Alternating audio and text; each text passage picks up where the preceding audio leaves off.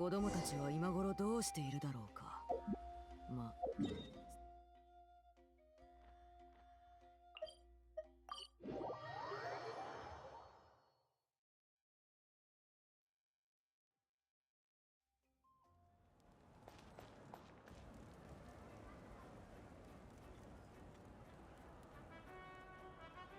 待たせたな、イネファ。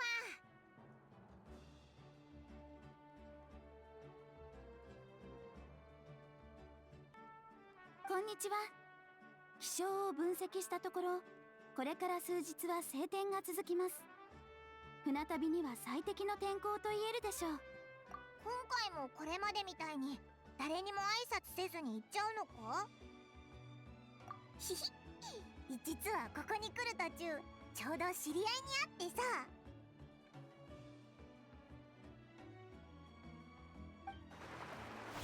送別会もなしに行っちゃうなんて許さないからね。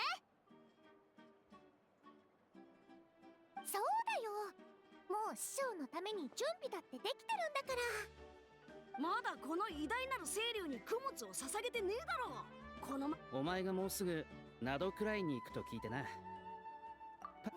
あまあひひひ何も言わずに行っちゃうわ。そこまで時間は取らないからさ。みんな待ってるよ。チャスカにイネファも一緒に行こう。白根お姉さんがプレゼントを用意してるんだって。ぜひご一緒させていただきます。シロネンさんは私に効くマッサージを熟知されております。ロボットもマッサージが好きなんだな。いや、ならここで立ち話を続けるのもなんだな。イエーイ、パーティーだ。うん。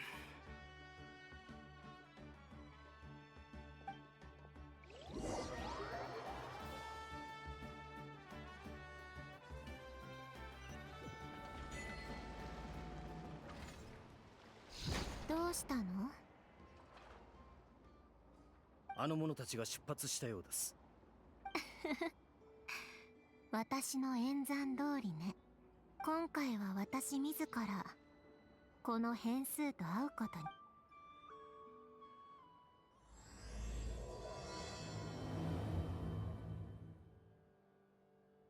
毎回次の国へ向かう途中に、ここから別の国に入る。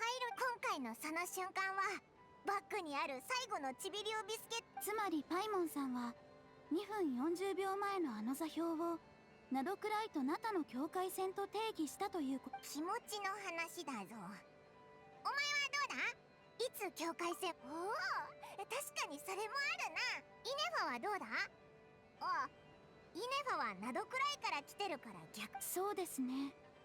私のレーダーが月を感知でき。月？空にある。いえ、私が言っているのは、パイモンさん、旅人さん、着きましたよ。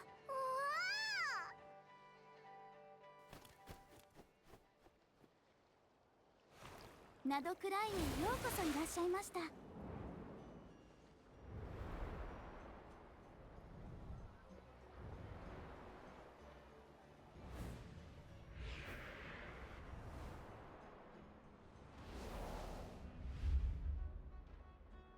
今見えてるのがイネファが来る途中で話してくれたナシャタウンだよな。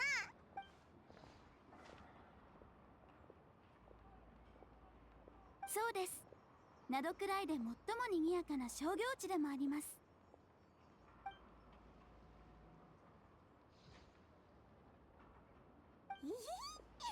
じゃあここにもきっとご当地ものが。あれ、どうしたんだ？パイモン、ここは俺とホタルがテイワットに降り立った時、宇宙船が不時着した場所だ。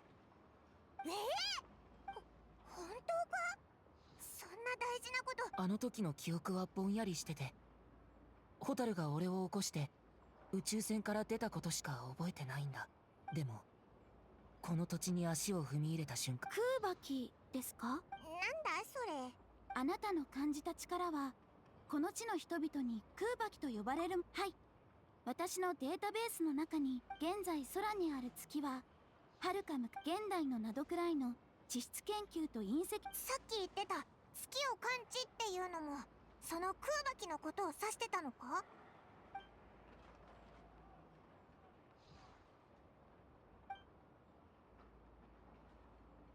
じゃあここでお前の宇宙船が見つかるかもしれないってことだよな。ナドクライは海に囲まれていますので、浜辺は数えきれないほどあります。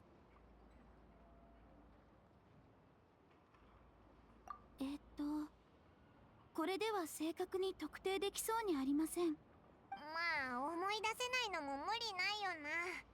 だいぶ昔の話なんだし。だったらこれまで通り旅をしながら探そうぜ。オイラがずっとそばにいてやるから安心しろ。私にも手伝わせてください。えひひ、宇宙船がナドクライにあるって分かっただけ。境界線を越えたように。そうそう、イネファは理解が早いな。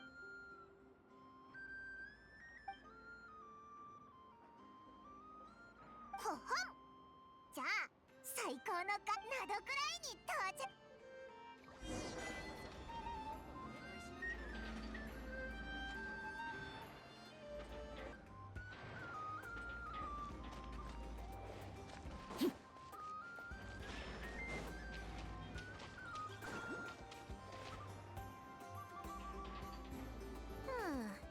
It just occurred to Paimon, if we were looking to put out a missing spaceship commission, or to learn more about Notcry, wouldn't it make sense to drop by the Adventurers Guild? The guild is located in Nasha Town. Simply follow this road and you'll reach it.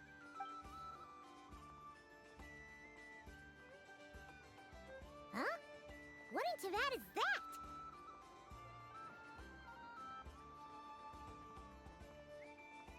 Looks kinda like a Sealy, floating around in the air like that.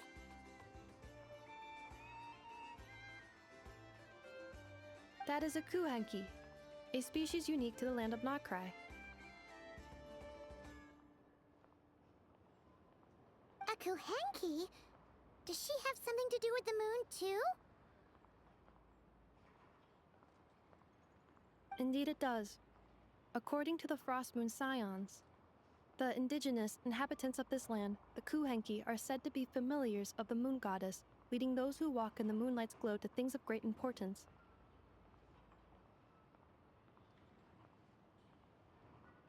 The moon goddess? Don't all people here worship the Tsaritsa? Although Notcry lies on Snezhnaya's border regions, the people here have held their own unique beliefs since time immemorial. As I mentioned, everything in this land shares a deep connection with the moon and the sky above. The beliefs of the Frostmoon Scions seem to date back to the civilization of the angels.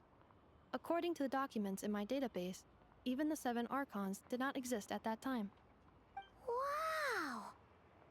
So the origin of their beliefs goes back even further than the Archon War? Correct. At some point, you may come across some statues of their goddess. The Frostmoon Scions carved these as well. Hey! Looks like she's floating away! I suggest you follow her. The probability of an ordinary person encountering a Kuhenki lies in the single digits. Many here consider them heralds of good fortune.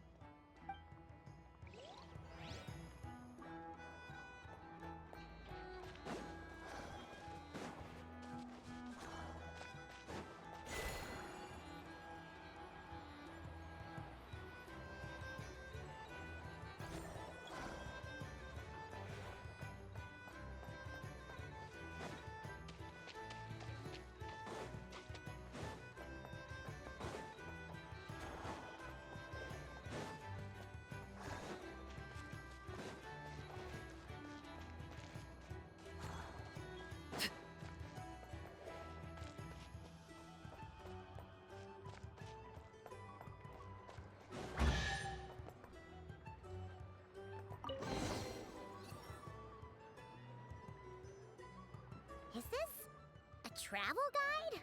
Huh. It actually led us to something useful. Are there any particular points of interest? Oh, it all looks pretty interesting to Paimon. If we have time, she'd love to see... pretty much everything. Recalibrating route. If we keep following the current path, we will arrive at an area of scenic beauty.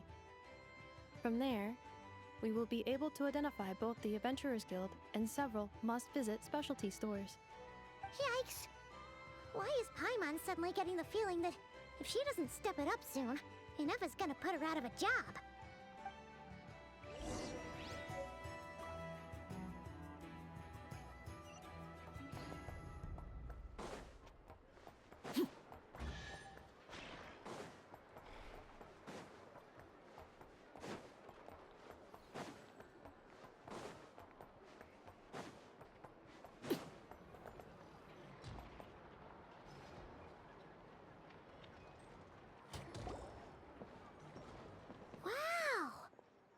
Nasha Town actually looks pretty big from here.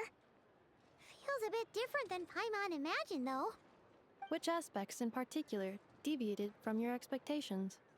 Well, Paimon keeps hearing people describe Nodcry as an adventurer's paradise. So, she kind of thought it'd be a bit more picture perfect somehow. According to legend, there was indeed an era of peace in Notcry's past, the age of the Fae. Tales of those ancient heroes are still told today. One of the most well-known is that of the Lantern Fae. This individual performed many good deeds for Nodcry. The present-day Lightkeeper's nightly lantern patrols are, in part, a tribute to their memory. But then, one day, What happened? there came a devastating abyssal calamity that swept across Nodcry, and for a time it was left desolate. Heartbroken by what had become of the land they had so cherished, that Fae extinguished their light, just as the abyss had extinguished all hope. Nowadays, the paradise people speak of is more of an aspiration, or an irony, perhaps. An irony? Today, no official authority governs Nodcry. In theory, at least, it is somewhere a person can do whatever they wish, and become whoever they want to be.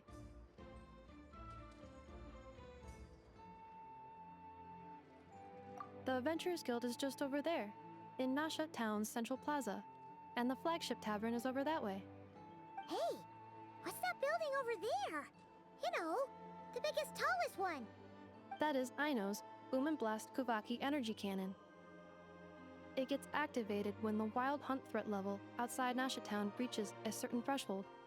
But according to the scan I just ran, the energy cannon appears to be malfunctioning, likely due to a recent discharge. The Wild Hunt? Isn't that the abyssal calamity you mentioned that's specific to Nodcry? It is a phenomenon that has been occurring for several centuries now. Yet the time and location of wild hunt attacks are seemingly random. At first, it was more of an old wives' tale that adults used to scare children. If you don't start behaving, kid, some night, the wild hunt's gonna come for you. Listen, do you hear that? That weeping in the fog? Those are the cries of a young woman being dragged away. You're saying people actually hear things like that? I have not witnessed enough wild hunt attacks to give a statistically sound answer. But the oldest legends say that all people saw was the ghostly shadow of a woman in the mist. It wasn't until later that it became a full-blown calamity. Abyssal monsters and all. Oh, when you put it like that, Paimon's really gotta hand it to Aino. Not only did she repair you, but she's even built a giant cannon to keep the wild hunt at bay. Absolutely. Aino is very impressive indeed. Anyway, according to my schedule, it is time I took you over to the flagship. Oh, sure. After all, we shouldn't keep Barca waiting. Well, Paimon's not sure if he'll actually show up at the bar this early.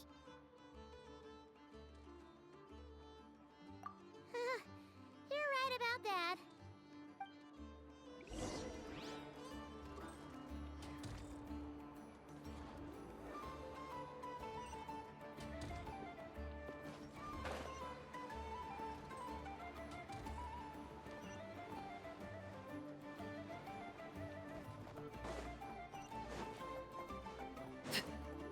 Huh. Isn't this the Adventurers Guild? Why isn't anyone here? Does that mean that Catherine and Nodbright actually gets to clock out? Anyway, let's come back later.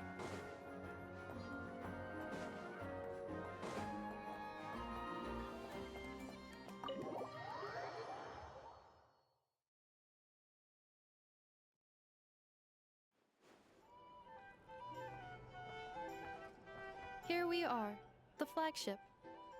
Varka told us to meet him here in his letter, right? Let's see. Varka? Varka!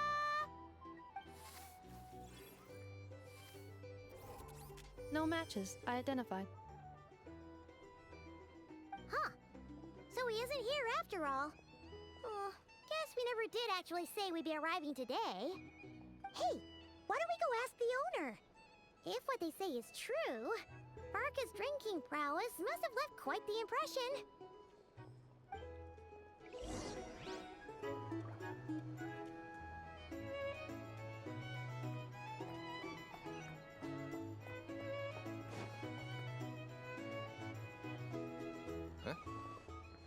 Well, well. If it isn't the ineffable Ineffa. Hello there, Demyon. You know each other? Of course! Ineffa's a regular here at the flagship. So, robots are into booze too? Not at all. The energy conversion efficiency of alcoholic drinks is very low, and most of them are full of impurities. Still, I can affirm that your berries and fried meat deserve a solid 9.12 out of 10. It has Aino's approval too. Funny that you should mention that. While you were away in Natlan, Varka would come in here every day to pick up a serving of berries and fried meat for Aino. Aww. He must have been worried sick that she wasn't eating properly on account of being so hung up about Ineffa being gone. Actually it's 'cause Varka found out that Aino went wild after Ineffa left, gorging herself on snacks she normally couldn't get her hands on. So it was more worry that she wasn't getting a balanced diet.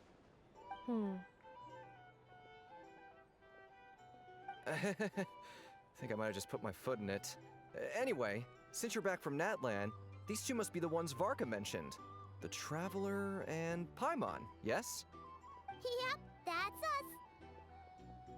So, from the sounds of it, you must be a close friend of Varka's too. Varka? Goes without saying. After all, he's the only one around here who's ever managed to stay standing after 10 rounds of the roulette special. Paimon can't believe he's made such a name for himself. Though, guess it's hardly surprising how.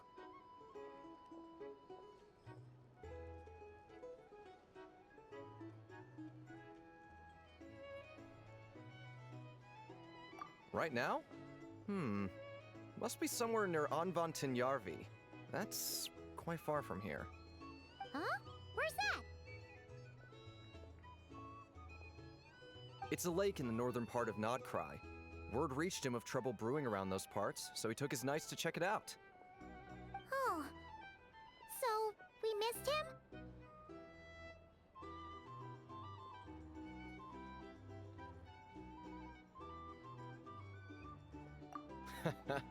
Varka knew you'd say that. So he specifically told me to make sure you stayed here and enjoyed yourselves. He sends his assurances that everything's under control. Well, if he's that confident, guess our only option is to accept. Anyway, it's not like there's any special cause for concern. He is the Grand Master, after all. Exactly. Plus, not only has he booked you into our finest room, he's paid for it in advance, too. Whoa! It's so generous of him! We might not have met yet, but Paimon's got a feeling that we'll get along with Varka like a house on fire. Oh, and by the way, he also asked me to serve up a portion of berries and fried meat for Ineffa. That was prepaid as well. Thank you. No, thank you. I'm the one who should be grateful for your business. Traveler, Paimon, why don't you go ahead and drop off your luggage? I can use this time to go pick up some components that Aino asked me to bring back. Sure thing. Besides, now that we've got ourselves a map, once we're done unpacking, we might as well go for a stroll ourselves. Why don't we meet up again later? Oh, So you no longer require navigational assistance. No worries, we should be fine. We've got a rough idea of our way around town, so Paimon's reasonably confident we shouldn't get too lost. Thank you. This translates into an approximate time saving of 30%, meaning I will be able to see Aino about 45 minutes earlier than previously projected. Oh, right. You must miss her a lot, too. In that case, we better get a move on.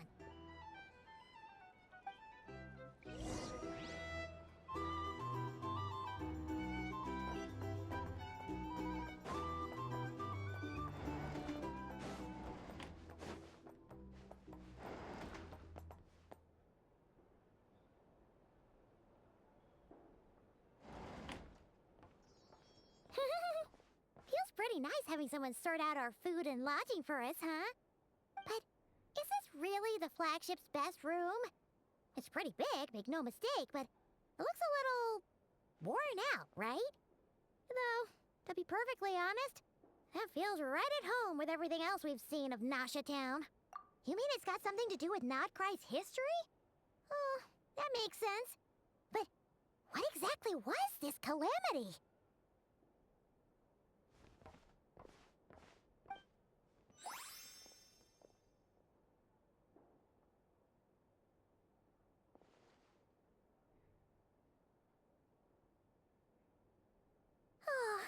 Should we try the berries and fried meat too? Paimon's getting hungrier and hungrier every time someone mentions it. Oh, sorry about that. Paimon wasn't watching where she was going. Please, there's no need to apologize. If anything, I'm the one who should be sorry. Clearly, I shouldn't have gotten lost in my thoughts in the middle of a hallway.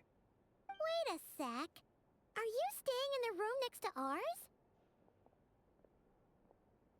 Ah, quite the perceptive one, I see. First things first, allow me to introduce myself. My name is Kirill Chudamirovich Flintz, but please, just call me Flintz. Whoa, that's an impressively long name for sure. Ah, is that so? Names like mine ought to have been fairly common in Snezhnaya, at least in the past. Would I be correct then to assume that the two of you are travelers in this land? Yep, you sure would be. Paimon is Paimon, and this is the Traveler. We've been to a bunch of nations already, but we only just arrived in Nodcry today. What a rare honor it is to meet such worldly travelers. Are you here for travel too? If only I had the time to spare. No, I'm just staying the night. Oh, so you're here for business? That's certainly one way to put it. I'm a Ratnik of Nodcry, normally stationed near the burial grounds to the north. My sole cause for being here today was to repair this lantern of mine.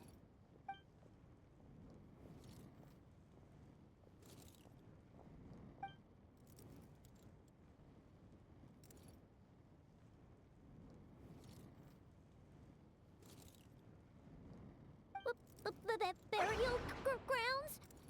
Your surprise is entirely understandable.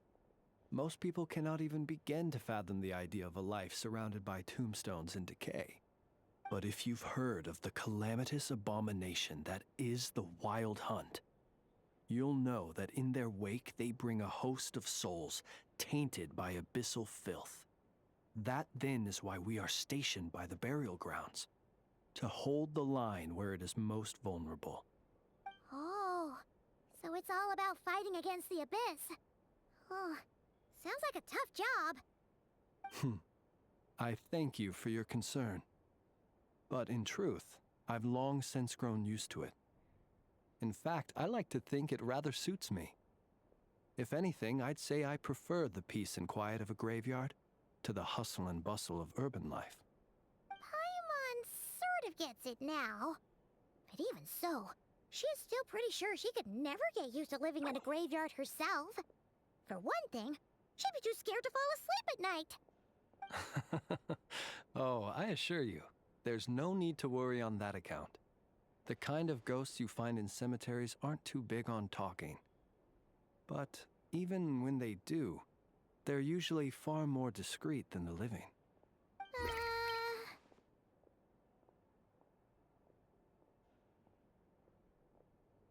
Well, would you look at that? Who'd have thought we'd end up chatting this long? Must have a lot in common, huh? Forgive me, but I must excuse myself, for the time of my appointment draws near. And in terms I'm sure you'll understand, a lanternless ratnik is like a mapless traveler. A serious conundrum indeed. Oh, sure. In that case, you go right ahead. We won't keep you any longer. Not at all. Should the opportunity present itself, I'd gladly continue our conversation another time. You're always welcome to come visit my grave. I mean, the grave I stand watch over. Your visit would bring much-needed light to that place of final rest. Right. Well, if we get the chance. Then allow me to wish you a traditional ratnik's farewell. See you by the graveside. Ugh. Jeez. What a weirdo. Not to badmouth him at all. In fact, he seemed pretty cultured, but at the same time, kinda spooky? Must be all that time he spent around graveyards.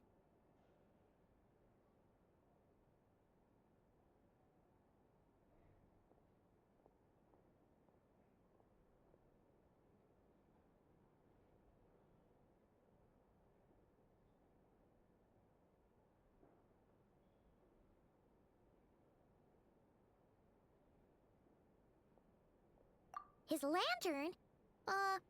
No, not really. You mean, 'cause it was broken?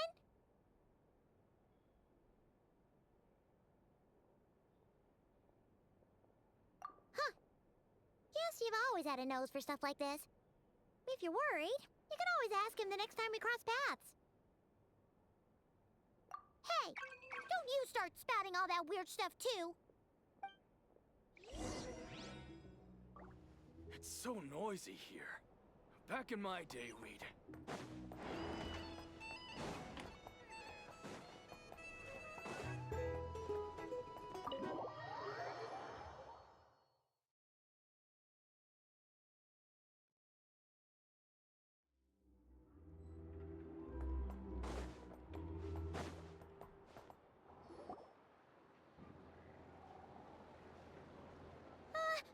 Paimon almost forgot something super important.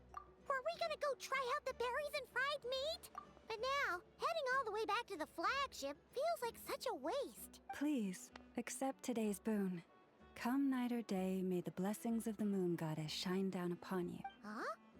What's going on over there? Wait, free food? Wow, the people here are so nice! Quick, let's grab some too. Paimon's super curious what their food tastes like.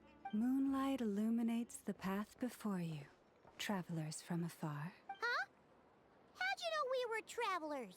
Just now were a song the birds in the sky, singing of your wanderings. You are no... The birds and the... what now? Forgive me. I should not have laid the words of others out as a welcome mat for our very first meeting. You, too, must be wondering who I am. I am Lauma, moon chanter of the Frost Moon's scions. Please, as do our followers and other passers-by, accept today's boon. Happy to oblige. Paimon's name is Paimon, and this here is the Traveler. Thanks so much for sharing your yummy food with us. We'll take one each. Think nothing of it. These fruits were the finest we found, delicacies gathered in the wake of the morning dew. It is my hope that partaking of them may lift your spirits to heights anew. The finest you found? Wow! That sure is kind of you, but wouldn't you want to keep those for yourselves? The first fruit of the harvest must be placed upon the moonlight altar, not as an offering to the gods, but as a spark for lost hunters. for it is the blade of the starving that darkness most easily corrupts. As perhaps you have already heard, we Frostmoon Scions revere and worship the Moon Goddess. We believe that together, virtue and compassion are the shining light that will lead us all out of the long, dark night. And now, with tides of haughty Fatui swarming into Nodcry, driven by greed and greed alone, more than ever before, we must all unite under the banner of virtue. Huh! Look who it is again. Those unsufferably kind-hearted Frostmoon Scions. Got enough for us too? That's right! 2 servings each! We're starving over here! The Fatui! After what you've been doing to our sacred statues, how dare you even show your faces? Wilhelmina, bestow today's boon upon our guests. You hear that? No slacking now. We'll have the very best you got. But, my lady, they... Please, you two, accept this meal. But remember this. Kindness is the first lantern left to guide those who stumble in ignorance. Come again? Let me finish. But should they still refuse to follow... You! Hey, look who it is. Whatever. Just you wait. We'll be coming for you next. Huh? Where's the meat? Who wants to eat this garbage? Those stooges really are the worst. Ever since they came to Nodcry with all their weird equipment and built that so-called experimental design bureau, our lives have been turned completely upside down. Judging from how they reacted just now, it seems the Fatui already know who you are.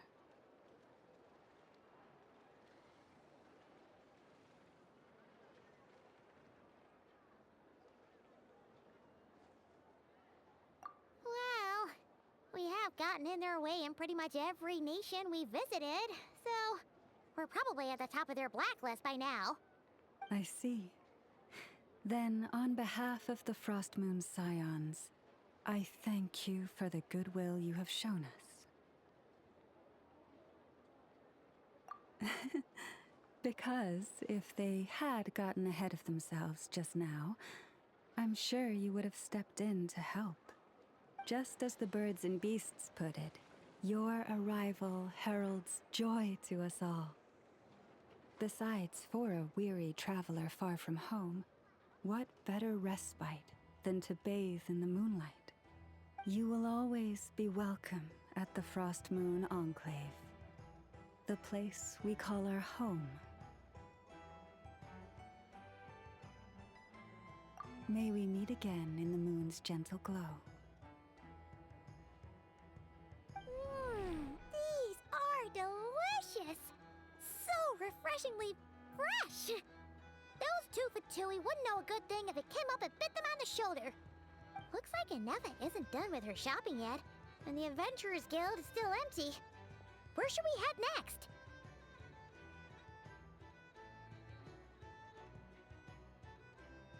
Good idea! Wouldn't want to let the Kuhenki down after all. Let's see... Okay, Paimon's got our route all figured out. So, all that's left to say is, don't fall behind.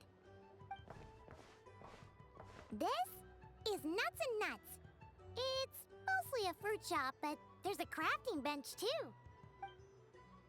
This is the Speranza, one of the travel guide's recommended restaurants. All the waiters here are kids. This is the Vesnici Prolegia greenhouse. Apparently, their flowers are all made of metal, so they'll never wilt away. And this is the Rossum Workshop. If you ever need a weapon made, this is the place to go. And over here, they've got a super tall observation deck. Whoa! Take a look at that! You can see really far out into the distance. That way's north, and that looks like something built by the Fatui? And then over there to the west, that must be the place Lauma mentioned, where the Frostmoon Scions live.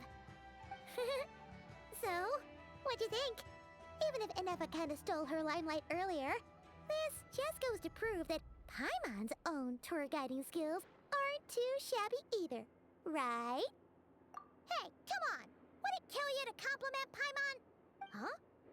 Look! There must be someone at the Adventurers Guild now! There's already a line forming outside! Looks like we'll finally be able to ask about your spaceship! Oh, or was there anywhere else you wanted to stop by first? Where? Which one are you... Oh. Now you mention it, Paimon's noticed it too. Ugh. Better not be who she thinks it is. Anyway, where we go first is completely up to you. Either the Adventurers Guild, or that suspicious-looking shop. A word of warning, though. If we step into that shop, be sure to keep a very close eye on your Mora.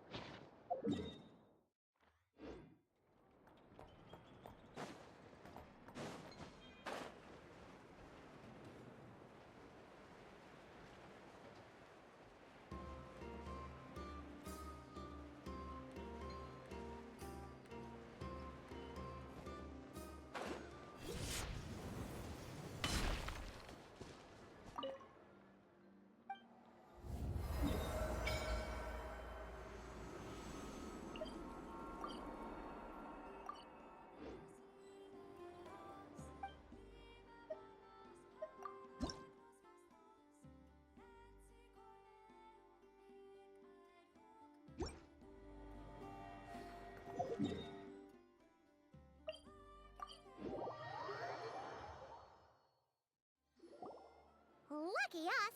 The line seems to be gone now! Come on, let's go say hi to Catherine! Hey, Catherine! We meet again!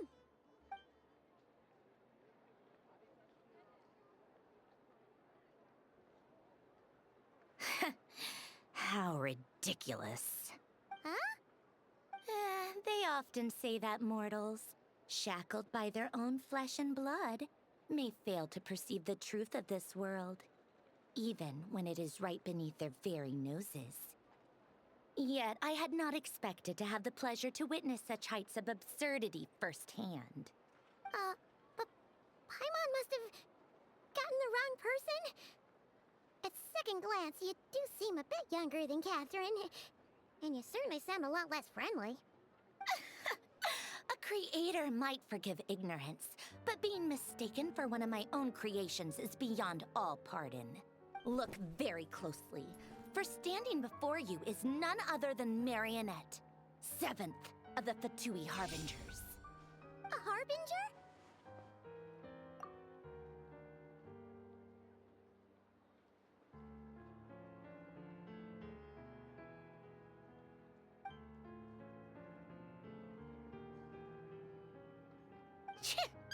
Today's encounter is merely a courtesy call. A friendly warning, if you will. You interfered with my work once before, with that little robot. I let it slide. After all, it was nothing more than a distraction, a side project at best. But we are in Nod Cry now, and as such, I strongly advise you not to stand in the Fatui's way.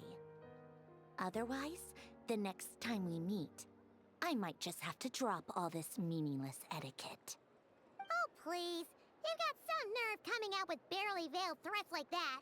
You're the one stirring things up here. Oh, perhaps you have misunderstood. Just because Nod Cry lacks a ruler at present, that does not mean it should not be ruled. We Fatui are simply establishing a new order. Yeah, right. More like shady experiments, judging by your massive, creepy research facility. I've said what I came to say. What you do next, only you can decide. So why don't you start by using your already limited processing capacity to calculate your even more limited options? And, being the refined young lady that I am, I shall indulge you just this once. Ad Astra Abasask. Welcome to Nod Cry, Dominion of the Fatui.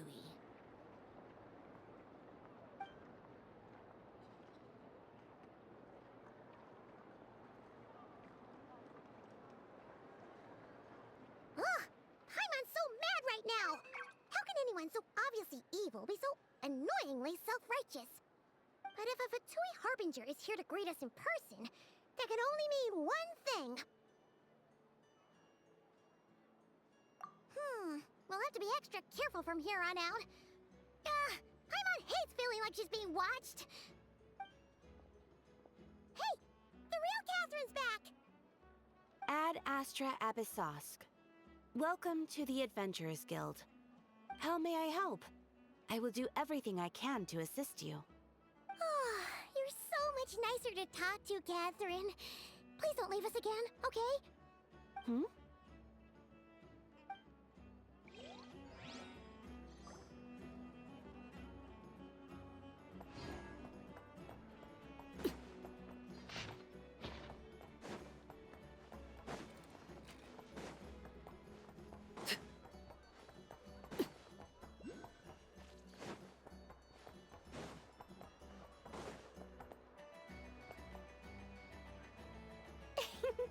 Please, here you go. And if you ever need anything else, don't forget to make the great Lord Sangama Bay your first port of call. Oh dear. So it is the real deal. Of course it's the real deal. Everything you'll find here is 110% real, meaning every one of my deals is as real as a deal can... Wait a minute. Well, if it isn't my two most valued clients! And with no small thanks to your munificent patronage. Come. How could you just sneak into Not Cry like this without telling your dear Lord Sangama Bay? If I'd known earlier, I would have made an absolute pulled out all the stops to ensure that your boat ride over was as comfortable as humanly possible. Thank the Archons we didn't tell you. Oh, come now! You know as well as anyone how impeccably and conscientiously above board I am when it comes to doing business. Well, regardless of whether that's true or not, the main issue here is that we had no idea you had a branch in Notcry. A clever merchant always has a backup plan. Or two, or three up their sleeves. As the saying goes, a rabbit with many burrows fears not the hunter's arrows. A merchant with stores galore hears no debtors at the door. Since you're both here in Nodcry, would you care for some of my finest local souvenirs? Whatever you're looking for, I have it. Or if it's Sumeru you're missing, I've got that covered too. We literally just arrived. Do we look like we're on the hunt for tourist trinkets to take back for our friends? My, your high-minded tastes never cease to impress. In that case, I know just the thing. You must be on the hunt for something like this? What's that? Your hat? Information, of course. Information about Nodcry, locked securely in the otherwise impenetrable vaults of the Lord Sangama Bay's brilliant mind. I knew it! I just knew you'd appreciate the value of my wares. On the back of all our pleasant dealings in the past, I'll even take a hit by throwing in some insider info for free. Wow. You sure are feeling uncharacteristically generous today. What do you mean by uncharacteristically? I am the most generous person forget it. Anyway, the long and the short of it is this. The moment I set up shop in Nodcry, it struck me how many different factions there were, all competing against each other for power and influence. Well, as they say, there's no time for business like a crisis. Things got even more turbulent after the Fatui pulled down 2 ancient moon's remnants. People began to catch a whiff of the coming chaos. And the more troubled the waters, the greater the potential profit. Not at all sorry to interrupt, but we're not here for Mora. Oh, really? But surely it was the tales of an adventurer's paradise that brought you here. The chance to take your very own slice of all the latest and greatest business opportunities? In that case, what would you like to know about?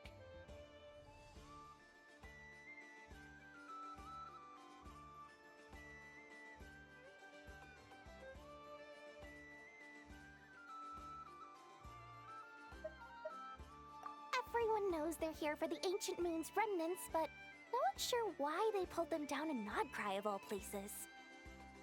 Anyway, they've been acting mysterious enough, but if you ask me, that Kuvaki Experimental Design Bureau of theirs up north hides secrets wilder still. The Frost Moon Scions? You mean the people who believe in the moon goddess? They're not a bad bunch. Still, things between them and the Fatui have gotten pretty tense. It's only a matter of time before the powder keg goes boom. And when that happens, that bunch of booze-loving monstatters? Ugh, don't even get me started. As fellow Outlanders, I thought they'd be easy pickings, but somehow, every single one of our business negotiations wound up at the flagship. I've done plenty of deals with heavy drinkers before, but those guys? I never once made it to the contract signing before blacking out. I'm getting flashbacks of the hangovers just thinking about it.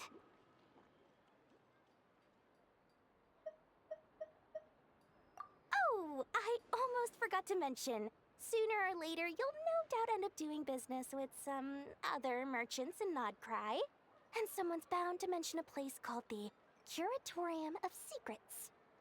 Listen to my advice. Do not, under any circumstances, go there, no matter how much trouble you're in. The Curatorium of Secrets? What do they get up to there? Just a place that handles all kinds of disputes. But the owner will charge you an absolute fortune, and she has a temper to match. Nothing like your friendly neighborhood Lord Sangama Bay. You're not just saying that to stop your competition from undercutting you, right? When did that little pipsqueak get so sharp? And after I gave them all that info for free just to win them over. What do you mean? Of course not.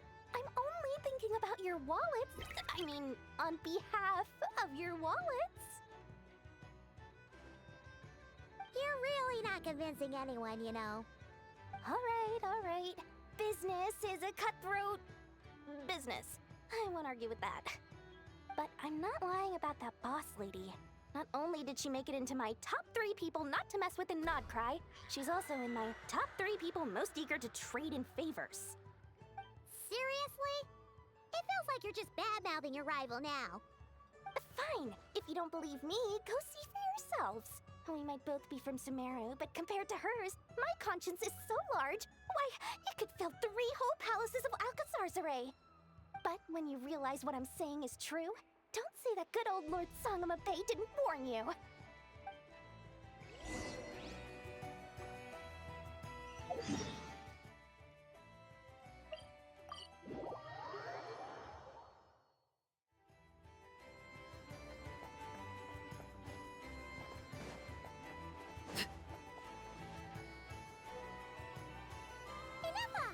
Hello. I was just about to start tracking your work. Did you manage to get everything Aino asked for? I did. What about you?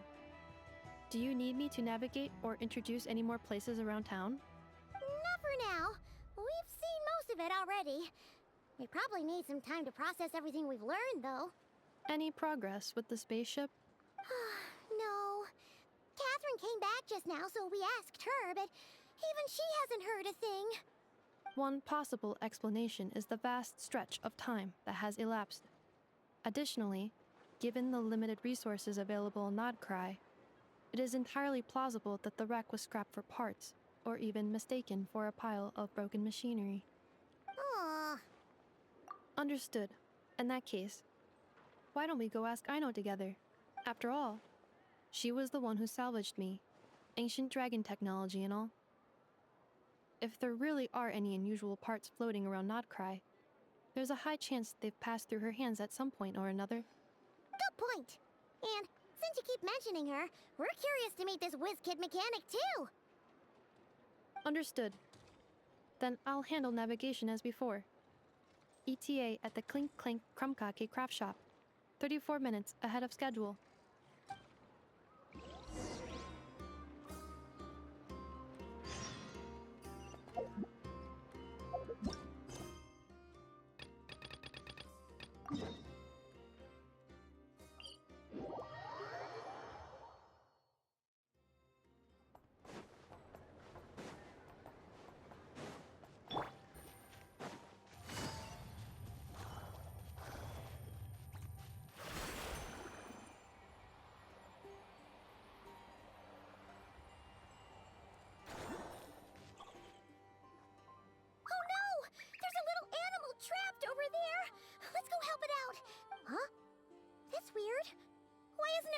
moving! The tides of Kuvaki affect everything in Nodcry. So much so that many creatures have evolved a kind of dependency upon it, growing stronger or weaker as it waxes and wanes. This little animal must have been caught here unprepared. So you're saying we need to use Kuvaki? Paimon will leave it to you guys then. Don't be scared! We'll get you out of there soon!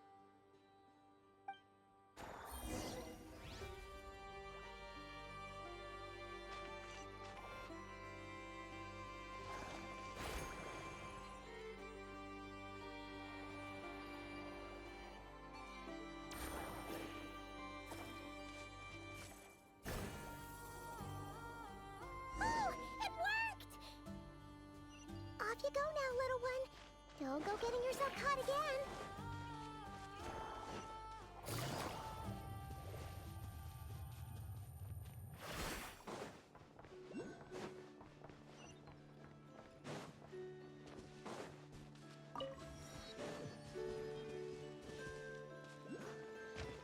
Take it easy.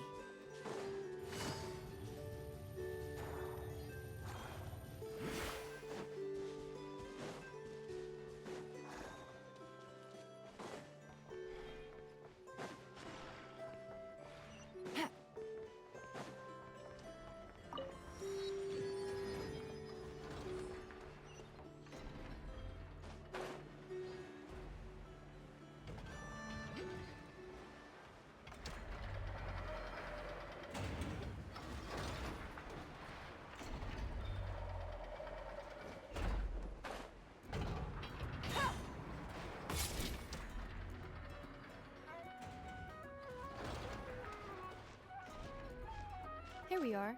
The place Aino and I call... Whoa! So many machines that Paimon's never even seen before. And then there's all these little robots. Did Aino build them all? That is correct. It looks like Aino has created 3 more little bots since I've been gone.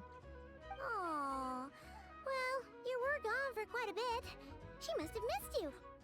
I missed her too. I want her to see what I've become. Let's not keep her waiting any longer then. Come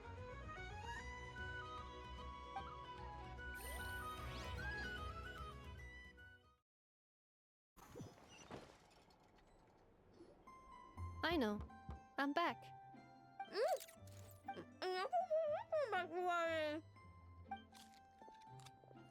Hmm? Ineffa? You're back significantly earlier than I expected. Like a whole 30 minutes at least. Everything went very smoothly, which saved me quite a bit of time, so I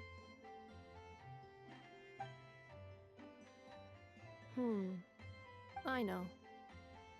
Could you turn around for a moment? I know. I've been on my best behavior the whole time you've been gone. She's got chocolate all over her mouth. I know. While I was away, did you strictly abide by my tailor-made snack intake schedule? Oh, of course I did. 1 whole cake, 1 crumb cake, and 1 pack of chocolates a day, right? It was either a cake or a crumb cake or a pack of chocolates per day. Oh, shoot. When did you finish the snack stash I left for you? Literally just earlier today. Let me just go run a scan on that. I meant today, a week ago. And then you restocked an entire week's worth on your own initiative? 2 weeks worth.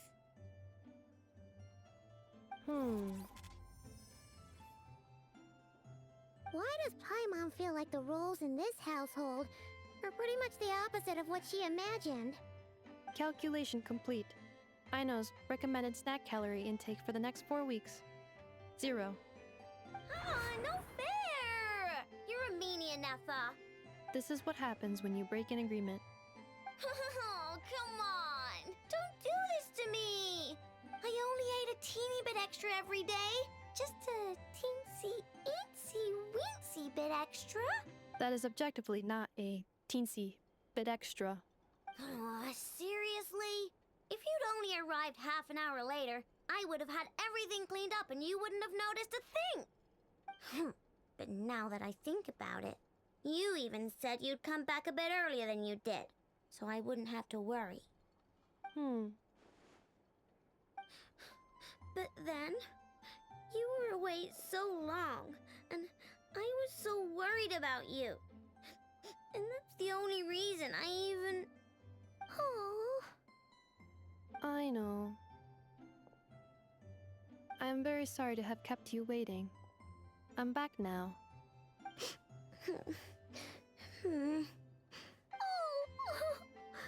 So, will I be able to keep eating snacks as usual now?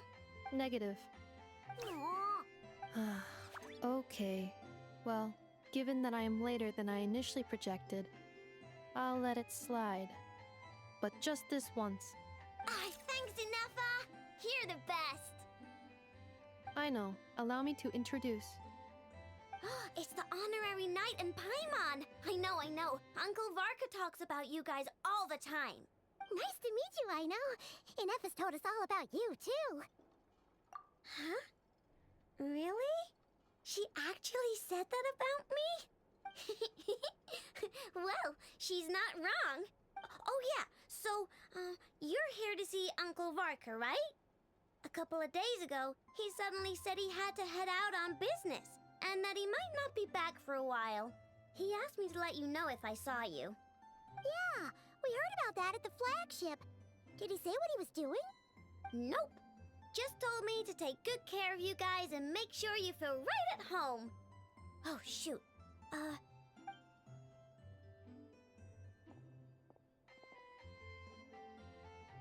Do either of you need my help with anything? Anything at all? After all, I'm the head of this household. Sure wouldn't know it from that snack tantrum she just threw.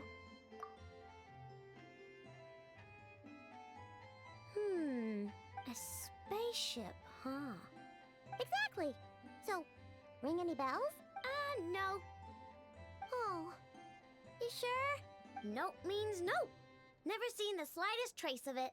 More specifically, by nope, I mean, I've never seen a single piece of tech in all of Notcry that might have come from out of this world.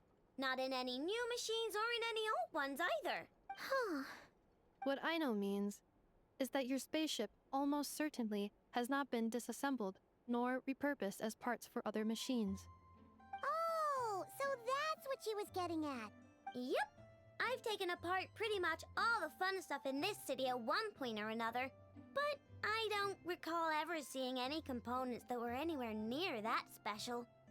So, either your spaceship crashed somewhere it's never been found. But who would even do something like that? Beats me. Maybe someone who thought they could stash it away for a rainy day. Just like how I sometimes hide snacks in the... Anyway, long story short, I definitely haven't seen anything like that. Besides, sounds like it would practically be ancient history by now. If anyone still has any leads on what really happened, it'd be the Frost Moon Scions. The Frost Moon Scions? Huh? Haven't heard of them yet? Didn't Inefa tell you about their rituals? There wasn't enough time to delve deeper into their history and traditions. What kind of rituals are we talking about? I've never actually seen them myself. Just heard bits and pieces here and there. They say that each of their moonchanters has had access to an ancient relic that lets them see the true past. Not sure exactly how it's meant to work. I can't get my head around anything that can't be explained by either machines or science. And to tell you the truth, I don't like it much either. Looks like we'll have to try our luck with the Frost Moon Scions. Aw, leaving so soon? Sure you don't want to hang out a little longer? It's getting late, I know, and these two still need to head over to Hisi Island. It would not be convenient for them to linger much longer. Aww. All right then. Don't worry. We'll be sure to drop in on you as often as we can. Really? You promise?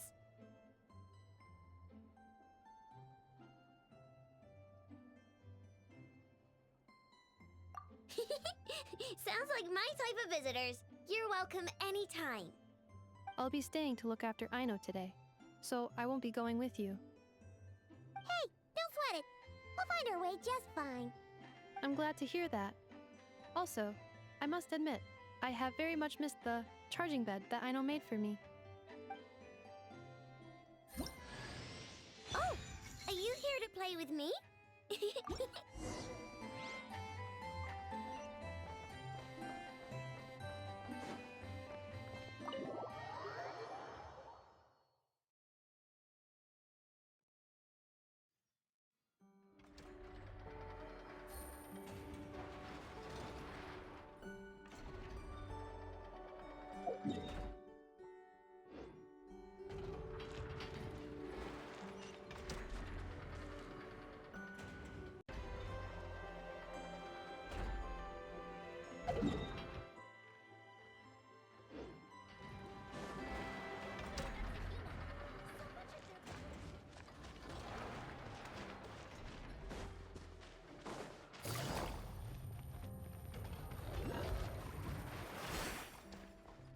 Take it easy.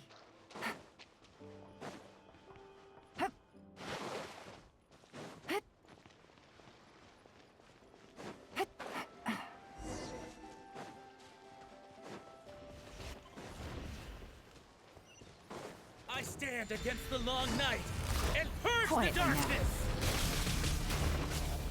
Fulfill our pact!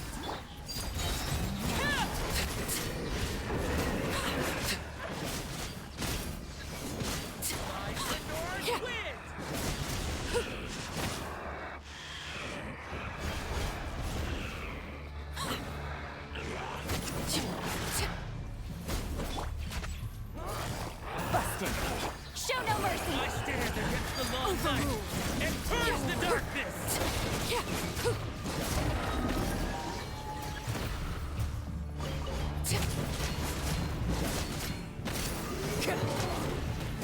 Ride the north wind! Gotcha!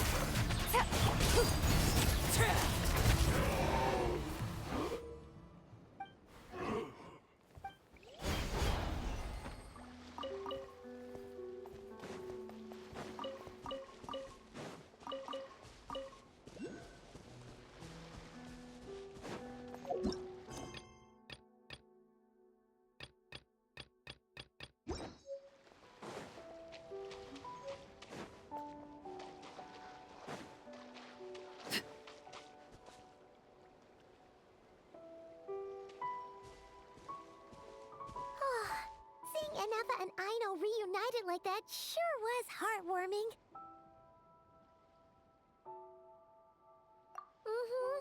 We should definitely hang out with them more in the future.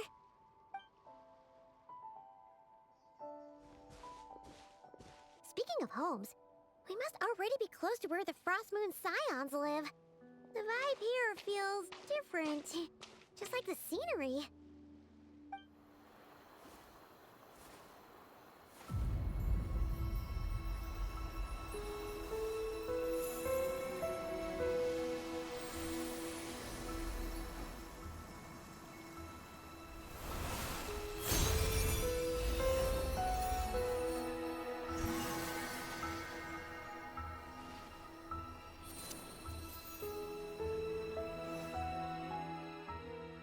Hey, what was that? I feel like some sort of breeze blew by, and then the petals suddenly turned into... Huh? Is that a Kuhenki? She looks different from the ones we saw before. Hey there! What's your name? Huh. Doesn't seem able to speak.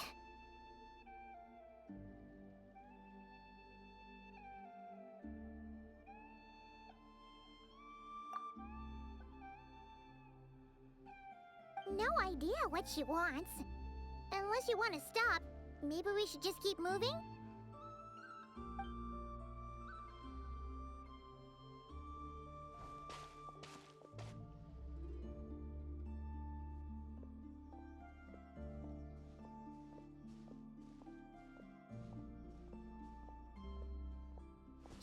following us.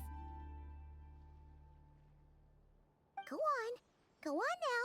We've got stuff to do. Best you find someone else to hang out with. Hey! Don't make it sound like Paimon's some kind of meanie. Paimon had no idea what she wanted, okay? Ugh. Anyway, next time Paimon sees her, Paimon promises she'll be nicer. Seeing as we're on our way over to meet Lauma anyway, we can ask her about it while we're there.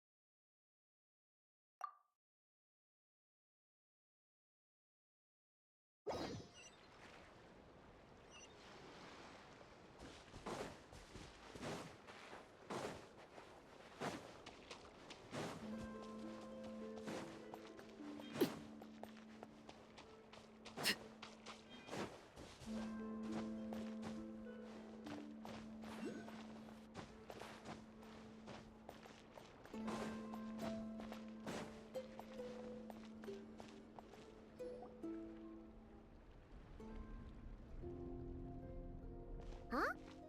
Hey, look! Isn't that Lauma? The moon chanter? Let me take a look at your wound. You must be more careful. Doesn't matter how much of a rush you're in, your safety always comes first. Oh, you're back too. How was your day? You what? Those two Fatui? The ones who were causing trouble in Nasha Town? You went to teach them a lesson? And you put that in their food? You naughty little thing! How could you do that? They didn't notice.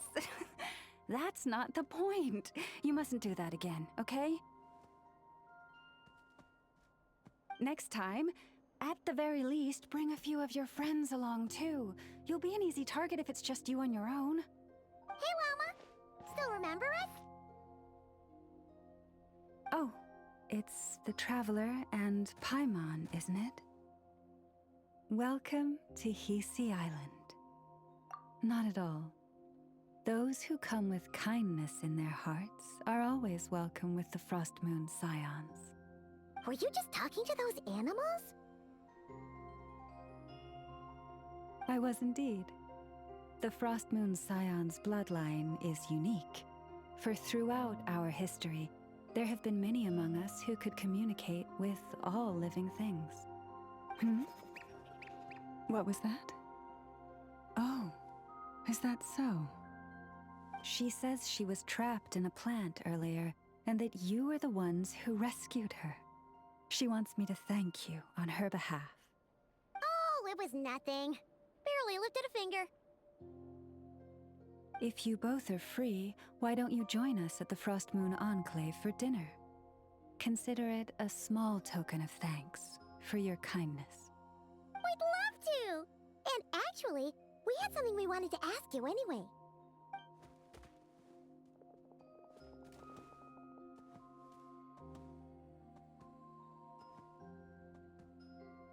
Oh. You're interested in the story of Kutar? Kutar? Yes. Kutar is our moon goddess. The moon maiden who guides us. But up close, this one somehow seems a bit different from the one in Nasha Town. It's like it's more... natural? Or like... more harmonized in its design. That is because, ever since the Fatui arrived in Nodcry, they have been modifying and defacing our statues as they please. These statues were made by the Frost Moon Scions who settled here hundreds of years ago, crafted from the very finest Lunasol stone. Not only is this stone exceedingly rare, but it also brims with Kuvaki.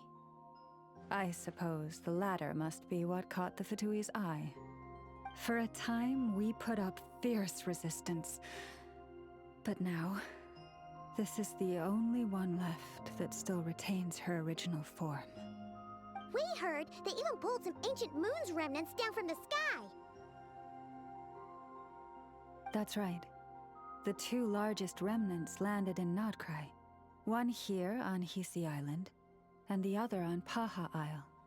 The Fatui built their research facility on top of the remnant over on Paha Isle. But they've had their sights set on the one here, too.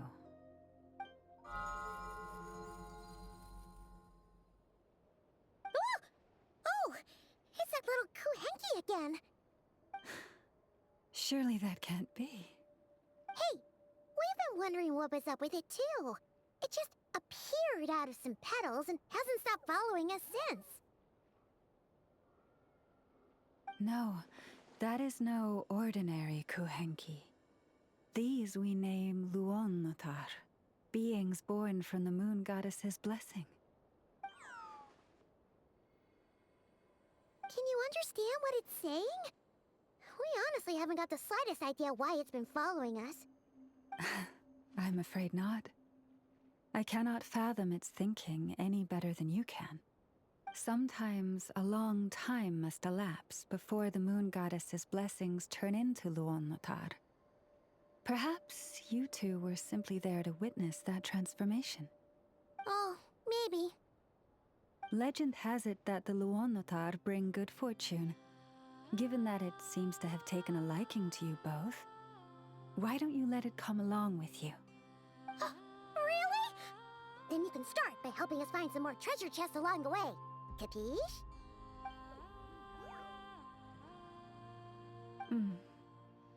Twilight approaches. If you would hear more of the moon's story, then let us make our way to the Frost Moon Enclave. Beneath the gentle moonlight, I shall share this tale in full.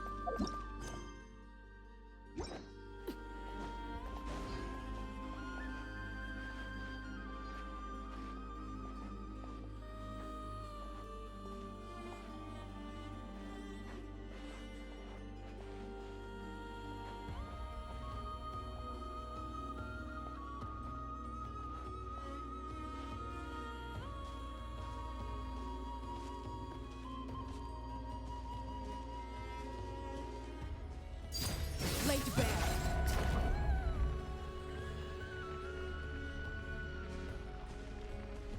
Oh, Lady Lauma, you're back.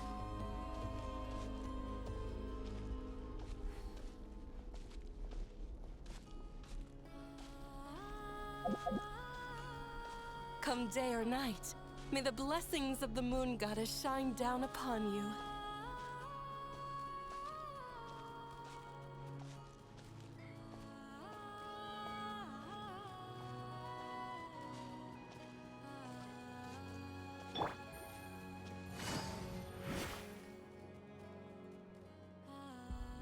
Lauma, you have returned. Wilhelmina, this is the Traveler and Paimon. Kindly arrange for 2 additional dinner settings for our honored guests. Of course, my lady. Wow! Everyone along the way here pretty much saluted you. Are you, like, super important around here? I am but a moon chanter, one entrusted to convey the moon goddess's will. Nothing more. She's just being modest. The Moon Chanter holds the highest rank among us Frost Moon Scions. Lauma is our leader. Wilhelmina? I know. I'll send word to the kitchen. 2 meals coming up.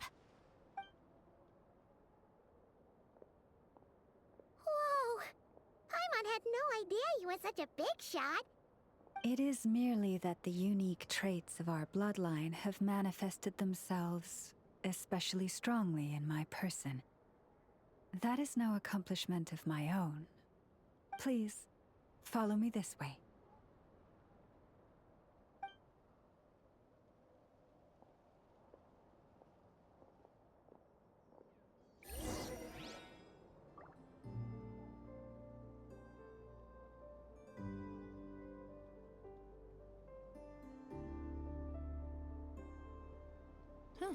Good roll. All right, maybe I'll take one more day off and knock out the rest of the work once I'm feeling to it.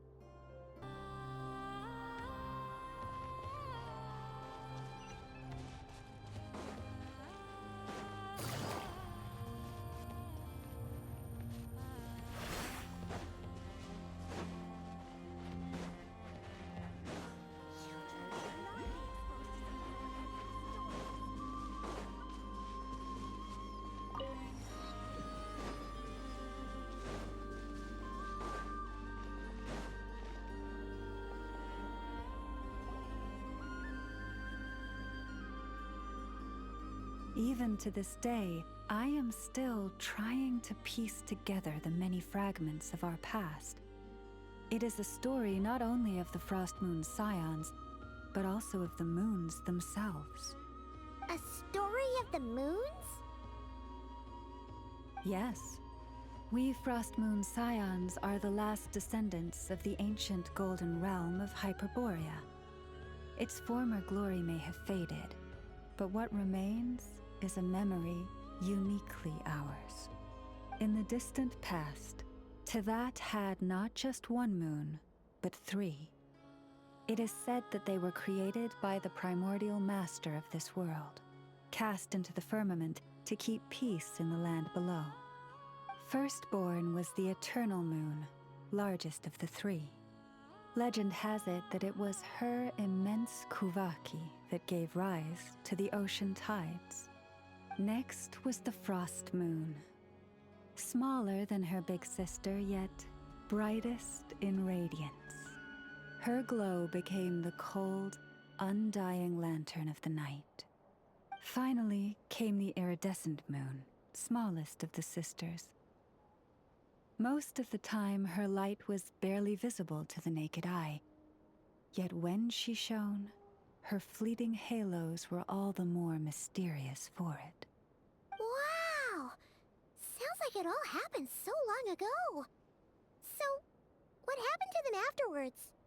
Afterwards, well, as you have seen, the 3 moon goddesses perished. This happened in a war triggered by the Descenders, and of the 3 lunar husks, only the Frost Moons survived unbroken, while the others were shattered to pieces. Oh, so that's why there were ancient moon's remnants in the sky. Yes. It is also said that when the moons shattered, most of their fragments rained down upon this land like stardust. That is why Nodcry is blessed with such an abundance of Kuvaki. As for the remnant that the Fatui recently pulled down, that belonged to the Eternal Moon. Wait a sec. But you just said that 2 of the moons were shattered, so where are the remnants of the iridescent moon? The iridescent moon's remnants were never found. What happened to her after the war remains a mystery. Some say she vanished in an instant, while others believe that her remnants are simply too delicate to leave a trace.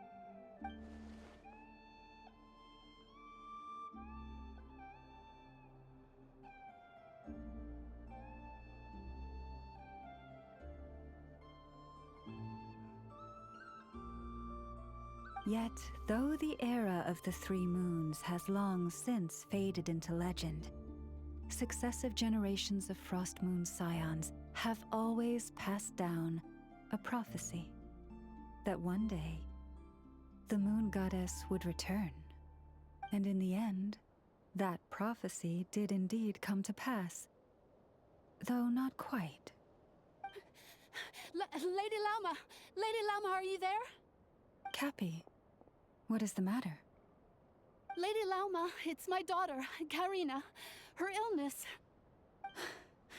Take me to her, right away.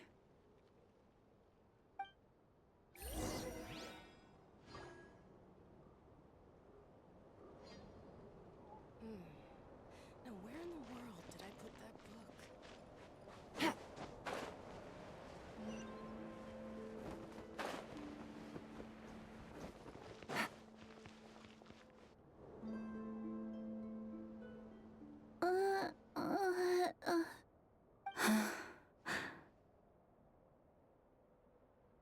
Her sensitivity to Kuvaki is flaring up again. After her last treatment, did you follow my advice and seek medical help in Nasha Town? But those doctors are all Snezhnayan. They're outsiders, compatriots of those brutes who invaded our homeland. How can we possibly trust them? Not all outsiders are enemies, Cappy. They've been treating this condition for generations. They have the experience we lack. But we're Frostmoon scions. Should we not remember what the outsiders did to our moons? Surely the Lady Kutar will reward our devotion. But Cappy, Kutar is long... This isn't the time for a debate. O lost child, snow-swept and buffeted by the howling winds of the frigid night, let not the silver flame within you fade. By the frost moon's grace, I shall warm you, curled up as a fledgling in frozen soil. Praise be to the moon goddess, my Karina.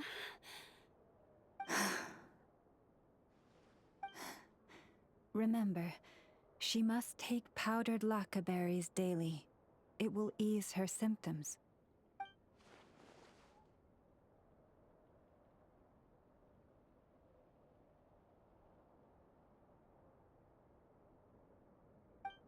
Llama? Philomena, what is it? Dinner is ready. I see. Cappy, let her rest here for the night. I'll have someone bring her a blanket. All right. Thank you so much, Lady Lauma.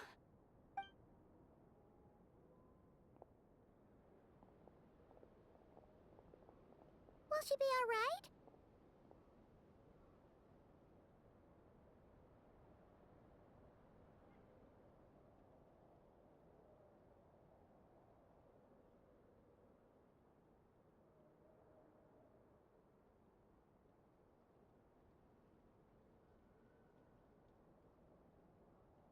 Yeah! If there's anything at all we can do, please don't hesitate to ask. Thank you for your kindness. For now, though, Karina should be fine. She'll be feeling a lot better tomorrow.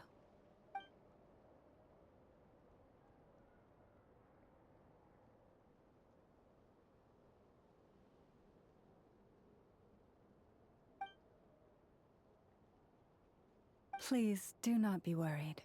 Come, let us head to dinner. I believe you still have some questions for me.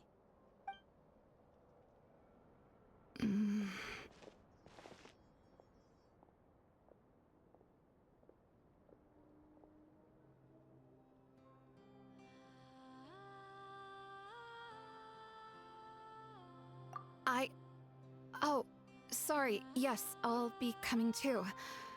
I was just thinking about something. Oh? Lauma makes such an unshakable moon chanter. Calm, capable, someone we can count on. Deep down, though, I know she's been quietly carrying the burden for the rest of us. Traveler, Paimon. Believe me when I say that as a fellow Frostmoon scion, I do worry about Lauma. It's just that sometimes it's hard to say it to her face. Could I ask you to look out for her? I can tell she really trusts you. I fear that would stress her out even more. Sometimes I really admire her strength, but at the same time, I can't help feeling powerless myself.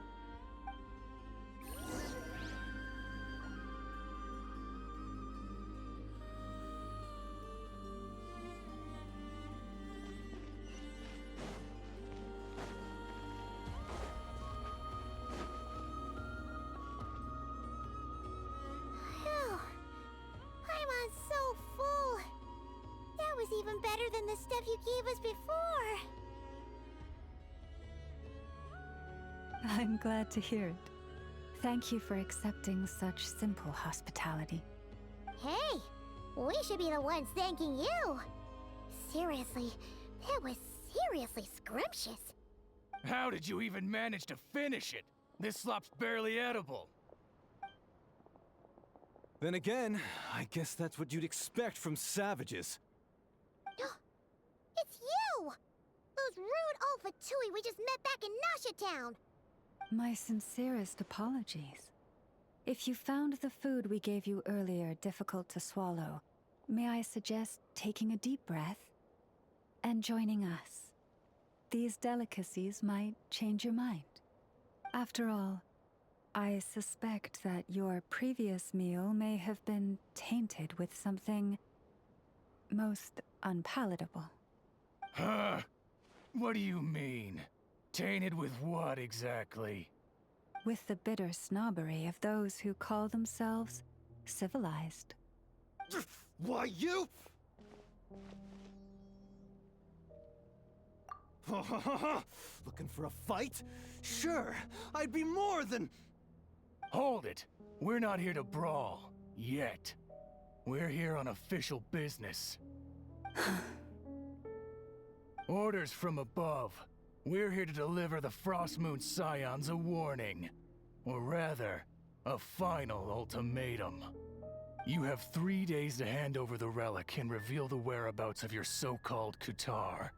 If you fail to do so, the Fatui will immediately begin the cleansing of Hisi Island. Which, by the way, is the sovereign territory of the Tsaritsa of Snezhnaya. What insolence! Your demands are outrageous! For generations, this land has belonged to the... Dear guests, allow me to save you both time and trouble with a speedy reply. The Frostmoon Scions will never hand over anything to the Fatui. And to those who set foot on our land with ill intent, I say this. With your blood, we shall draw an inviolable line in the snow. That applies to you, too. Stubborn savages, the lot of you! Better hold down this time. Forest, protect us. Quietly now. Things are about to get dicey.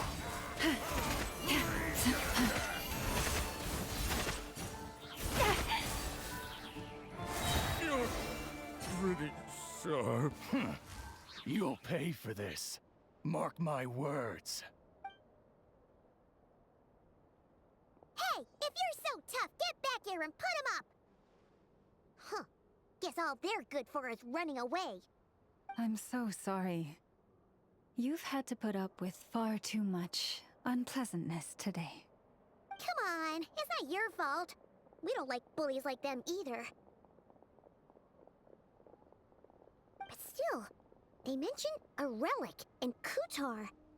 What exactly could they be after? Oh yeah, so this might not be the best time to bring this up, but we kinda have a favor to ask of you, Lama.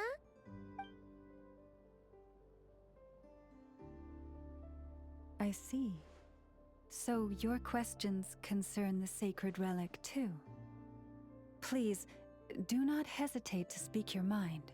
Unlike those insolent intruders, you walk in the moonlight with open hearts. You stood by us when we needed your help, so it's only right that I return the favor. But let us continue this conversation somewhere more fitting. As it happens, there's something I'd like to show you, too.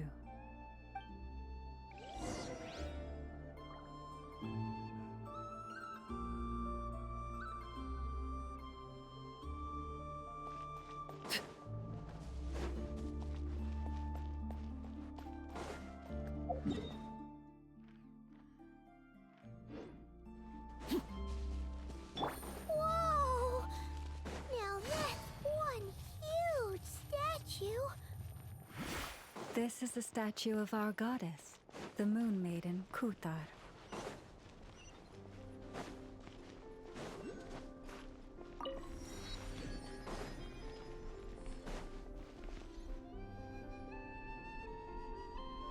Wow!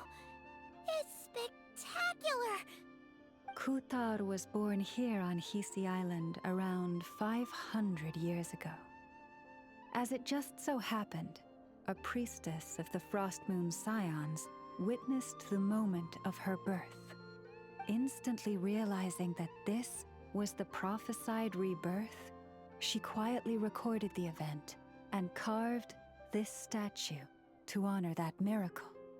According to legend, Kuthar's birth was accompanied by the sudden appearance of many Kuhenki, who wove the moonlight that bathed her into silken vestments fit for a goddess. Hey! It's like it knows we're talking about it. From that day forth, the Kuhenki have been regarded as Kuthar's familiars. Some believe that their habit of guiding travelers to hidden treasure stems from an instinct. The same one that not only drives them to protect the moon goddess, but also to make her smile. After all, according to the records, Kuthar always looked lonely as she gazed up at the distant moon.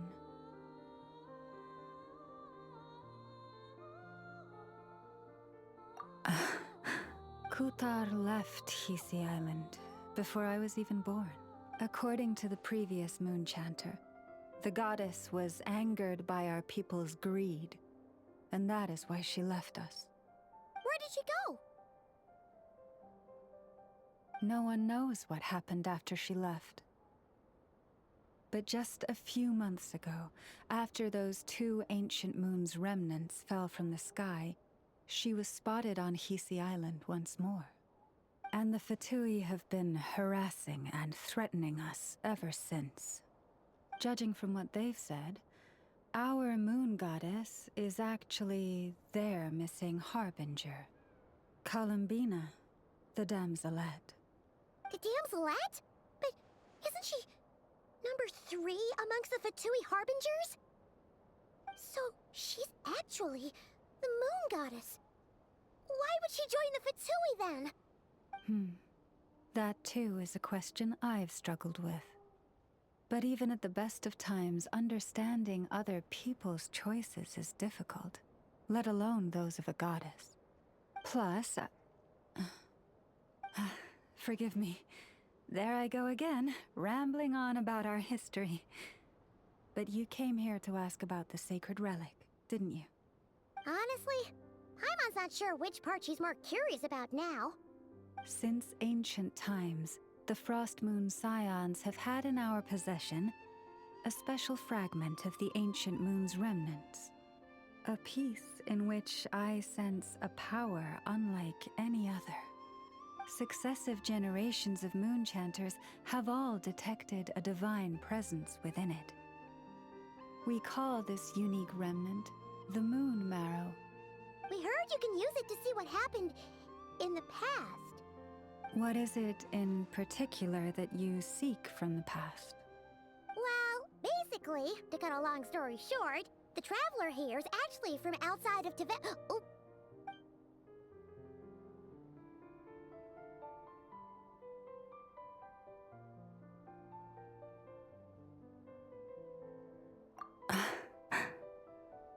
Thank you. Your honesty is a sign of your trust, both in me and the Frost Moon Scions. Unfortunately, though, I won't be able to use the Moon Marrow to shed light on your past just yet. Our people revere the Moon Marrow as a sacred relic. I'm only permitted to retrieve it from the secret chamber in which it is hidden once a year, on Moon Prayer Night. Oh, really? So, when's the next Moon Prayer Night? Judging from the tides this evening, a little less than 2 months. Huh? Does that mean the date changes every year? The ceremony is held on the night when the moon is closest to Tevat. This is also when Nodcry's Kuvaki reaches its peak. Only then can the seal on the secret chamber be lifted. Oh, guess we've got no choice but to wait. I am truly sorry that I cannot help you sooner. But, as the Moon Chanter, I swear that I will do everything I can to help you find the answers you seek. Think nothing of it. After all you've done for us, you deserve nothing less. Who'd have thought today was only our first day in Nodcry? Feels like so much has happened already. If I may be so bold, what does family mean to you?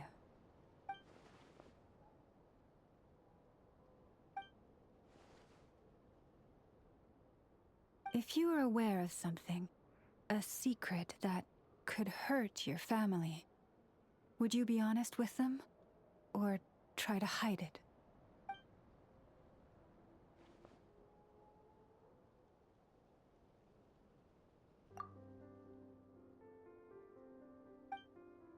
Oh, I'm so sorry. That was a strange question. I didn't mean to put you on the spot. I guess I've just never met anyone with a story quite like yours before. I just suddenly had the urge to ask. It's getting late, and you two must be rather tired too. Would you like to stay the night here on Hisi Island? I can have someone prepare some lodgings. Oh, that's all right. We've already got a room back at the flagship as it happens. Speaking of which, if you ever need us, feel free to come knocking. Do you need me to show you the way back? No worries. It's quite a way, and you should get some rest too, Lauma. We'll make sure to be careful. Understood. Then I won't keep you. May your first night in Nodcry pass in stillness and peace.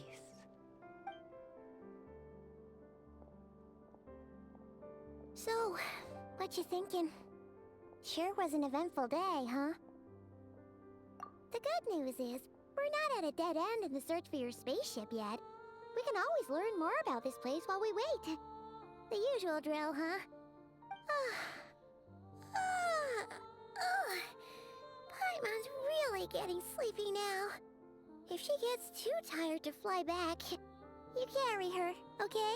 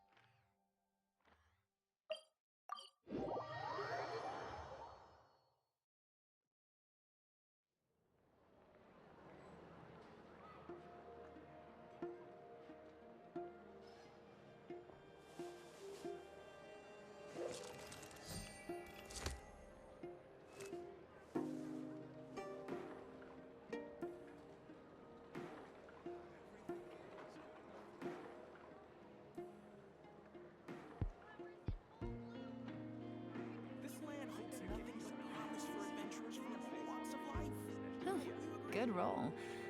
All right, maybe I'll take one more day off and knock out the rest of the work once I'm feeling up to it.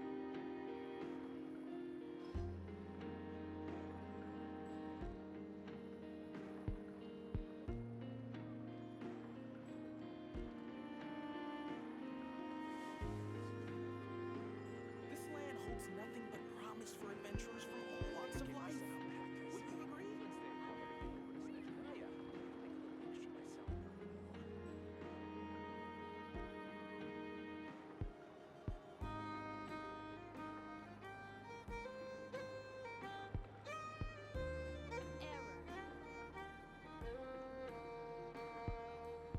Navigating the world is a whole lot easier with a few different identities to choose from.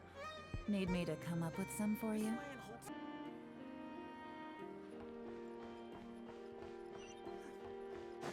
There's tons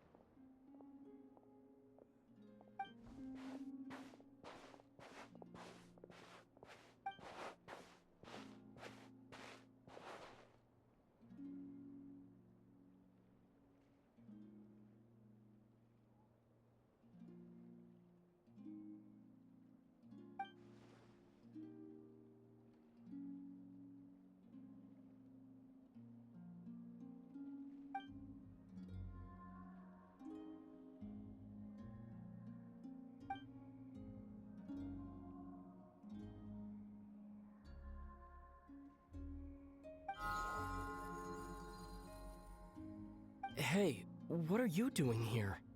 These flowers. I remember. When you first appeared, there were flowers like this all around you.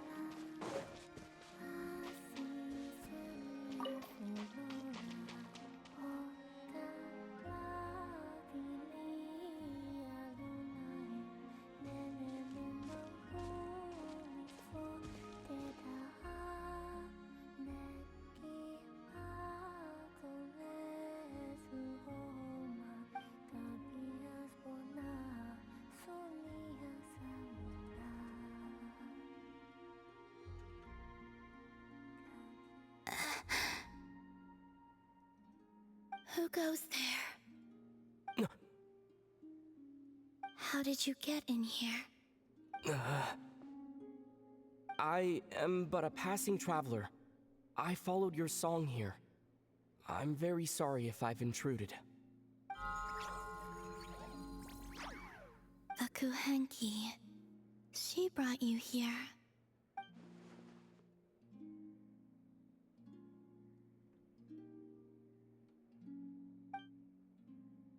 May I ask, are you the one they call Kutar?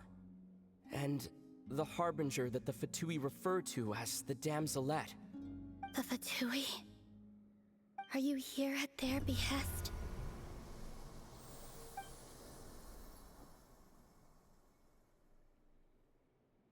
Please, don't get me wrong. I have no intention of doing anything for the Fatui.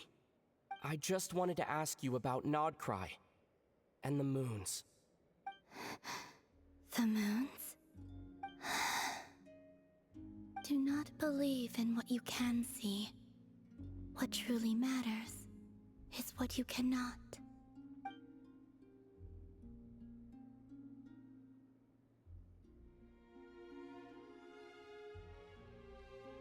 What do you mean?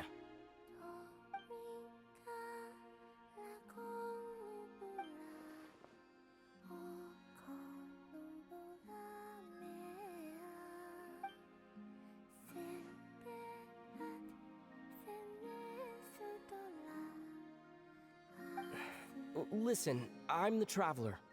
I'm on a journey through the nations of Teyvat. Hello.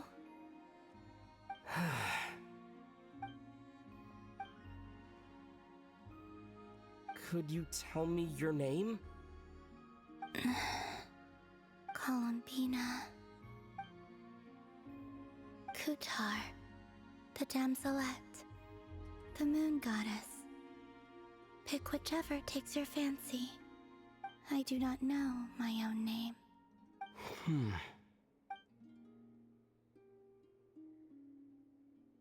Then, Columbina.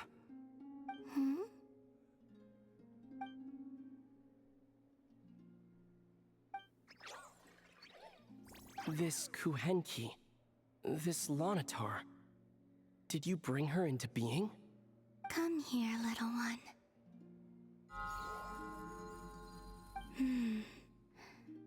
The trace of a blessing, but not one of mine.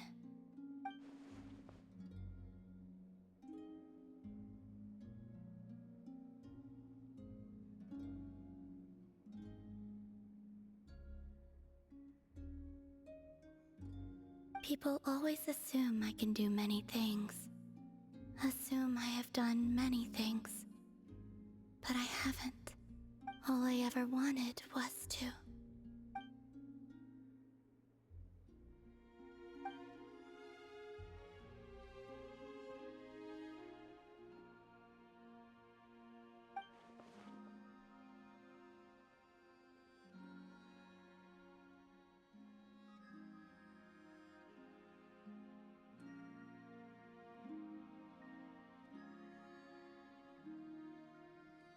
It's about time I got going. I'm very sorry for disturbing you today.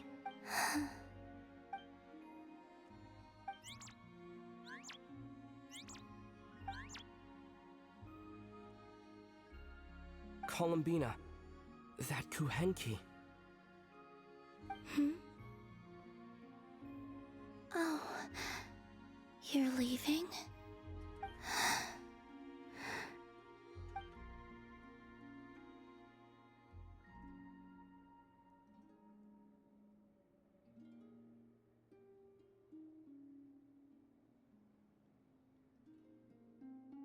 Go then.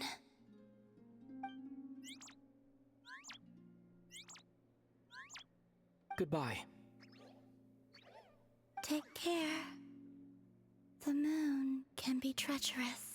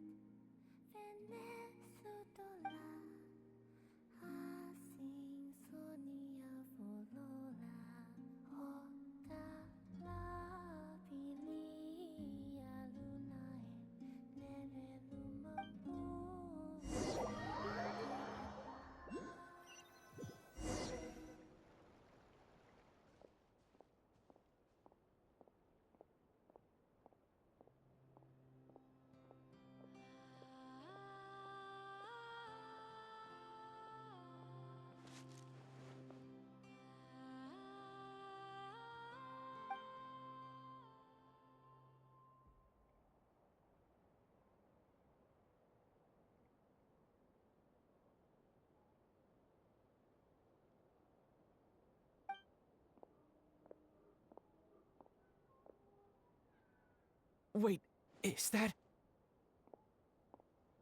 Lumine?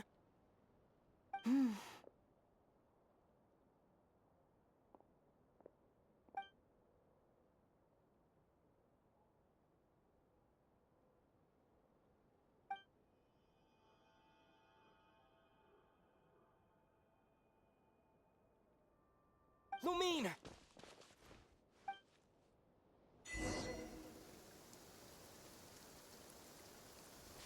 Lumine!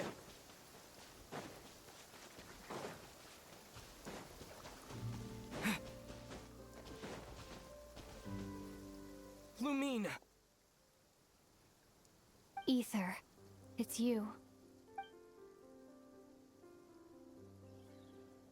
Why are you here on Hisi Island?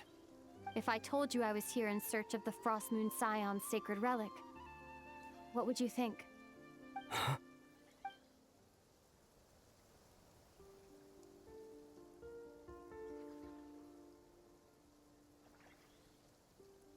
Are you also here to uncover the truth about our past? That's right. What happened to us in the past, how we came to Tevat, why our spaceship crashed here. There are things I want to know too.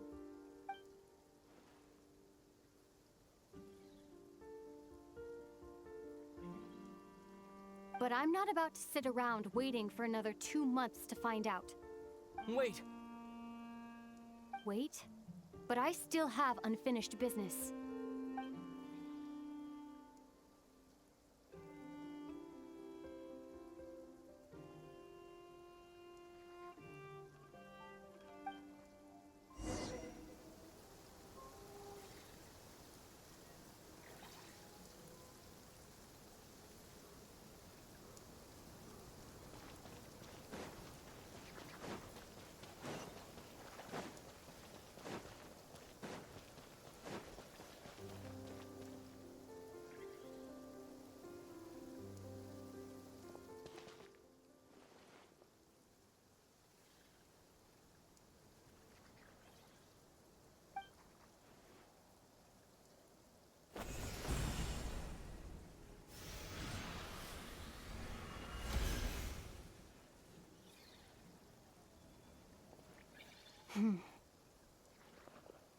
Hold on a second.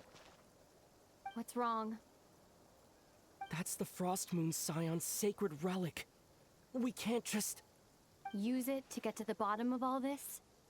We should at least get their permission. You barely even know her, yet already you hold that moon chanter in such high trust? What do you mean? She told you that the seal can only be broken on Moon Prayer Night, when the flow of Kuvaki is at its peak, yes? You heard all that? Watch this. Huh? But... Get it now? She's been stalling for time. As long as the statue's base is imbued with sufficient power, the secret chamber can be opened at any time.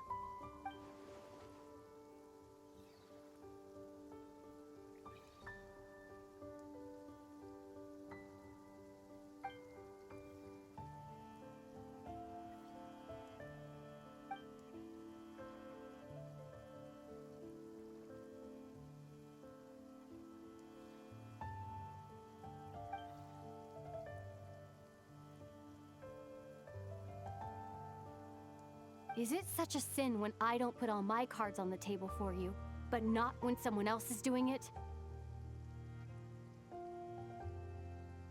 It's not like that. Is it? Lumine, you've got it all wrong. This whole time, I've wanted to ask you, what happened to make you like this? I admit, I've been having trouble accepting it. But after all this time apart, I've finally come to terms with who you are. Willful side and all. I trust you. I still do. Through all the worlds we've traveled, you've always been there by my side. If there are things you can't explain yet, I can wait while the journey goes on. I'll wait as long as it takes. Until the day you're ready to talk. Ether.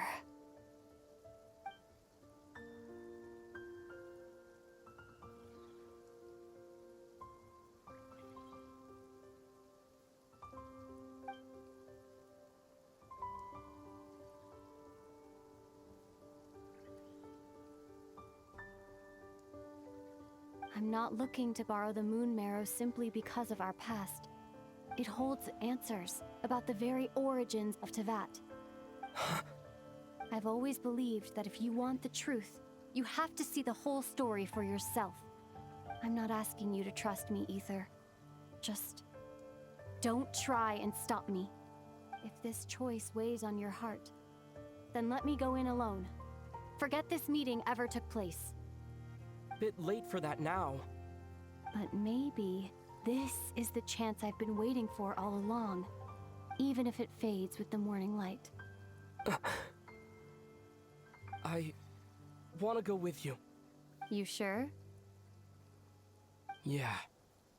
Then let's go. Lumine. It's been ages since we went on an adventure together. I can't wait. Really? You think I'd lie to my big bro?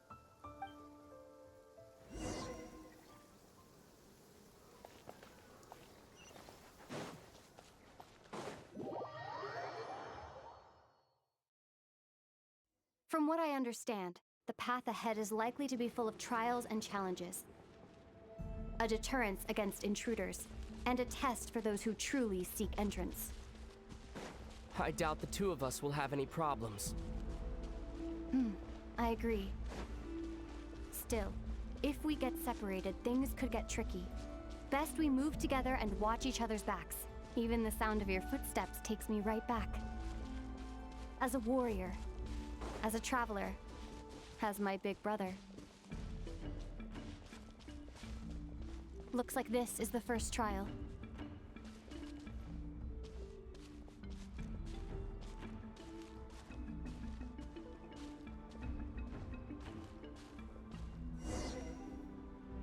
Ether, do you understand how Kuvaki works? How it exacts force through push and pull? Okay, I'll leave it to you then.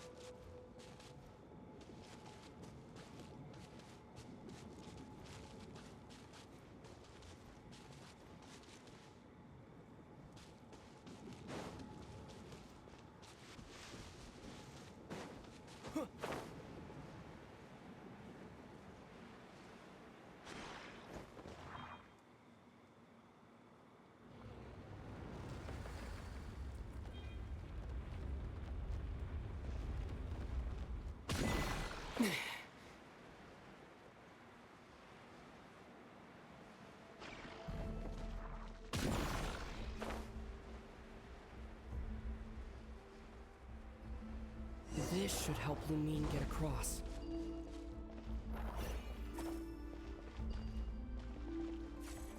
Lumine!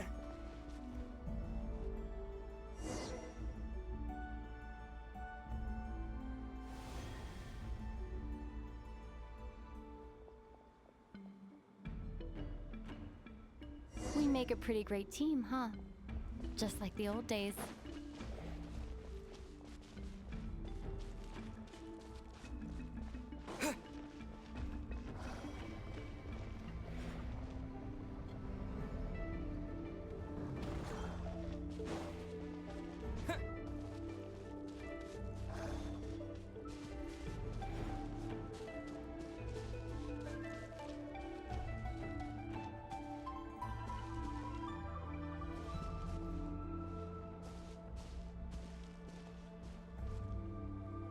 A wide open space.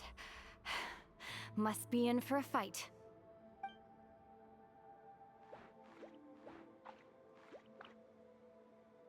Was that it?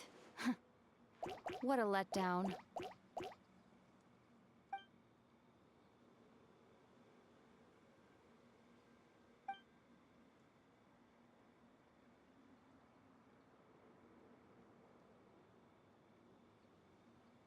Ether. What is it? Why are you looking at me like that? Those enemies were weak, were they not? Maybe it's because the trial's only just begun. Actually, I've got an idea. Why don't we have ourselves a little friendly competition? Let's see if your journey has made you rusty. You're on.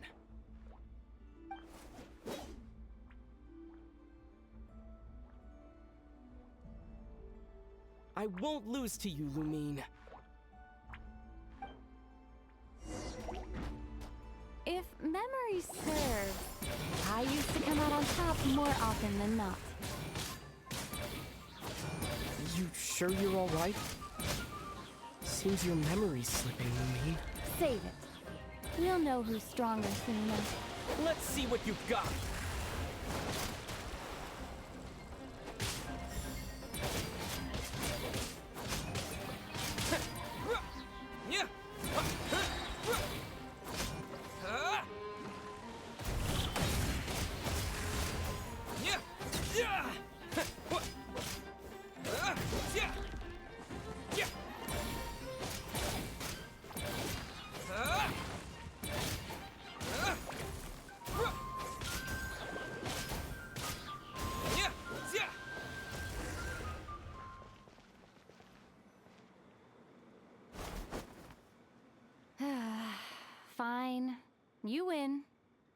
didn't feel like you really wanted it anyway.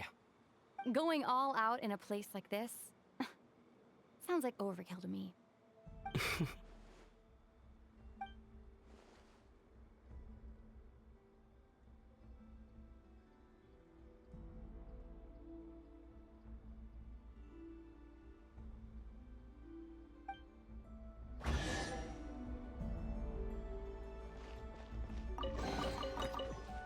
Let's keep moving.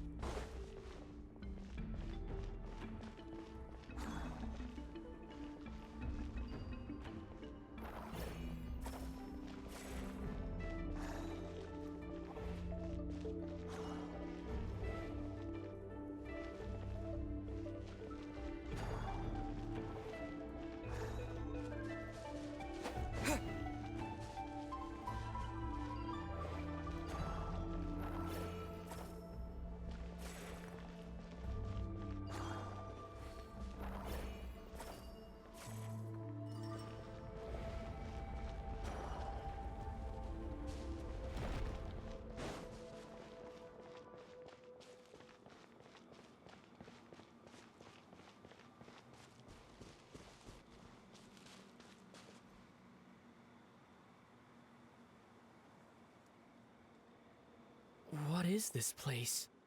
No sign of any monsters. Feels like a ritual site. But something's missing. It's ahead. Inside that thing that looks like a mirror. I can feel it. But maybe it's sealed within. Can you open it using Kuvaki? Apparently not. Do you think it might have something to do with the Frost Moon Scion's bloodline? Lumine? If this is about strength of blood, what could possibly stop us? Let me give it a try. Why don't you check around for other clues? Sure.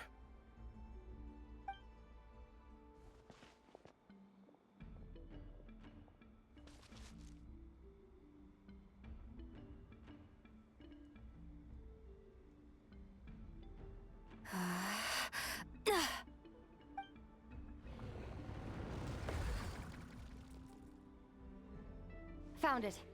This should do the trick. Okay.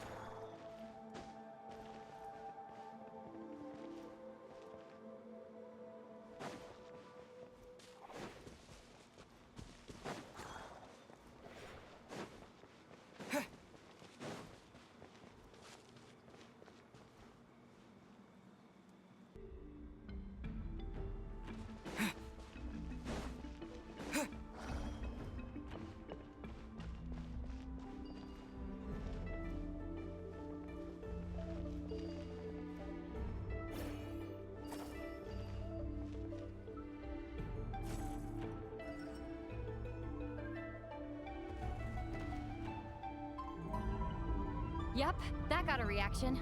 That's one down.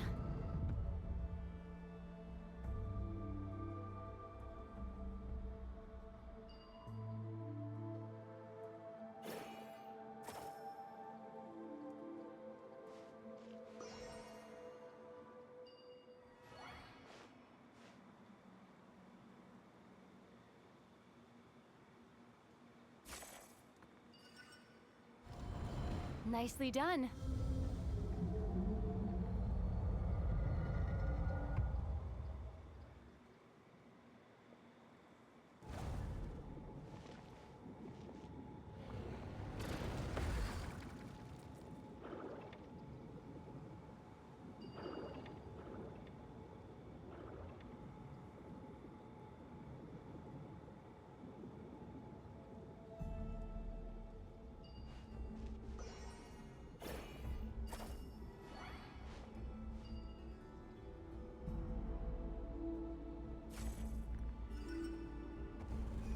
You've got this. One more to go.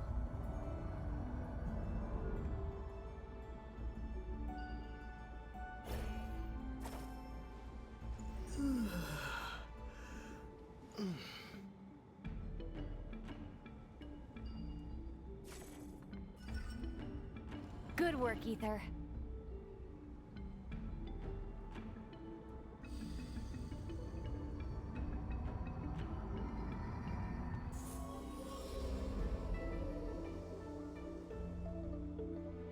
The door's open. Come. We must be close.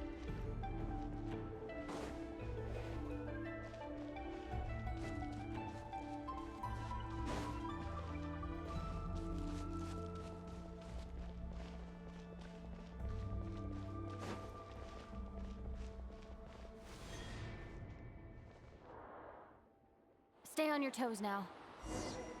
Have you considered that I might be the more experienced between us? Is that so?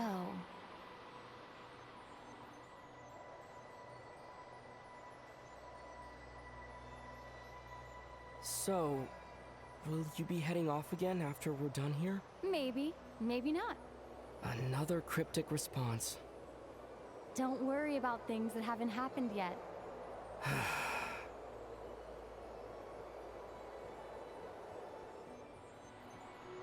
At the end of all this, what do you think we'll find? Whatever it is, we can handle it. What about the end of our journey? That's not something we need to worry about right now.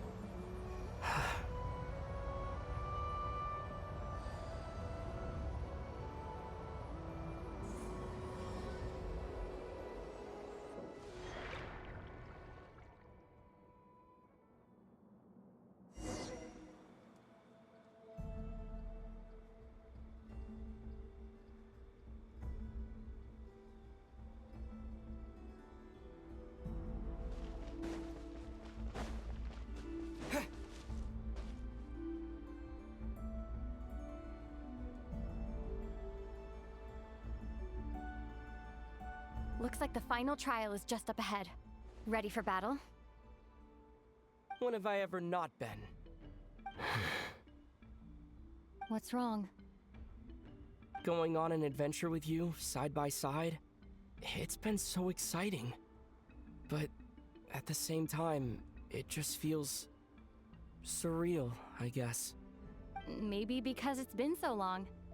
You know, this is only the second time we fought together since the day we both woke up in Tevat. Maybe that's it. Ether, let the light of our blades come together once more, just like they did in the past. Lumine. This is a night of miracles, an adventure that belongs to us. Let's not weigh it down with worries and regrets. This is our adventure.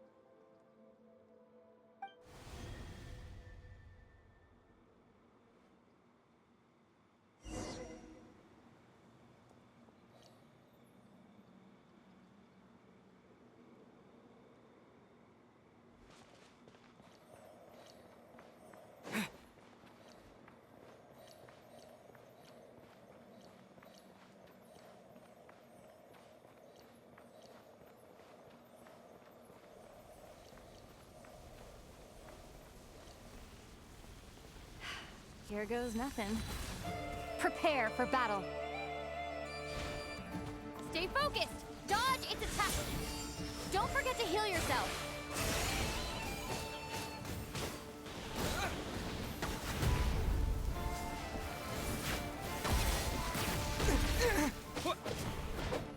This is bad!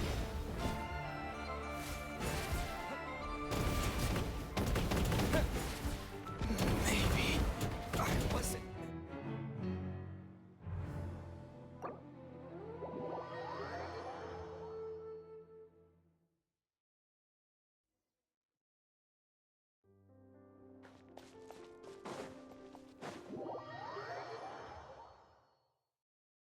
From what I understand, the path ahead is likely to be full of trials and challenges. A deterrence against intruders, and a test for those who truly seek entrance. I doubt the two of us will have any problems. I agree. Still, if we get separated, things could get tricky. Best we move together and watch each other's backs. Even the sound of your footsteps takes me right back. As a warrior, as a traveler, as my big brother.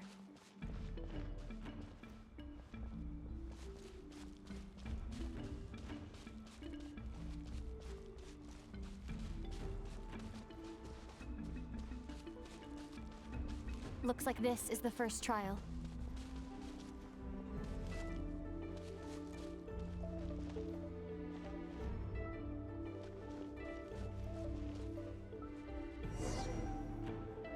Ether, do you understand how Kuvaki works? How it exacts force through push and pull? Okay, I'll leave it to you then.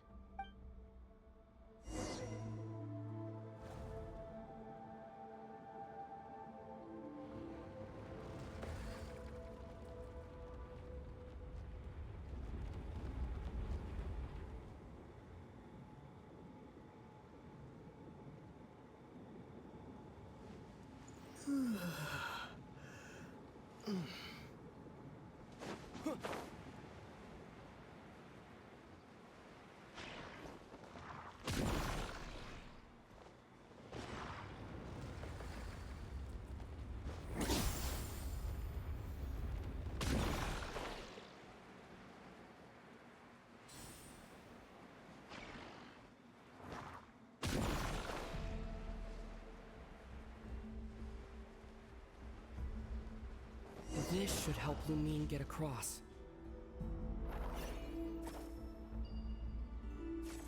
Lumine!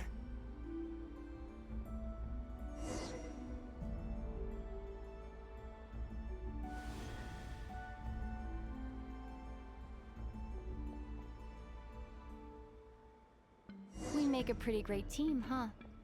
Just like the old days.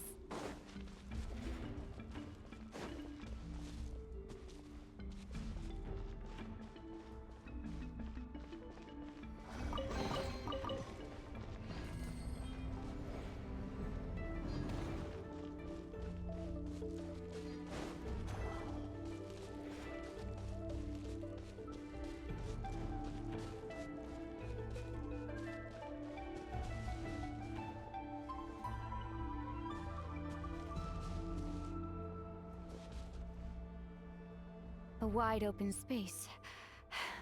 Must be in for a fight.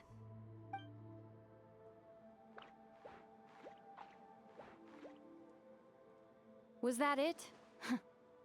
What a letdown.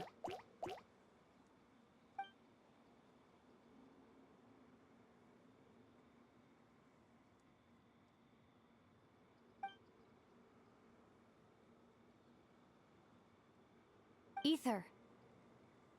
What is it? Why are you looking at me like that? Those enemies were weak, were they not? Maybe it's because the trial's only just begun. Actually, I've got an idea. Why don't we have ourselves a little friendly... Let's see if your journey has made you rusty. You're on.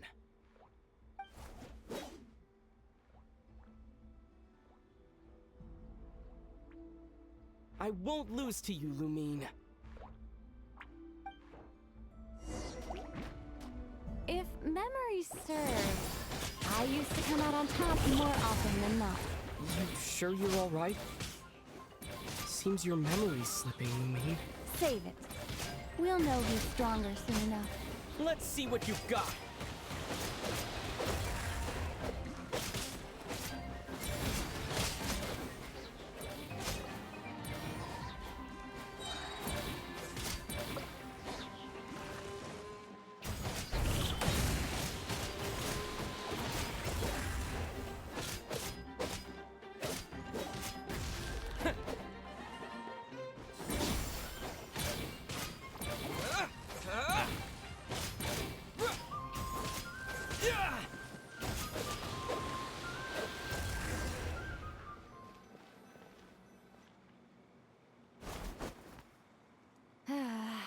Fine.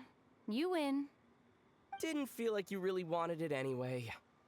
Going all out in a place like this sounds like overkill to me.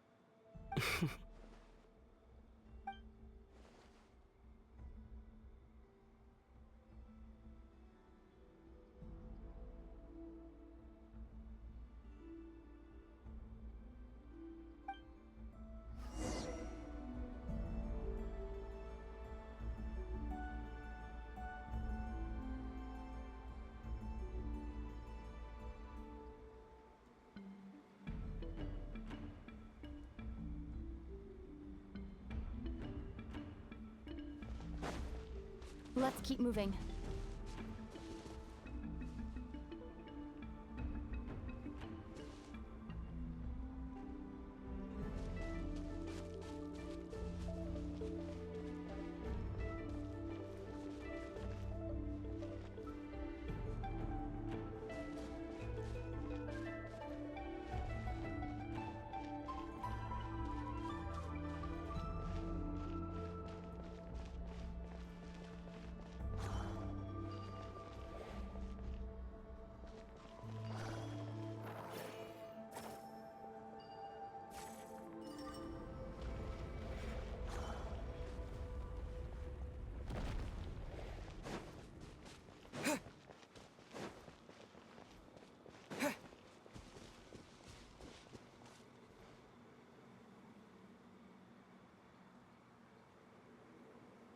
What is this place? No sign of any monsters. Feels like a ritual site. But something's missing. It's ahead. Inside that thing that looks like a mirror. I can feel it. But maybe it's sealed within. Can you open it using Kuvaki? Apparently not. Do you think it might have something to do with the Frost Moon Scion's bloodline? Lumine? If this is about strength of blood, what could possibly stop us? Let me give it a try. Why don't you check around for other clues? Sure.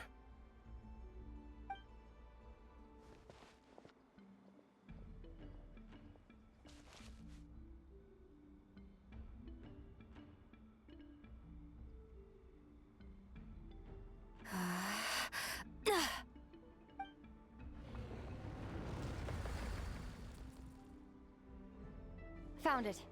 This should do the trick. Okay.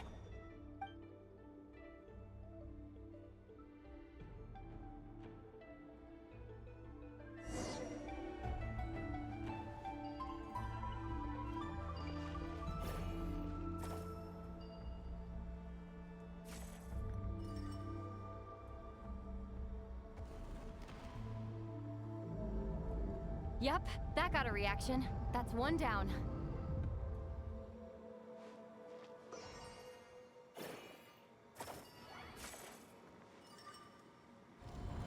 Nicely done.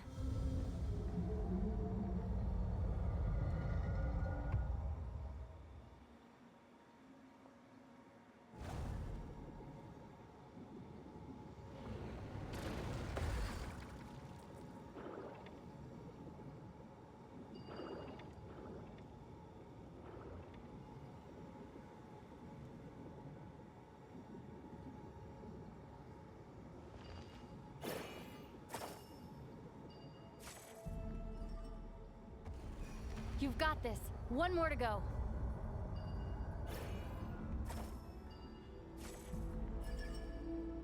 Good work, Ether. The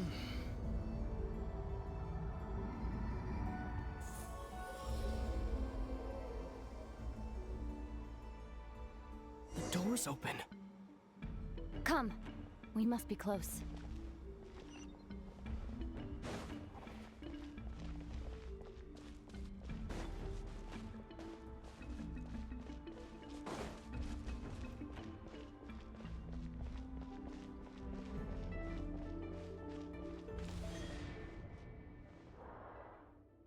Stay on your toes now. Have you considered that I might be the more experienced between us? Is that so?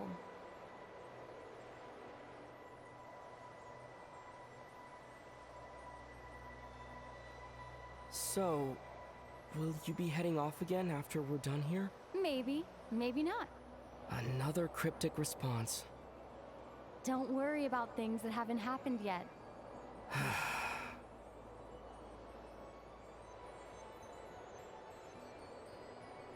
At the end of all this, what do you think we'll find? Whatever it is, we can handle it. What about the end of our journey? That's not something we need to worry about right now.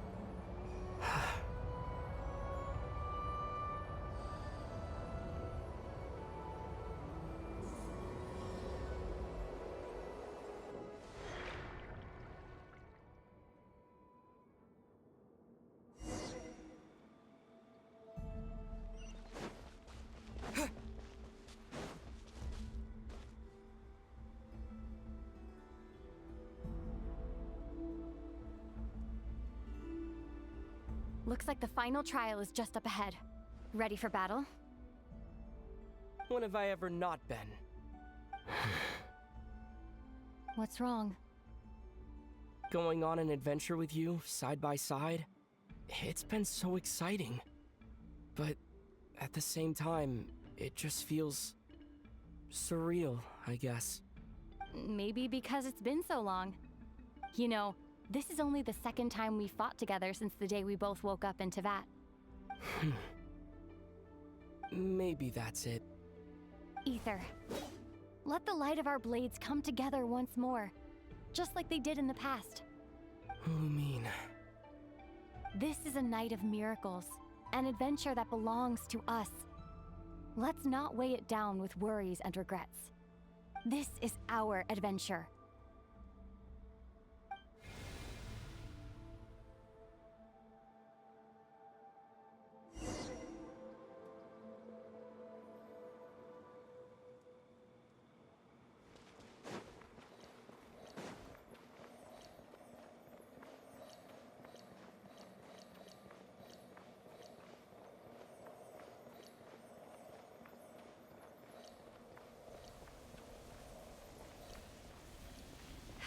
Here goes nothing. Prepare for battle. Stay focused! Dodge its attacks!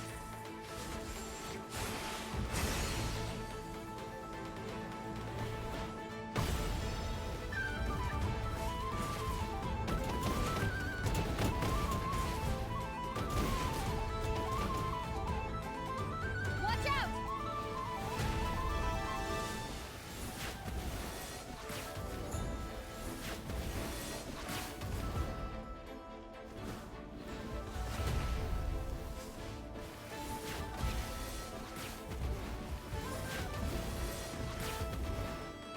Stay focused! Dodge its attacks!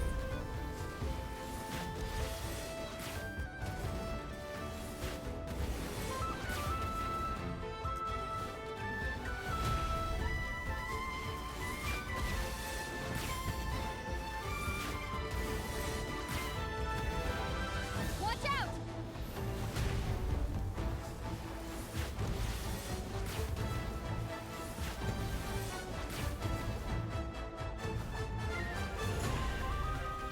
Time for the finishing blow.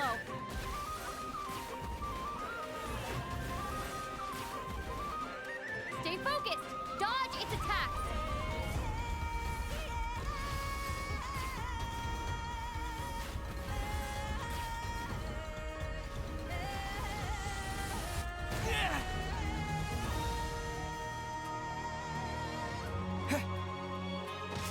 Don't forget to heal yourself! It's over. Nicely done. Flawless execution. Couldn't have pulled it off without your backup. Not too shabby at all. As for what you were saying, yes, I should have come to see you earlier. Or at the very least... Spent more time with me going on adventures like this. something like that. Instead of just running off and expecting you to follow my trail. Wait a sec. That's not an official apology, is it? That goes without saying. Come on. Time to claim the treasure we came for.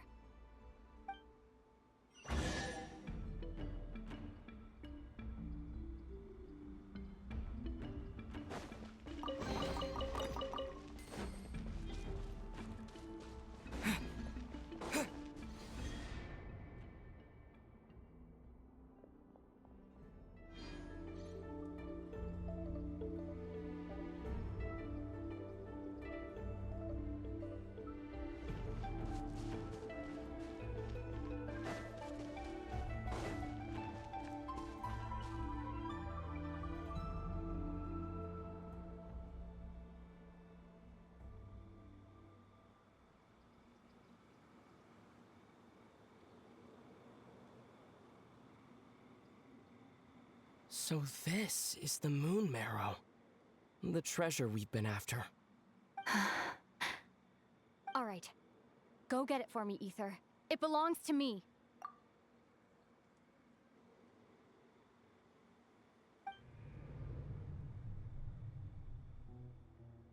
What's wrong, Ether?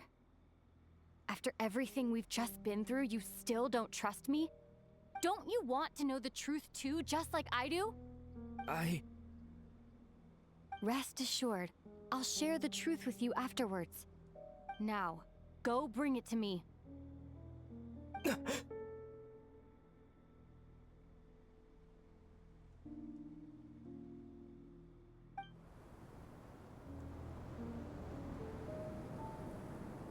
What's going on? Where did this fog come from? Lumine!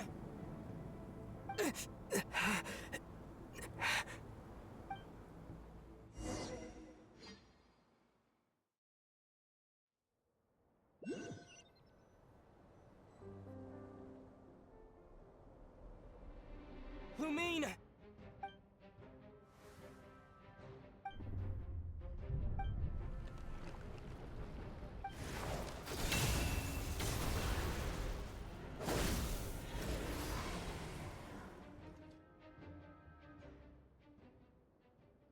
Lumine! Huh? What are you doing here?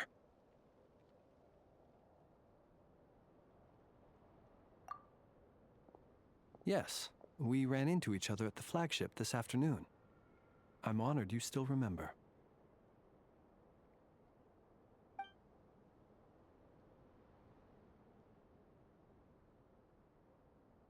Are you looking for something here?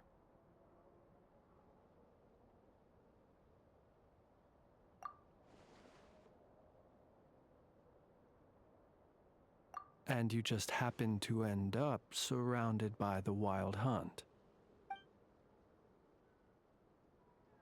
Sorry, I did not intend to come off as pointing fingers.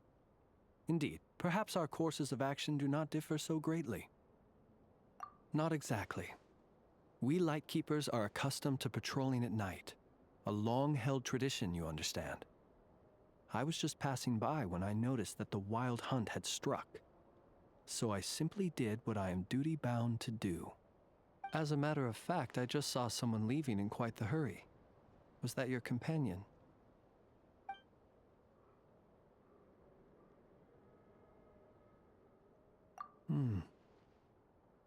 Perhaps I should take my leave now. After all, my patrol isn't over yet. Nodcry is a dangerous place to be at night. I'd advise that you head back soon as well.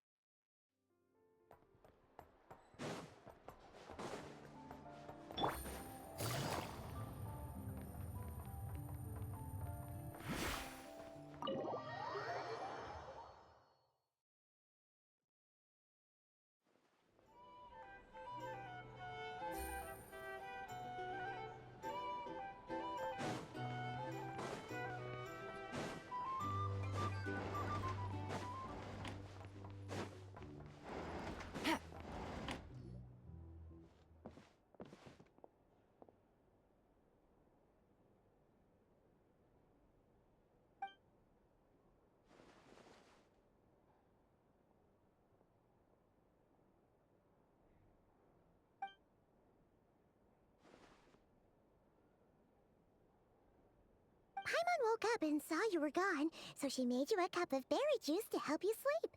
Her own secret recipe. When you get back, drink it up and go get yourself some rest.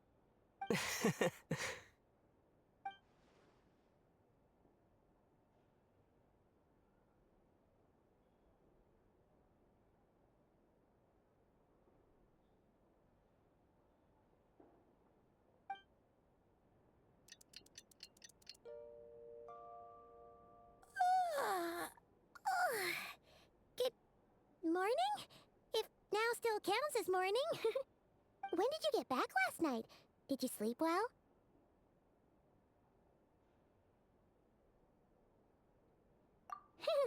Good to hear. So, where'd you wander off to on your midnight stroll? Anything interesting to see in Notcry at night? Oh, really? Come on, don't leave Paimon hanging.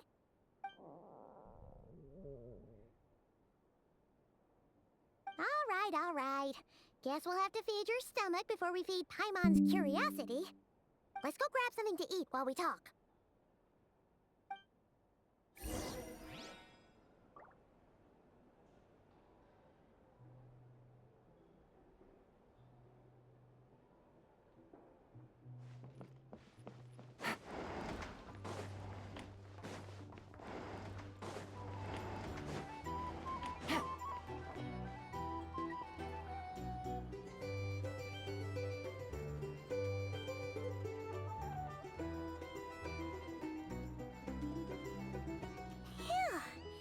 This is just the best, huh? Free food, free lodgings. This bark is friend for life material, that's for sure. Hey, did you hear what happened? Hear about what? You know, all that commotion over at the Frost Moon Scions. Crazy, huh?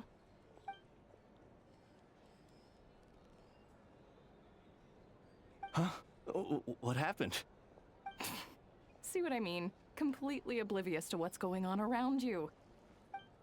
The sacred relic of theirs, it's been stolen. Hey, slow down. Paimon knows you're hungry, but you don't have to worry about her stealing your food. At least, not today. What? Was it those Fatui? No idea, but the news has already spread right through Nasha Town. What did their high priestess... what do they call her again? The moon... something... Anyway, what did she say about it? What could she say? She's the one who discovered it was missing.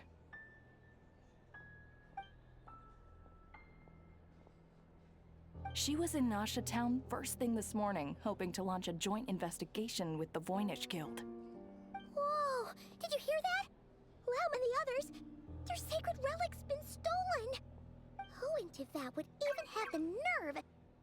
Paimon bets it was that bunch of good-for-nothing, rule-breaking, troublemaking Fatui!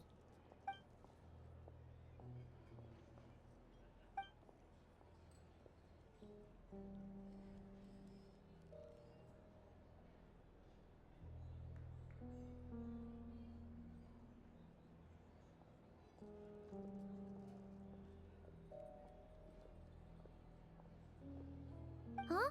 What's wrong? You feeling okay? A joint investigation? Good luck getting any takers.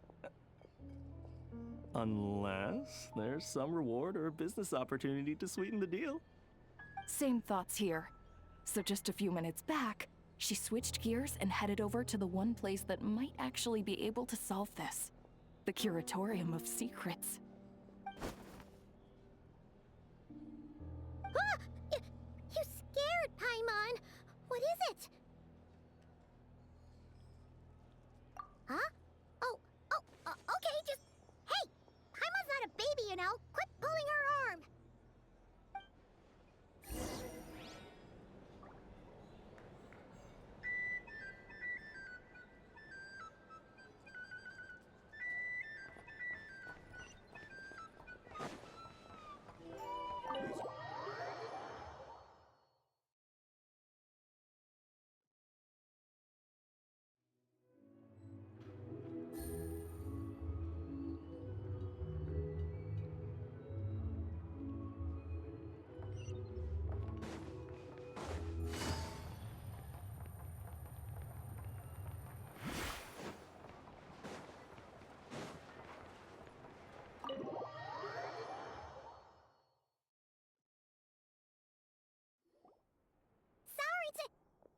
Huh?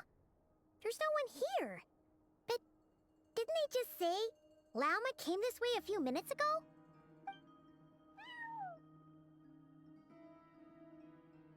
No one except for a cat watching over the front desk. Excuse meow? Are we supposed to check in here?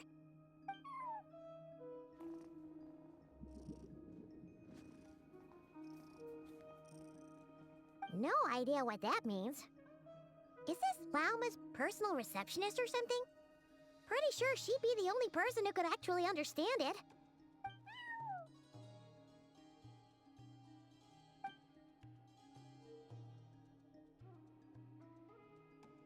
Huh? It's heading into that room! But why not? Like I told you already, that's just... Huh? Another client.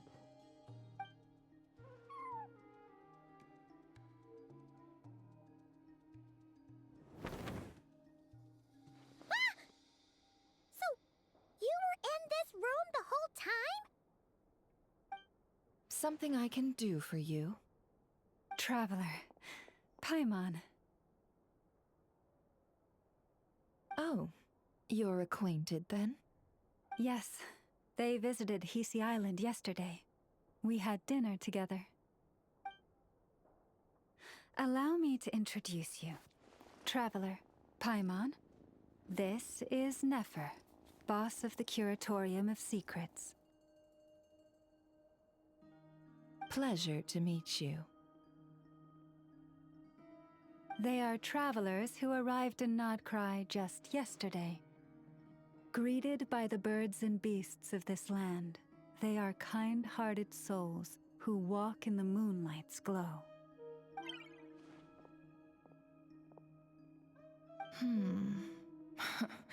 Interesting.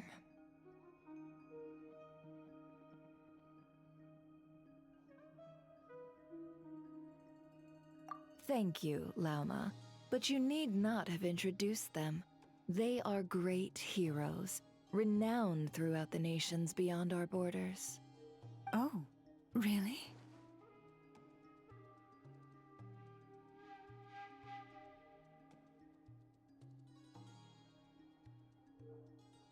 Do not forget, I deal in information. Just because most people in Nodcry they're the heroes everyone was talking about before. The ones who saved Natlan during the Abyss crisis.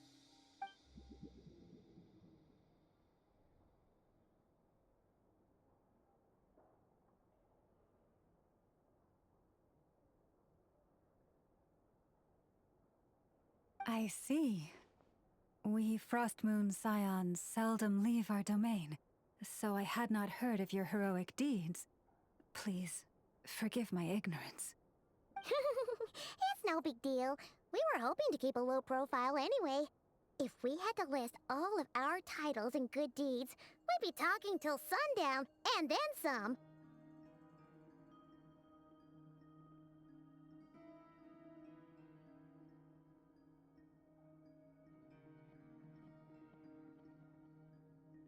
Huh? What's wrong? Still not feeling great? So, what brings you both to the Curatorium today? Oh, so basically, we were just eating when we overheard people talking about how the Frostmoon Scion's relic had been stolen, and then he dragged Paimon over here. I see. Ah, I see. So you came over here because you were worried about Lauma. A combination truly befitting of great heroes. Strong at arms and pure of heart.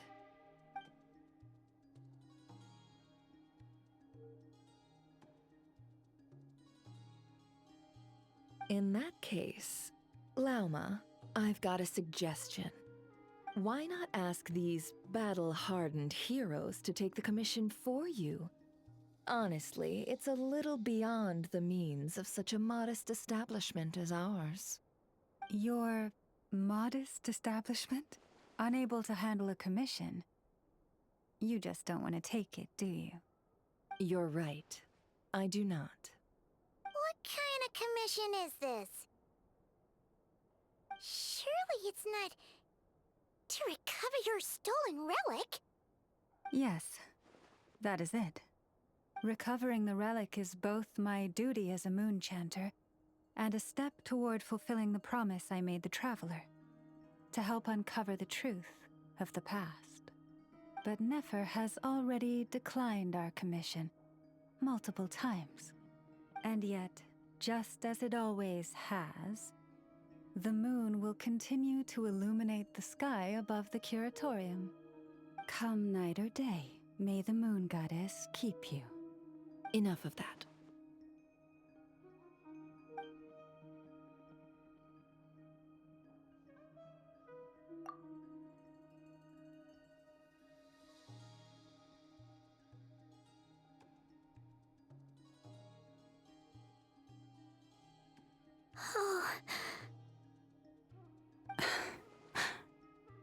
So, according to him, he never came into contact with the relic.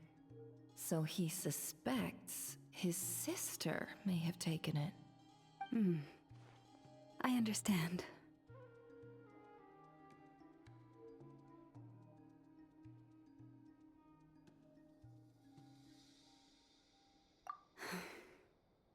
The Frost Moon Scion's secret chamber has remained hidden from the world for generations. But the reason outsiders are forbidden entry is not only to prevent theft. Within the chamber lie ancient trials, challenges designed to test the worthiness of those who enter. To intrude without rightful cause is a most perilous act indeed. So please, don't be too hard on yourself. The fact that you made it through those trials proves your right to stand before the relic. To put it simply, the Moon Marrow itself has deemed you worthy.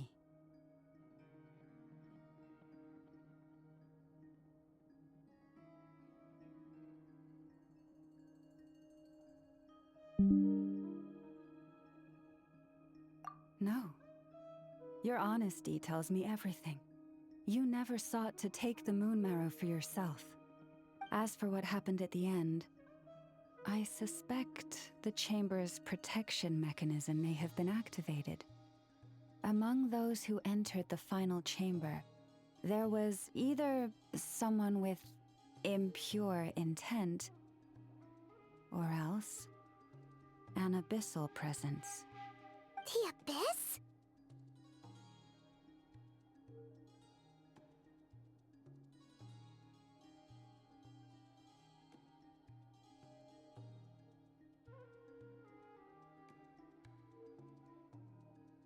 Perhaps that's why, then.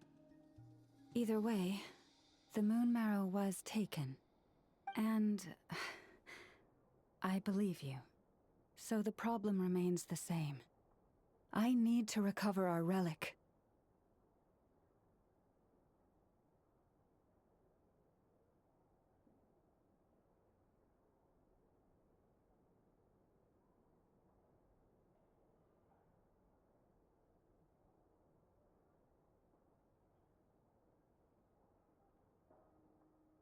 See? Didn't I tell you it would all work out in the end? But before everyone starts celebrating, forgive me for asking just one more thing. Are you absolutely sure your sister took the relic? What do you mean? Weren't they the only ones inside at the time?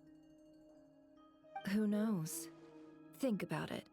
After your sister broke the seal with abyssal power, what was to stop someone else from following you in there? In theory, nothing. And as it just so happens, I received a tip-off from one of my sources earlier this morning. Word is, today of all days, the Fatui suddenly called off their search for the relic. What? Huh? Why? Well, either they woke up this morning and suddenly decided they'd lost all interest, or...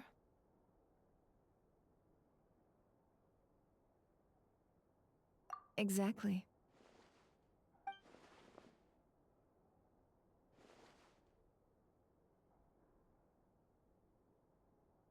Are you wondering if your sister might be in cahoots with the Fatui?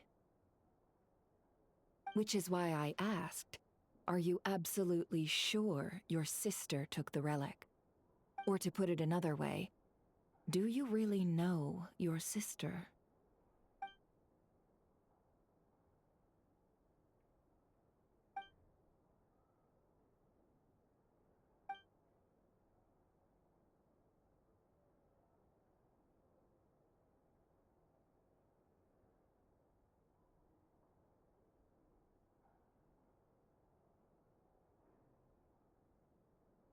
In other words, it's highly likely that the Fatui already have the moon marrow.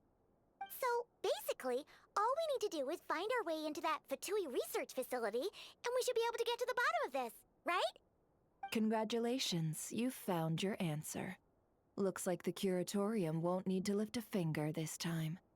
Well, Lauma, there we are. On behalf of our long-standing cooperation and the great hero by your side, I'll waive your consultation fee. But just this once. You're really not planning on helping us? I think I've helped more than enough already. If we're to stand any chance of infiltrating that facility, we'll need the help of a specialist. Just so you don't get the wrong idea, let me make myself crystal clear. The Curatorium of Secrets has always striven to abide by a policy of strict neutrality. We do not take sides with any faction in Nodcry. I cannot help the leader of the Frostmoon Scions sneak into a Fatui facility. That would make me their enemy. When one of their harbingers asked me to help them infiltrate your territory, I gave them the same answer. No. All right, I understand. But I do have one final request. I promise it's my last. It had better be. No matter who it is, I want you to help us persuade the next person who walks through that door to join us. What is she up to? You're that desperate for help? What if it's a member of the Fatui? It doesn't matter. You're welcome to tell them everything, even about our plans to infiltrate the Experimental Design Bureau. All I'm asking is for you to say one thing, just one thing to help persuade them. If you do that, I promise I won't ask you for anything else. Made up your mind? Fine. Fine, I'll play along with your little game. Besides, as long as I'm not personally involved, no one can accuse us of taking sides. Boss, I'm back!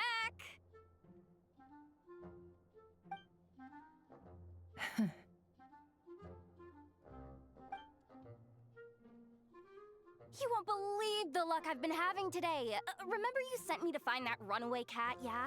And you said I'd only be back after dark? Well, guess what?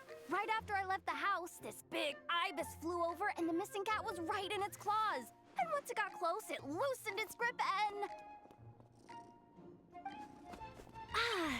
Boss, you're meeting clients. I'm so sorry. I'll get out of your way.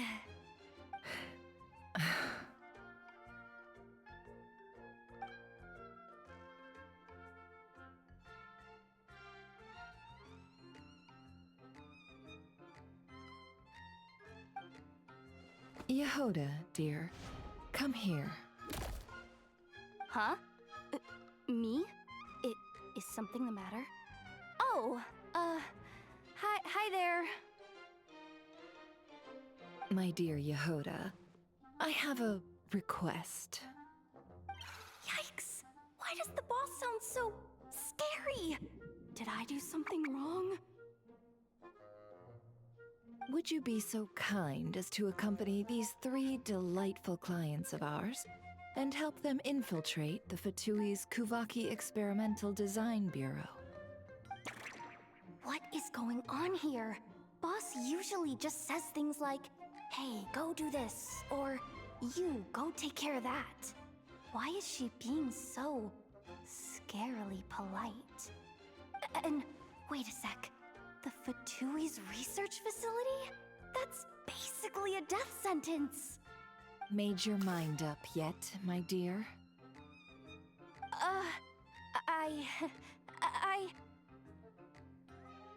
What is up with Boss today? Am I supposed to say yes to this?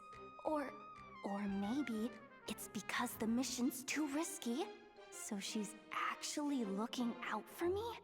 Why is everyone looking at me like that? Is this some kind of test? I can't let the boss down. Can I? Have you made up your mind?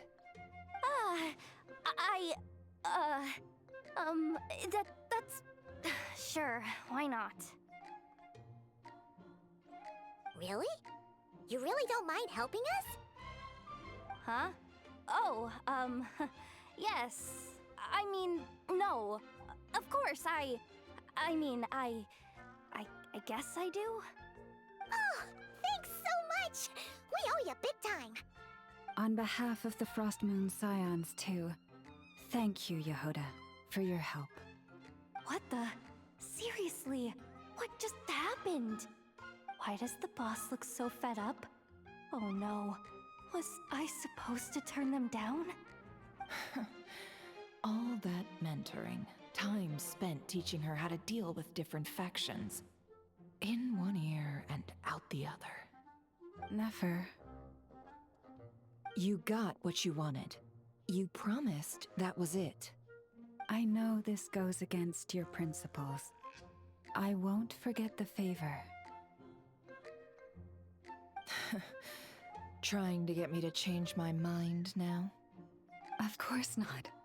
I just wanted to say thank you.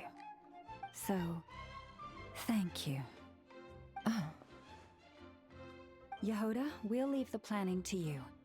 Let's discuss the details elsewhere. Huh? Oh, okay. Oh, what have I gotten myself into?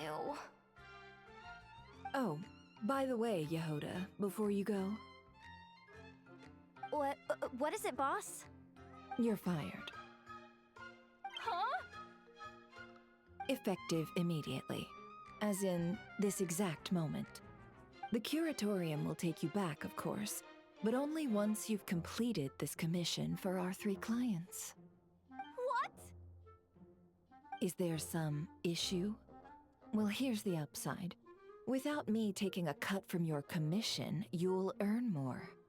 Seriously? Can someone explain what's going on here?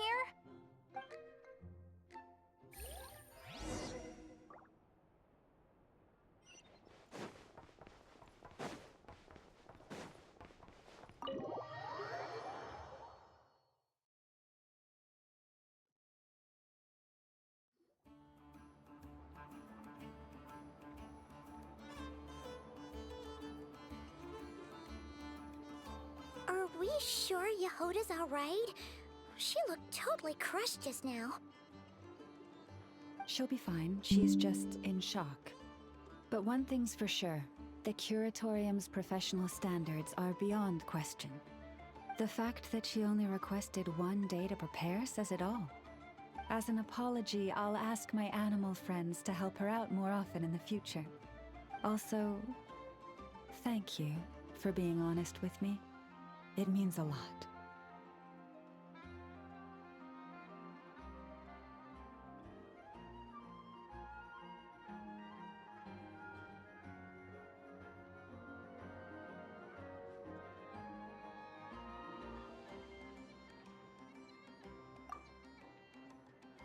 Was it really, though? As far as I see it, trusting your family is never wrong. In this case, let's call it a misjudgment. But the truth is, we all make mistakes every now and then. What matters is how we deal with the consequences. So, in return for your sincerity, there's something I'd like to share with the 2 of you as well. Oh? What is it? Perhaps it is something best said under the moon's gentle light. Would the 2 of you meet me on Hisi Island tonight?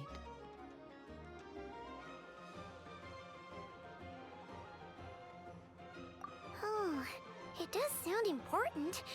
You're right, there's too many people here. Somewhere quieter makes a lot more sense. Thank you both for understanding. Then let us meet beneath the moonlight.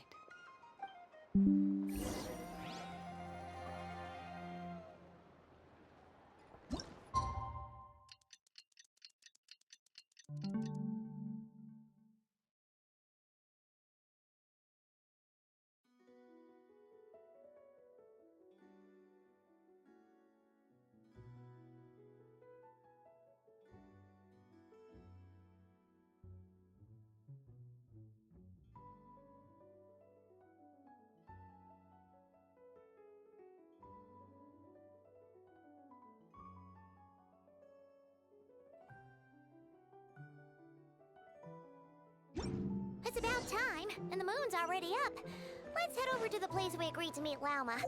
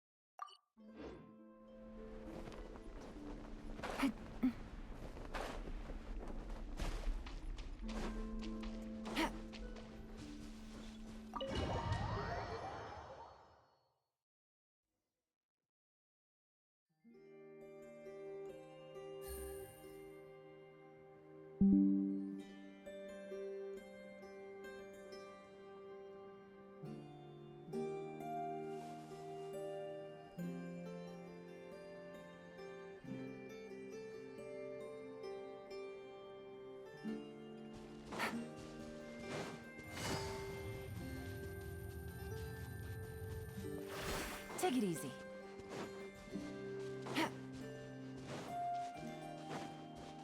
Take it easy. Lauma, we're here! Huh?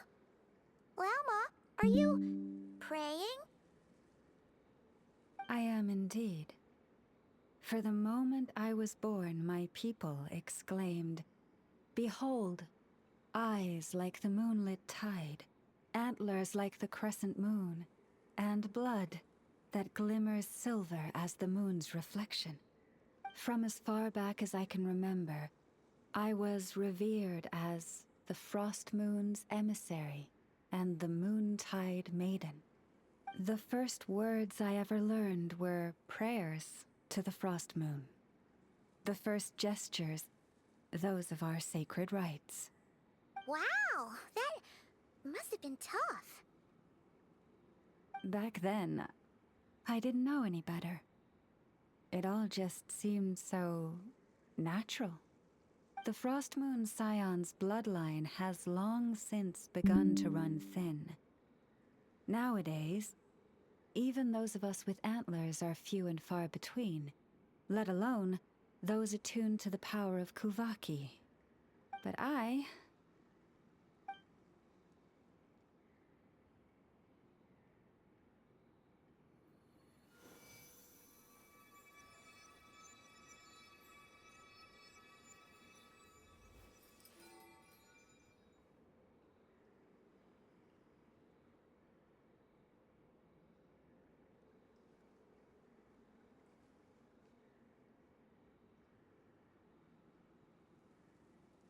Whoa, your antlers are so pretty.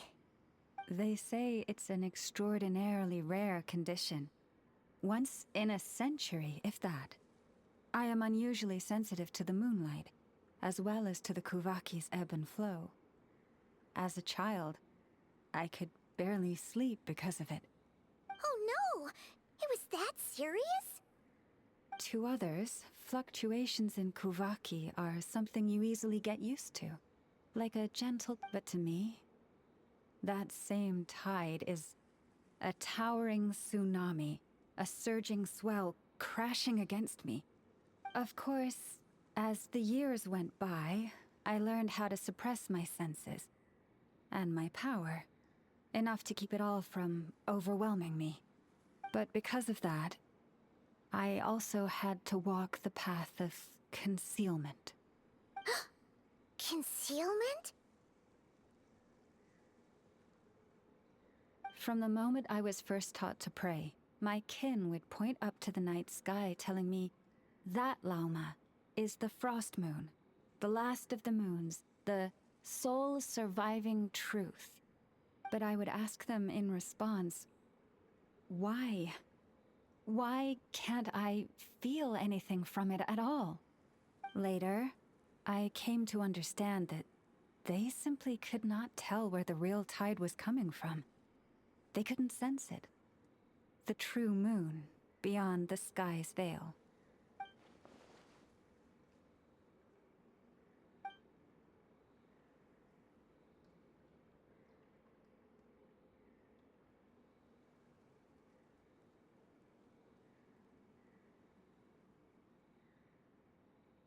The moon is false. I reached that conclusion long ago. But there was no one I could tell. Not a single soul. At least, not until now. Am I the one who's wrong? Is it the moon that is false, or my own senses? I asked myself such questions time and time again.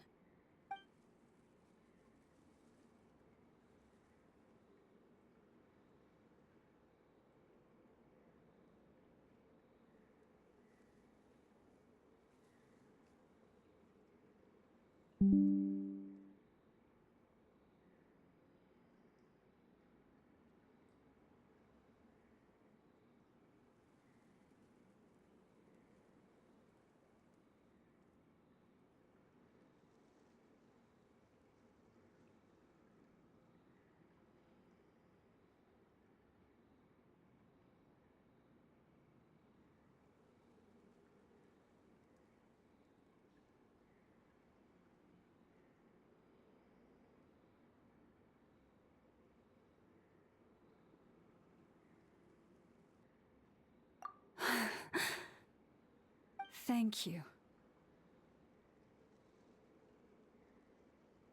When you called yourself a descender, I had a feeling you might be able to confirm what I had always suspected.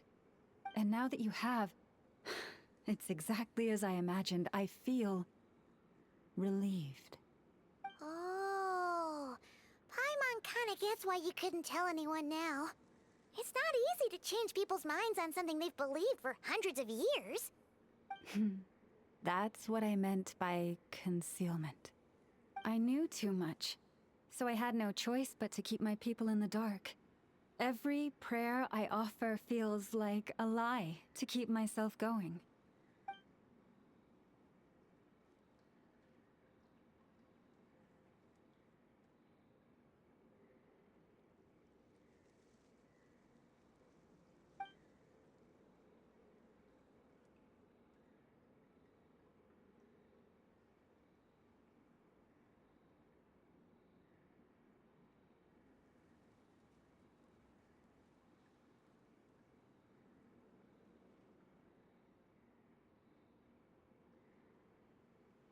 You've already met our Kutar, haven't you?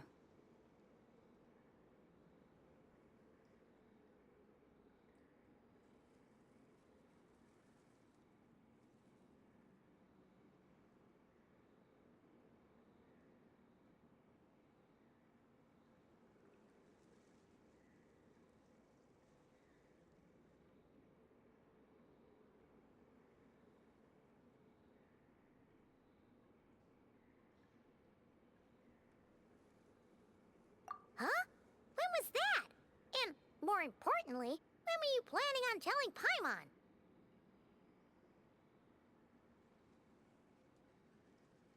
Ah, no wonder. What did you think of her? What exactly do you mean by up in the clouds? I understand what you mean. she is quite indifferent to the... Yes. It was shortly after the fall of the ancient moon's remnants. I asked her what the Frost Moon's scions meant to her, and why she left in the first place. Yeah? So, why did she? Perhaps it's better if you ask her yourselves. Things tend to get lost in translation when you speak on someone's behalf. What I can say for certain is this. Even when I had no one to confide in, I still had a family. I still had the Frost Moon scions. But that girl, born beneath the moonlight, perhaps she's never felt she had either. The truth is, though, she might have had it all. If only the Frost Moon scions hadn't let her down.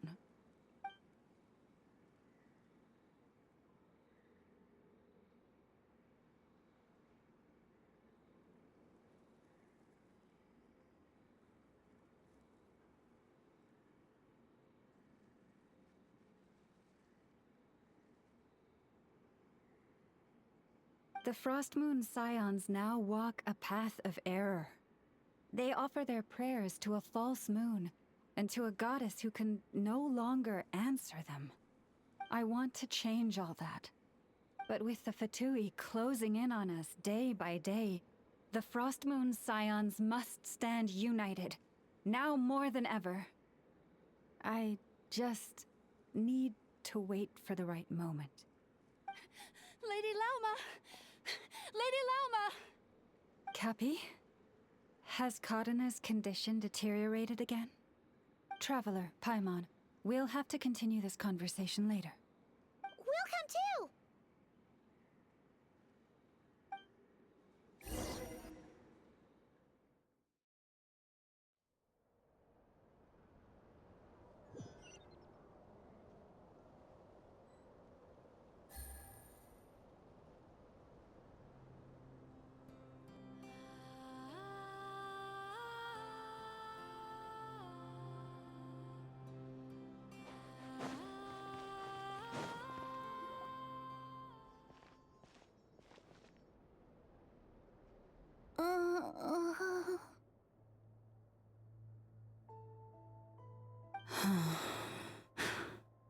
Why? Did I do something wrong? I've been praying to the moon goddess every day. Why isn't she getting any better?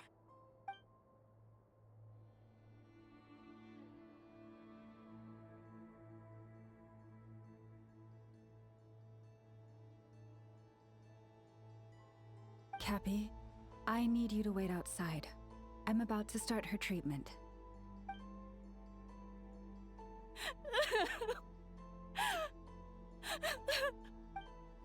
Is there anything we can do to help? Just don't be alarmed by what you're about to see. And please, don't let her mother see it.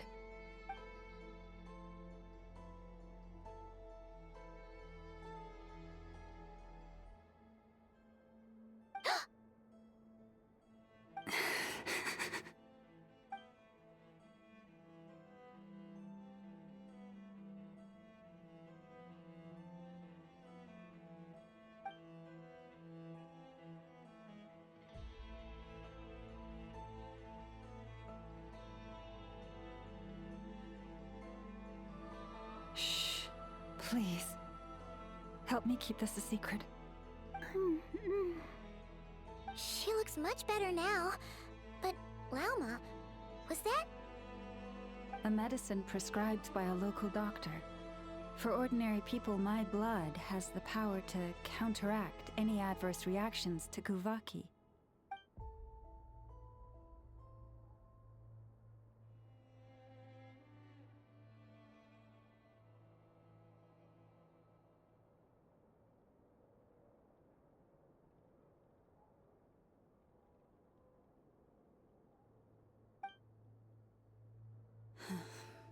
So, now you know another of my little secrets. I had hoped to guide the Scions out of error before Karina's illness reached this stage, but clearly, I was too late.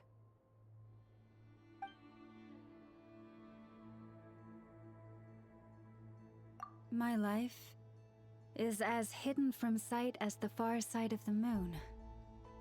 Yet people only look to the bright side for guidance. If the day ever came when the two sides were reversed, could they truly accept it?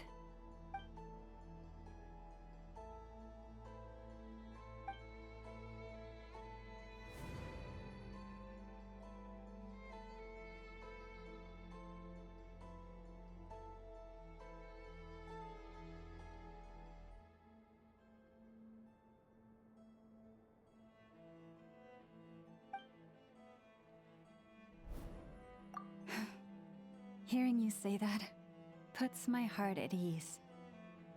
Mm-hmm. And if there's anything we can do to help the Frost Moon Scions, just let us know. Our priority right now is reclaiming our relic from the Fatui. But I now understand that the day I will tell everyone the truth is no longer far off.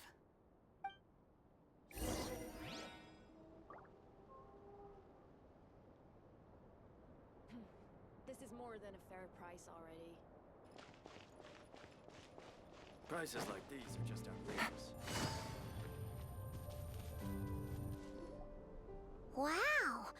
Paimon would never have guessed Lauma had all that bottled up inside. Hey! Watch your step! Ah! What's wrong? Oh, you scared Paimon. You scared me there too. Almost stepped right into one of my traps. A trap? Why would you leave a trap somewhere like this? Well, it's not like this is a main path. And besides, we Frostmoon Scions would recognize it instantly.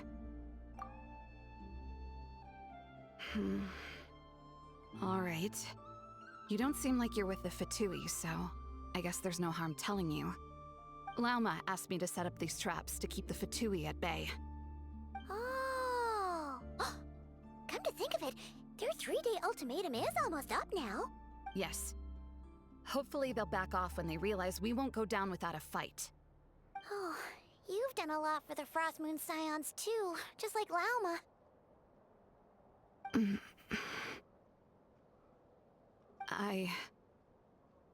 Philomena?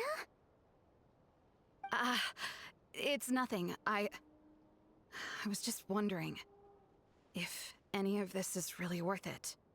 What do you mean? Our people. So many are stubborn, stuck in their ways, clinging to a truth they refuse to even question. Do they really deserve everything Lauma's doing for them?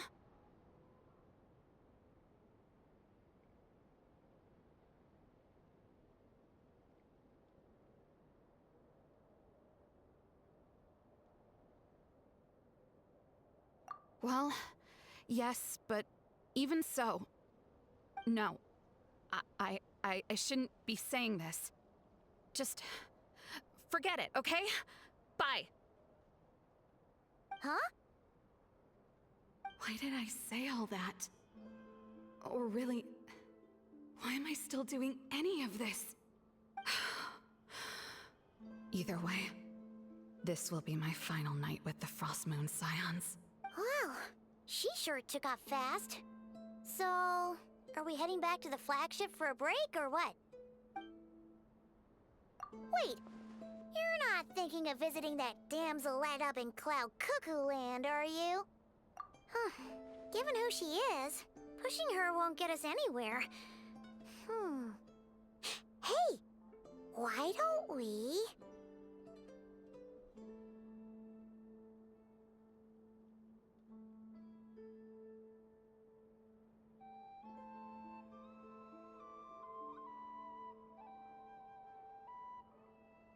Let's bring her something tasty!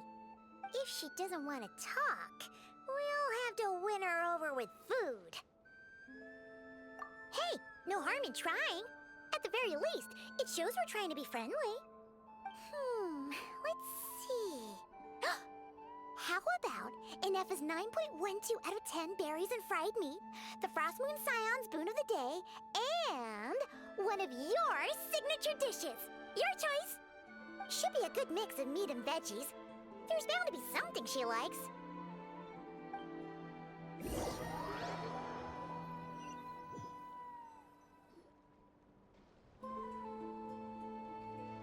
Alright, food's packed and ready. This is the place, right? Why does it feel like we're going to visit a patient? Oh, no. Take this seriously, Paimon.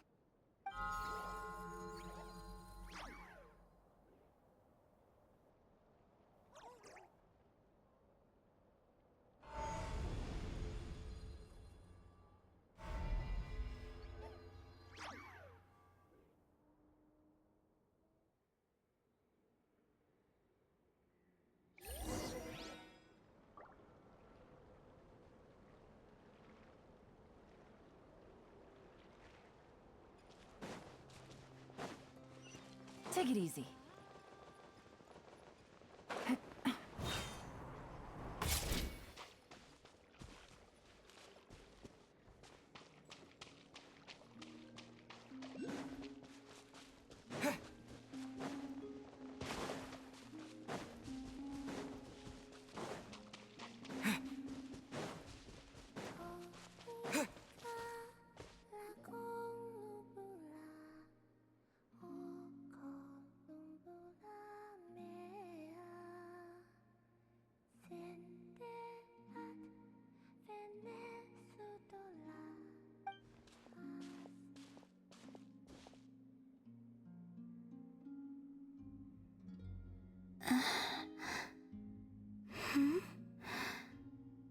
Remind me, who are you again?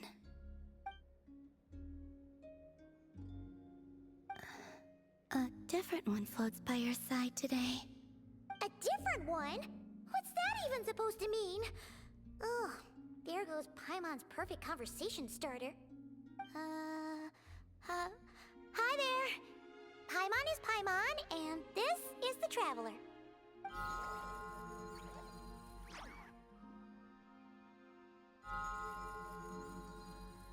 Oh, there you are. Between the two, I suppose you're cuter. Wait, what do you mean Paimon's less cute than that floaty thing? Columbina.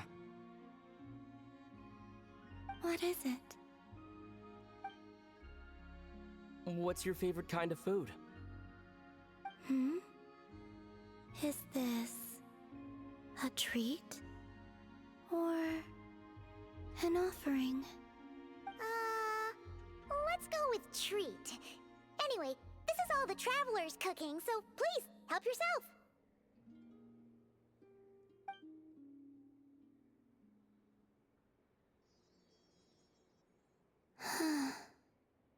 Oh, that wasn't exactly a yes, but she didn't turn it down either. What could she be thinking?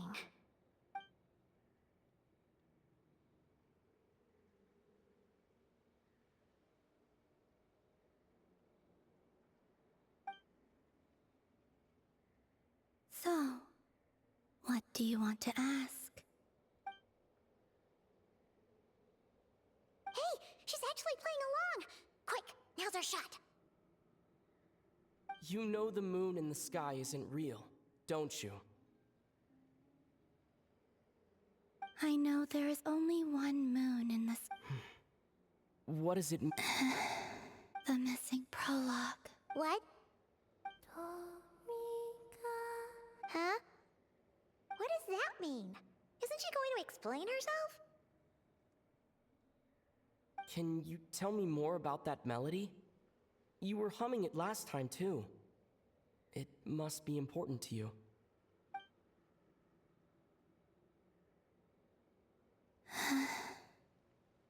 It is all I remember from the moment of my birth. A melody. A few lines of lyrics. Like a lullaby from a foggy dream. Oh, so who was singing it? I do not know. I have nothing else. Just that song. Huh? And the Frost Moon Scions who found me, they had nothing either but hope. Before I even knew what was happening, they were already calling me their goddess. And I had no reason to decline. Like two lost infants unknowingly exchanged, I adopted their faith, and in return, they adopted me. But my adoption drops you into the story halfway through. What came before was scribbled onto the wrong pages, never even bound into the book. That sense of something missing only served to nurture their greed and doubt. And thus, I came to realize that this place was never truly my home. Greed and doubt? O Moon Goddess, forge weapons for us, drive out our enemies, and expand our lands. O Moon Goddess, heal our wounds, ease our suffering, grant us strength. They asked for everything, and I obliged. Until the day came when no answer could be given. If mortals can turn to the gods when they are powerless, then who do the gods turn to when they have nothing left to give? You've got Paimon there. In those days, the Frost Moon Scions cared more for faith than for truth.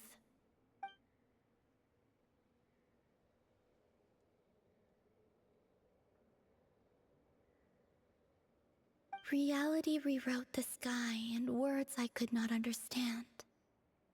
I did not want to read a tampered version, so I simply stopped looking. The real beginning of my story lies up there, on the moon, forever beyond my reach. Like a message carved for blind hands, sealed away where no fingers can find it. Huh. So that's how it is.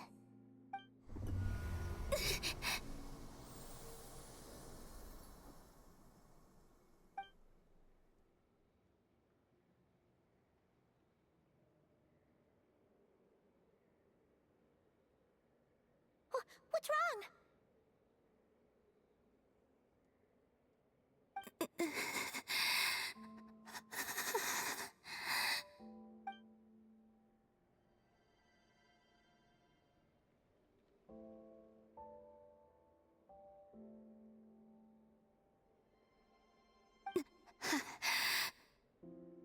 What, now?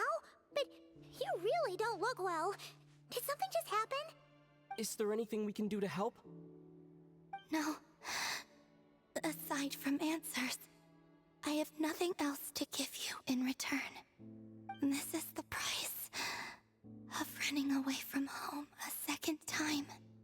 Running away from home?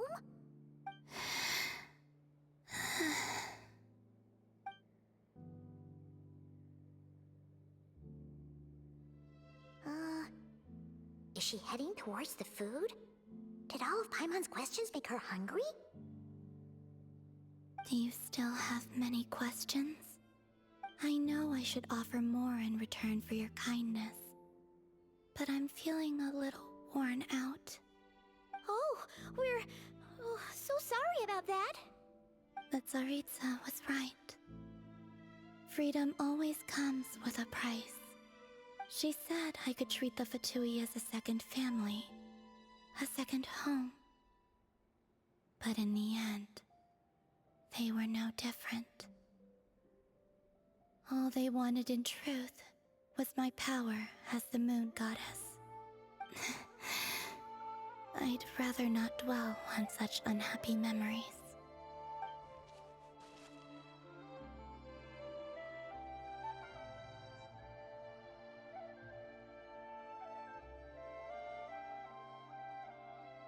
I have fulfilled my promise to the Tsaritsa, though it has used up much of my power. So you see, this has nothing to do with betrayal. So, just staying here for now, resting and recovering your strength? Yes, What about these flowers? they have grown in Nodcry for many generations. They're highly sensitive to the ebb and flow of Kuvaki.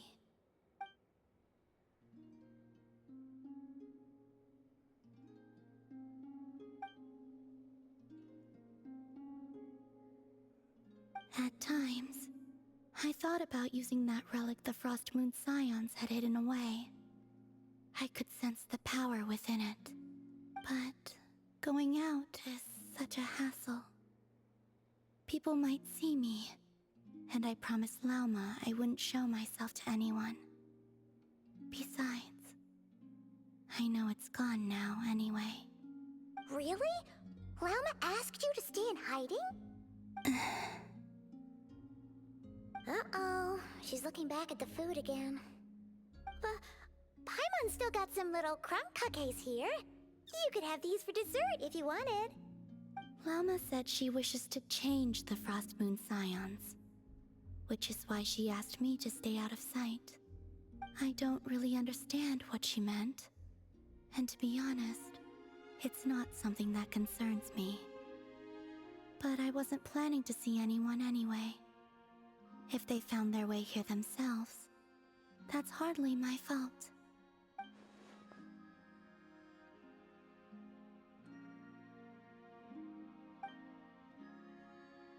Lauma, the Maiden of the Grove.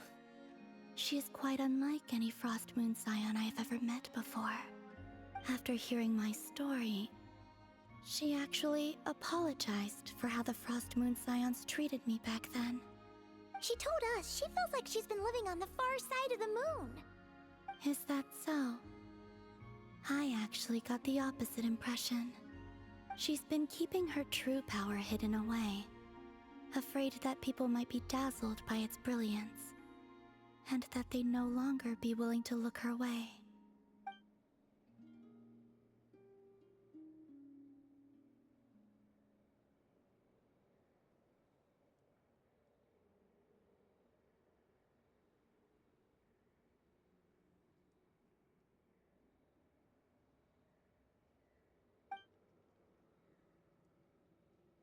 So what do you wish for now?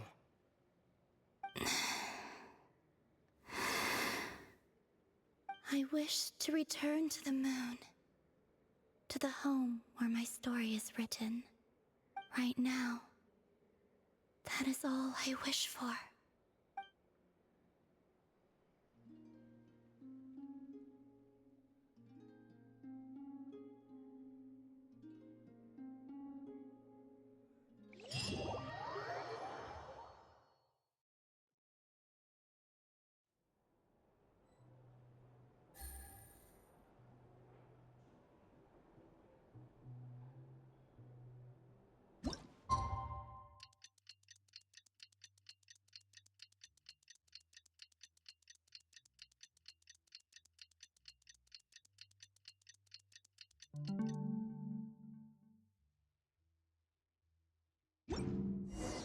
Tonight's the night we infiltrate the Fatui's Experimental Design Bureau.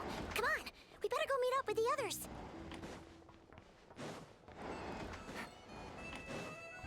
Our drink recommendations? If you want to negotiate price.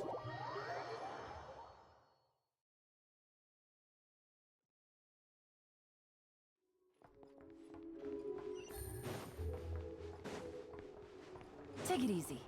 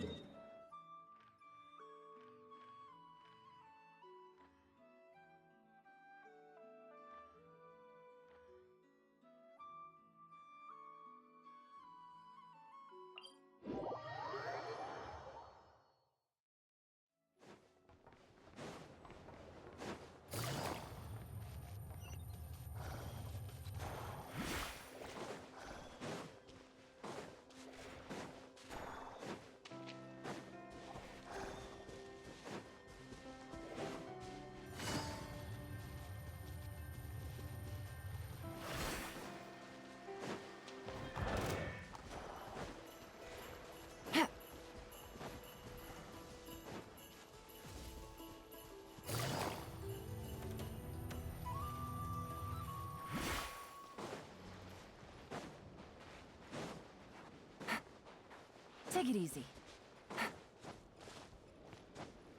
Yeah.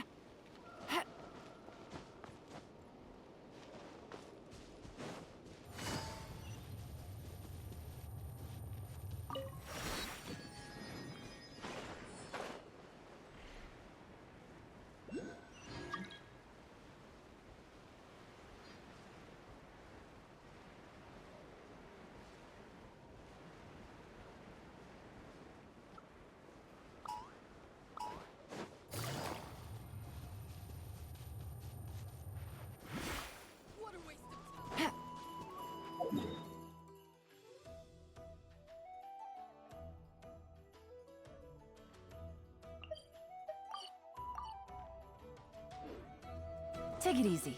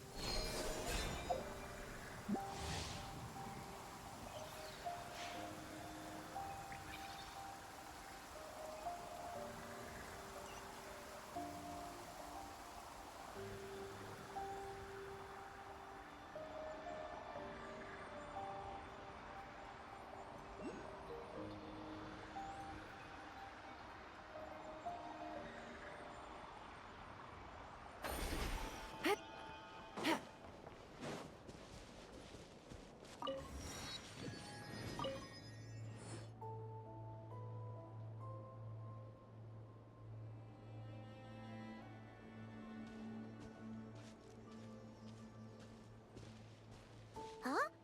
How come you're here by yourself, Lauma? Where's Yehoda? I haven't seen her. Seriously? Don't tell Paimon she's ditched us on our first mission together. I don't believe so. Nefer and I have our differences, but that shouldn't interfere with our shared objective. Recovering the relic is my duty. But as far as she's concerned, there's plenty to gain here too. In Nodcry, it's common knowledge that the Curatorium has a nose for profit and opportunity. The same way aphids flit from flower to flower in a never-ending quest to make honey. Huh. Sounds like you know her pretty well.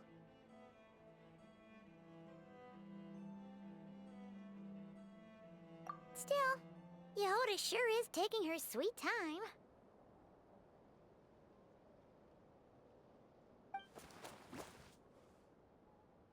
Hmm?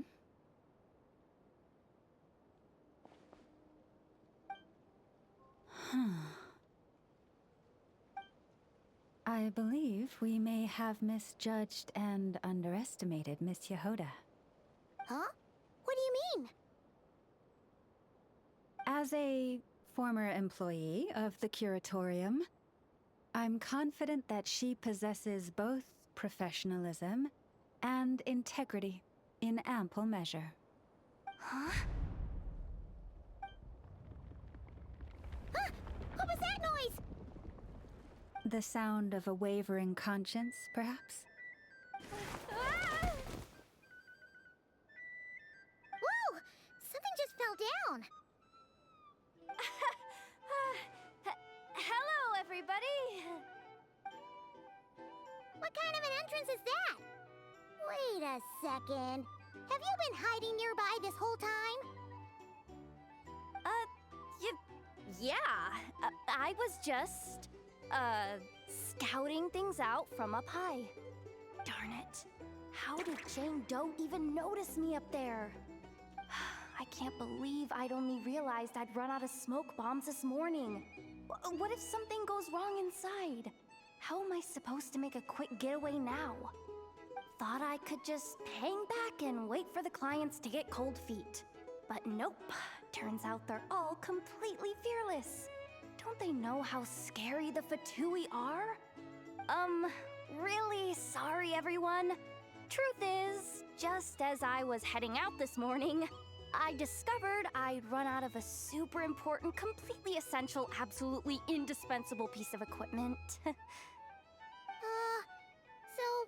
what are we gonna do?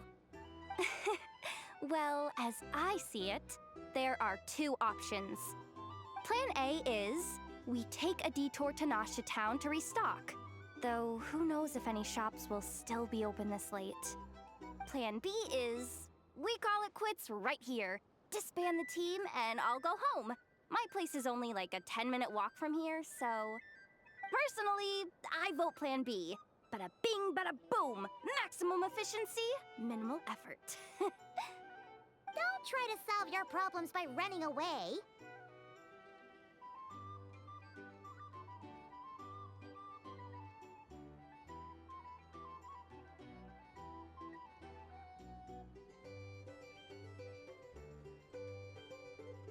Not a fan of either?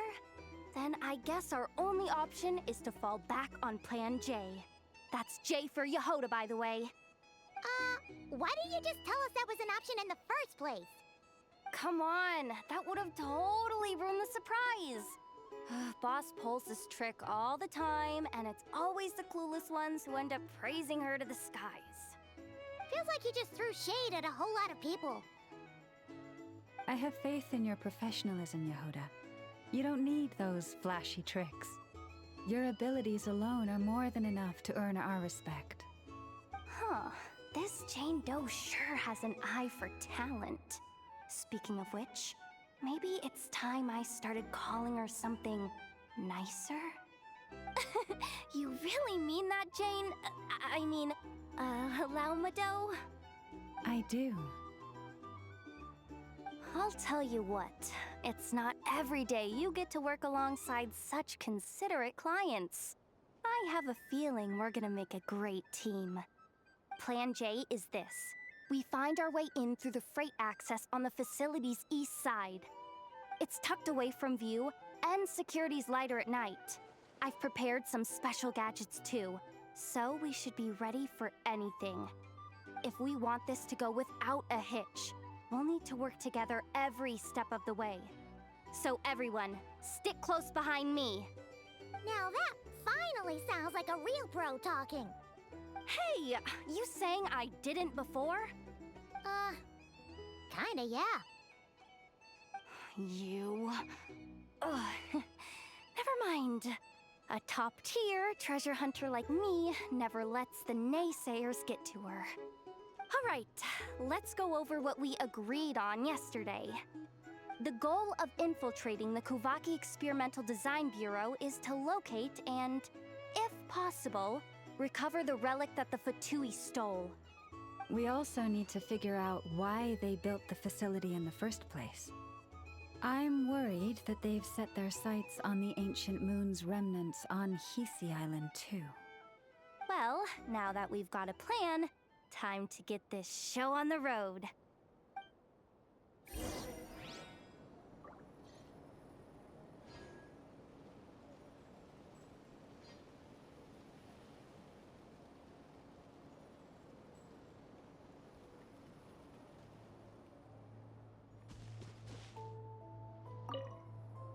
Everyone ready? Yeah? All right then.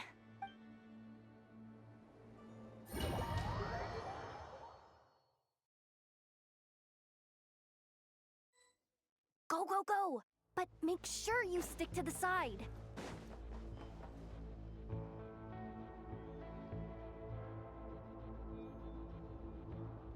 Just as I thought. There's a gate controlling access from the outside. Good thing I brought this keycard, huh? Well, technically I stole it. But no need to tell them that, right? Blame that chump who thought it was a good idea to get wasted at the flagship during work hours.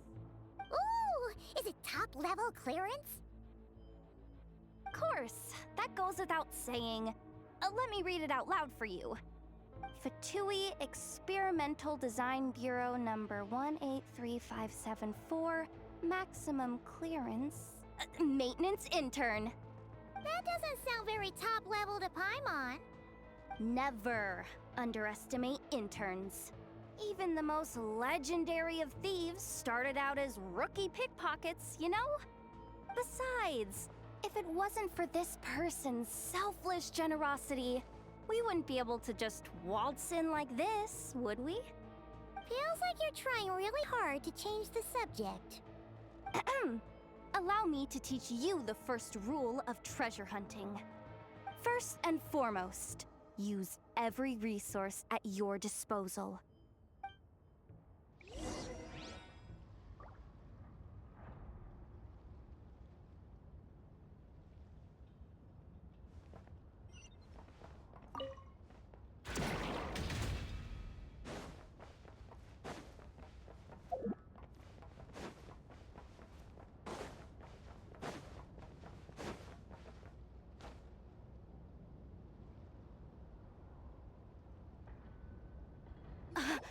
I get it now. It's like a pair of light bulbs just lit up in my head.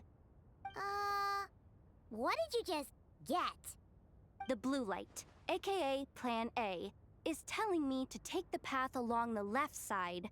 It'll be a lot stealthier, but that might mean a bit of a detour.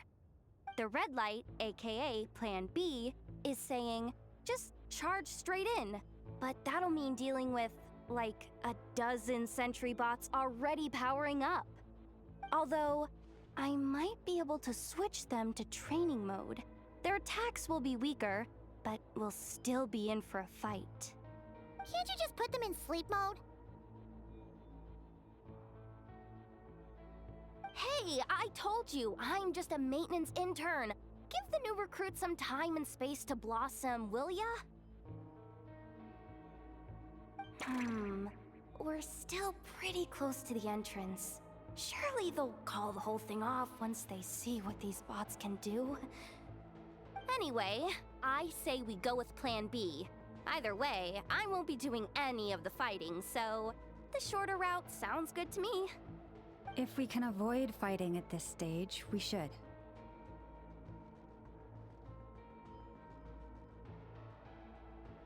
Plan J is to call it a night so we can all make it back to bed before sunrise. After all, the deeper we go, the more dangerous this is gonna get. So we might as well give up while we still can.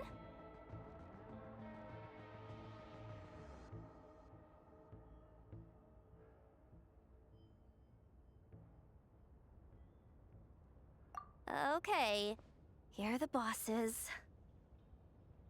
Just don't forget, whatever you do, don't let those recon bots spot you. Let's see. No kidding. Anefa told me about something like this before. I can't believe that dumb robot actually helped me out for once.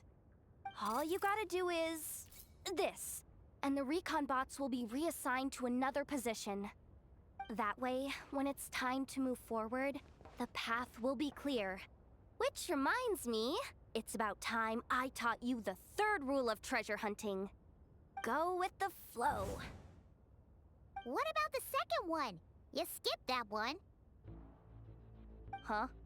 Did I? Oh geez, must have gotten them muddled again. I mean, the second rule is exactly the same as the first. Guess that's what you meant by going with the flow, huh?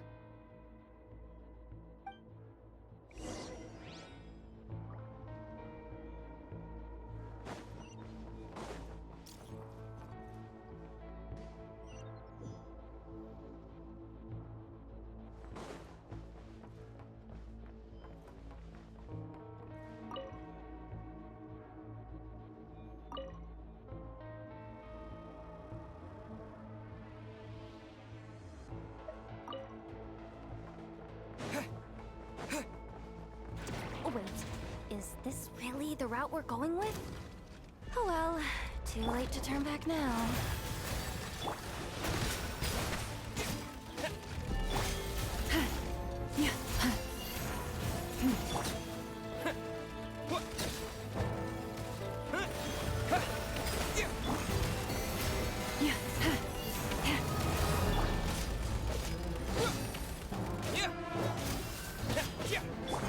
With one heart, we pray.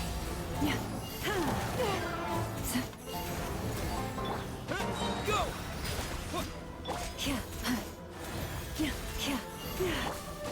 Yeah!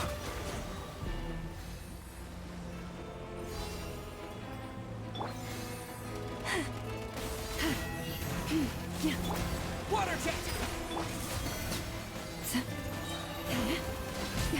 A grave transcript by the frost moon of old.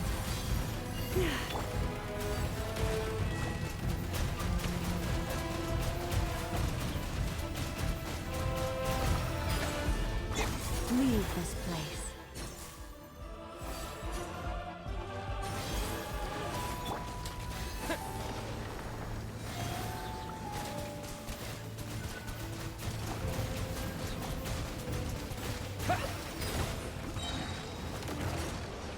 Bombs away! For the everlasting forest. Forest, protect.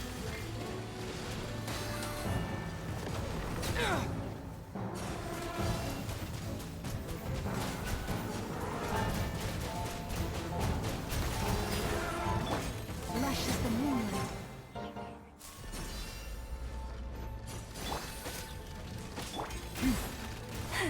Stay your hand.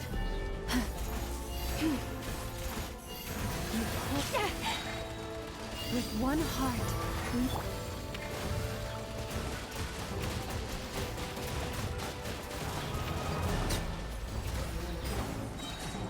Wipe out!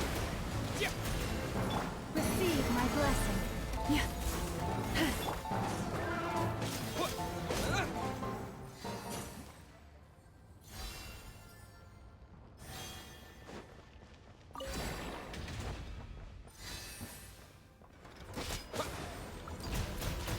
Water jet! Lush as the moon, by the frost moon of old.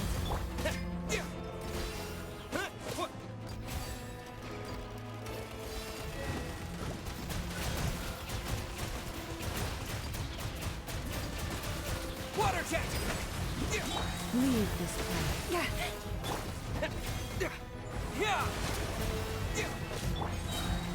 For the everlasting forest.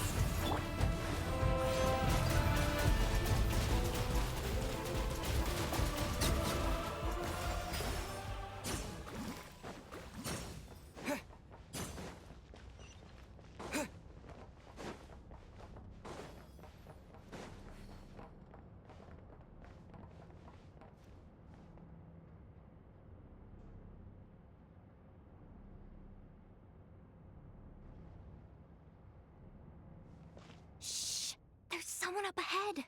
Has the lockdown been initiated? Move it, soldier! The cargo has already been transferred. The lockdown procedure is complete, Commander. That sector is now fully sealed.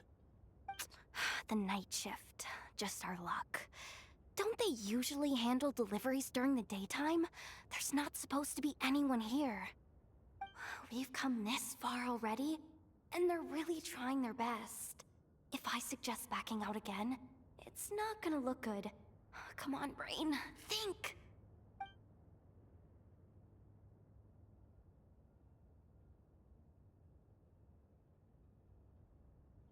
Got it! The freight shaft to the upper levels. We might have a shot there. Let me see. Huh? The recon bot in the middle's not responding? A double lock failsafe? We've been outfoxed. Stay calm. Stay calm. One step at a time. Let's just find a way across first.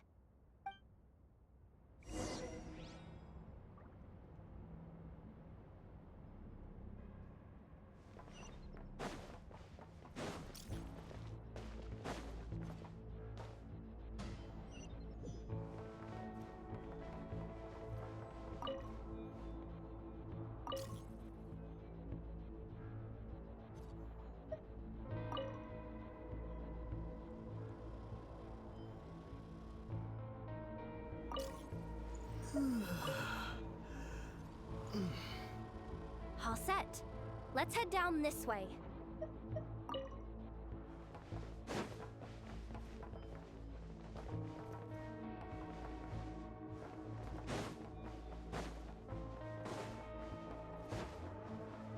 Hey! Another control terminal!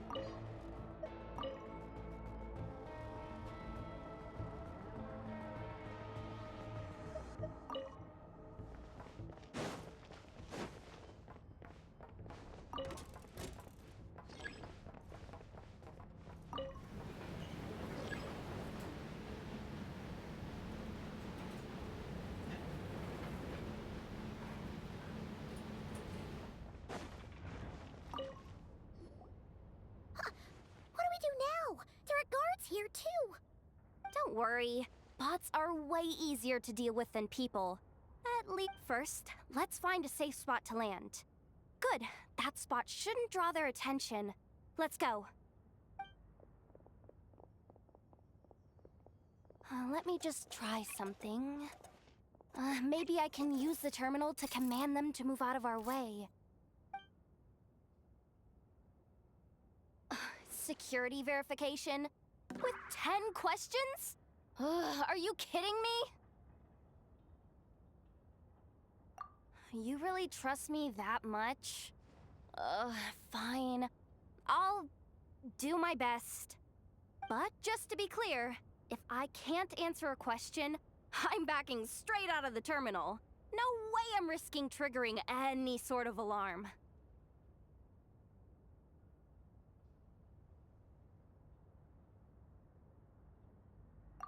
Come on, Yehoda. You can't give up now. Question 1. What is our motto? Oh, I know this one.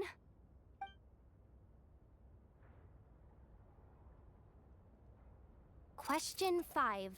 The name of the harbinger in charge of this facility. Let's go with, Sandrone. This one should be the Pale Star Edict. I've heard one of Boss's informants mention that before. Final question. Enter employee ID. And it's timed? Okay. 183574. Confirm. I actually got them all right? Oh, what a miracle.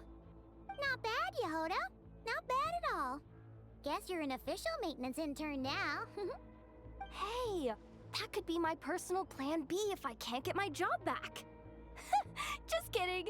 The Fatui are awful. The bots have taken the command.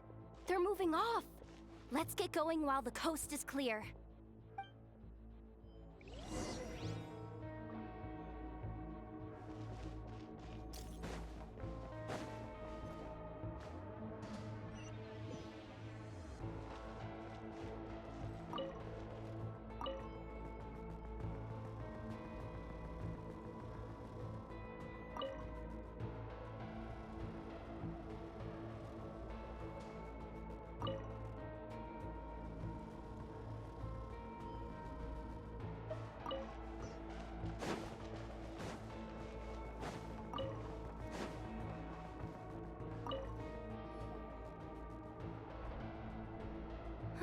Didn't think they'd even cut off the supply of Kuvaki. They're being really cautious.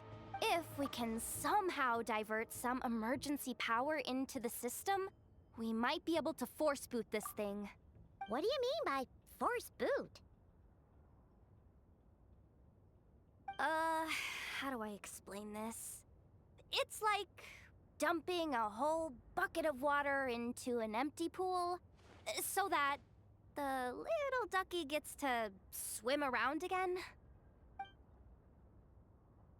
You should probably just ask Aino instead. So, we just need to find that bucket of water, right? Paimon thought your explanation was great. Kinda adorable. In a childish sort of way. Hey, you could have just skipped that last part. Here, bucket, bucket, bucket. Where are you hiding? Judging from the concentration of Kuvaki, over there. Wow, you can sense that, Laumado? That's incredible.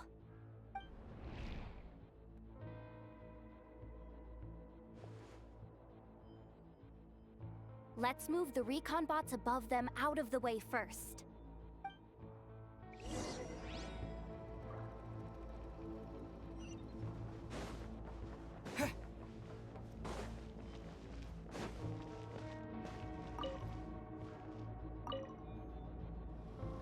All right, that should keep the alarm from going off.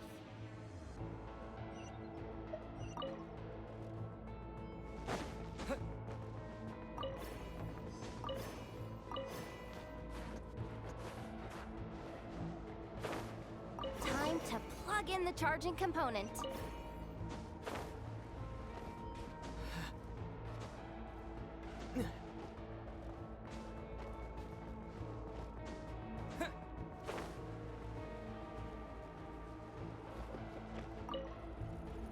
Up and running at last.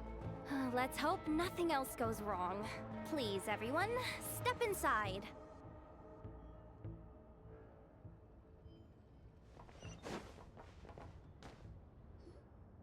Oh, it's so dark in here. Well, it is a cargo crate after all. No point in being picky about lighting at this point. Ah! Something sharp and pointy just poked me in the back! Sorry. That was probably just my antlers. It's pretty cramped in here, so I had to crouch down. Oh, having antlers must be inconvenient at times like these. Ah! What's going on? Don't tell me something's gone wrong already. Looks like there was only enough juice in the emergency power supply to lift us this far up. Ugh. Awkward. Am I gonna get docked for this? Based on the boss's policy of docking pay for every screw-up, No, wait a sec. I've already been fired. Doesn't look like it's moving again anytime soon. I think we can get through if we follow the ventilation duct along the outer wall. The entrance has gotta be somewhere. Don't worry, this was totally part of the plan.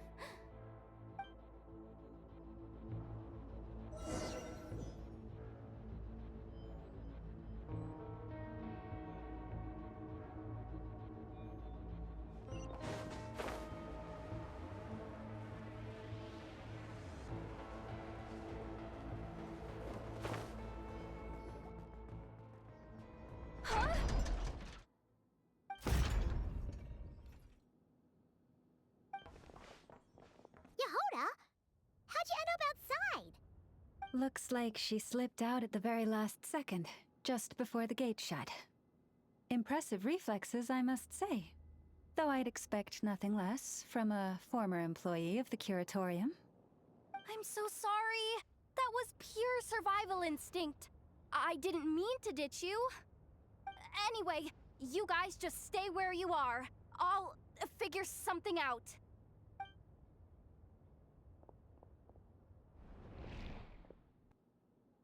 Hey, there's a terminal nearby. Hang tight! Can you hear me now?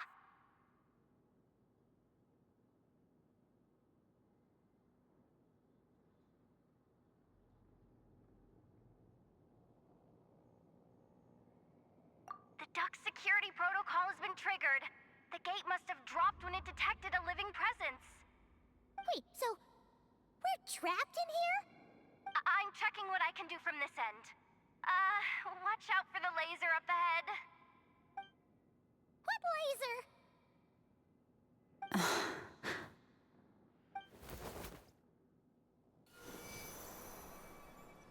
Oh, we see it now. Good thing we didn't move.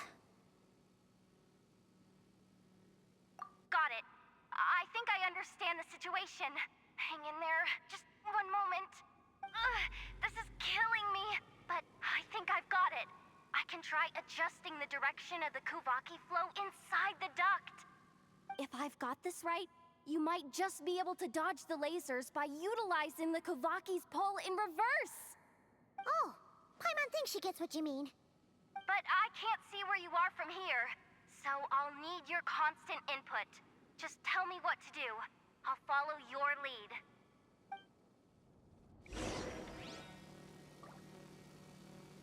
Okay.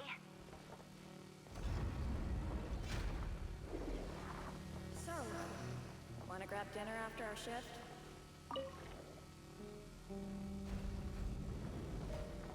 How about the flagship? Too far. And besides, we're not exactly in with the locals.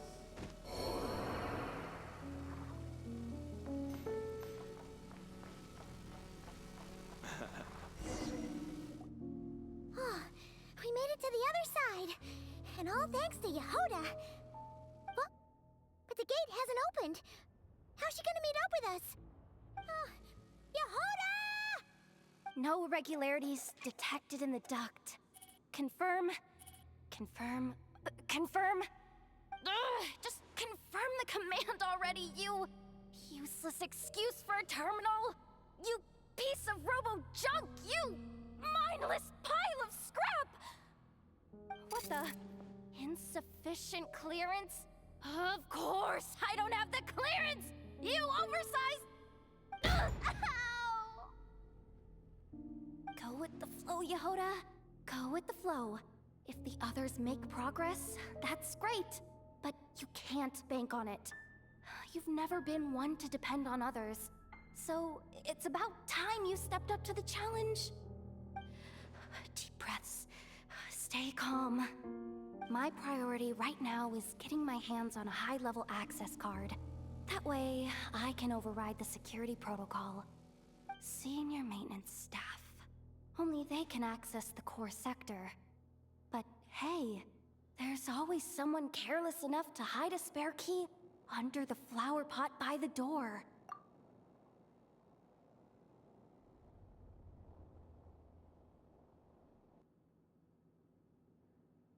Which means there's a good chance there's a duplicate lying around somewhere in the control room.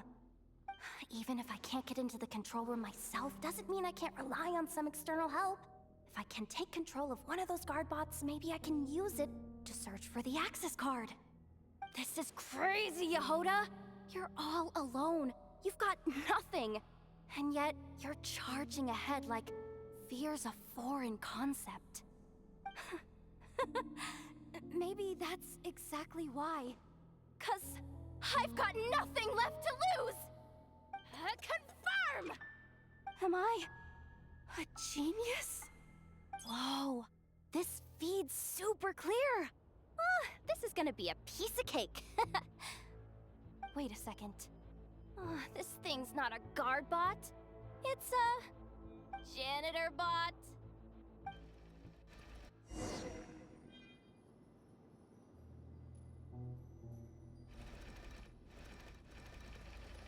You think Marionette even knows what we do down here? She seems to spend all day either holed up in a lab or out doing the rounds. It's still a mess over there. Go clean it up. Why? Planning to skim a little off the top? No, nothing like that. Just wondering if anyone would actually notice if we didn't show up from time to time.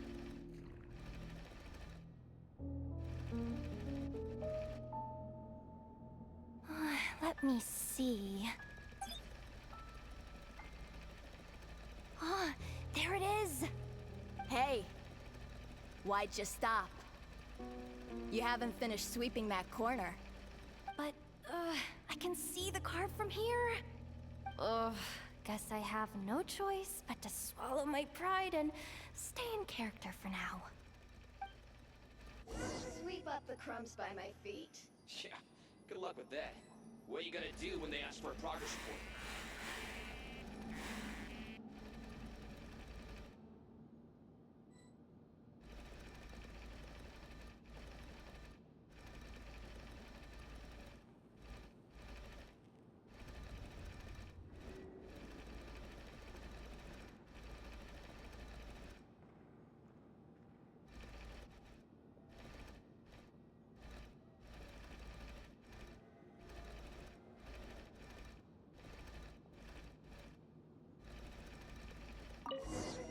There's coffee stains at the bottom of the steps.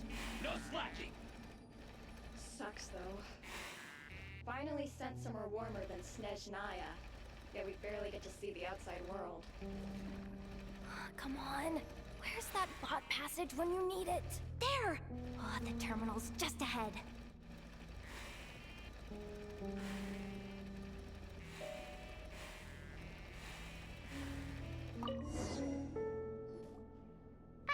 Will Yehoda be okay? Paimon! She said she'd use every resource at her disposal, so let's have some faith in her abilities. Besides, when it comes to surviving in Nodcry, she probably knows more than any of us. So, they really do believe in me. But how long are we gonna have to stay here? Paimon doesn't want to get caught by the Fatui either. Does Paimon mean the two Fatui in that room? Let me see if there's a way to distract them. Wait, did you hear that?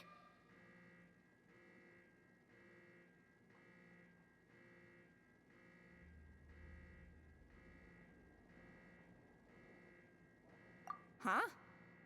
The alarm? What's going on? Let's go check it out.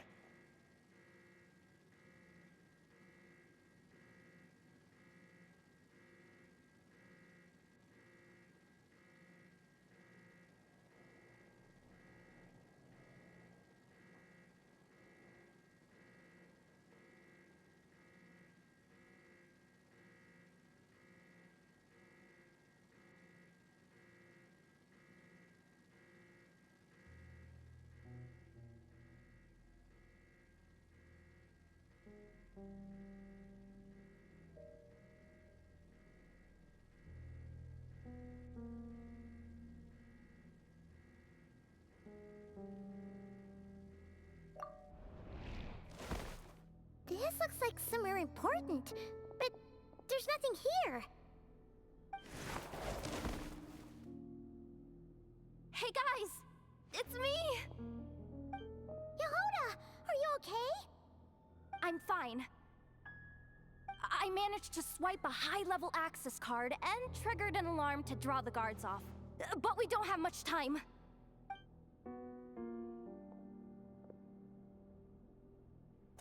All right, looks like we can control the elevator. Come on, hop in. Let's take it further down.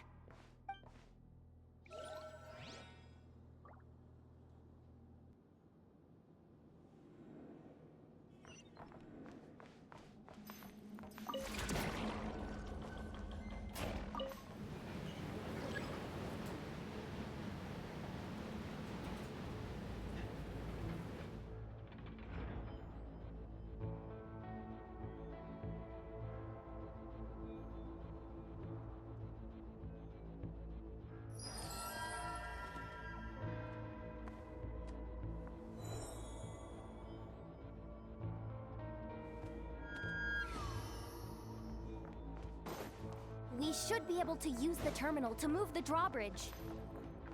Here's the access card. I'll keep watch while you handle the controls.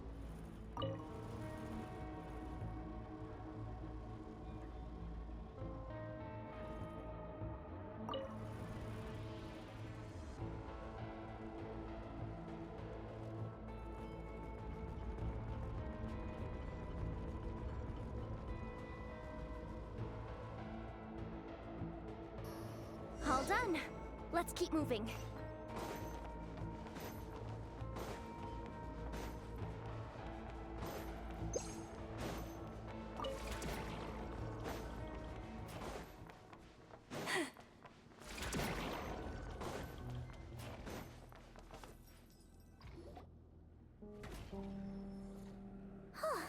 There's no one here! That's good news for us. Let's head inside. Looks like a rest area for the Fatui's Oprishniki. Huh? The terminal's still on? Huh.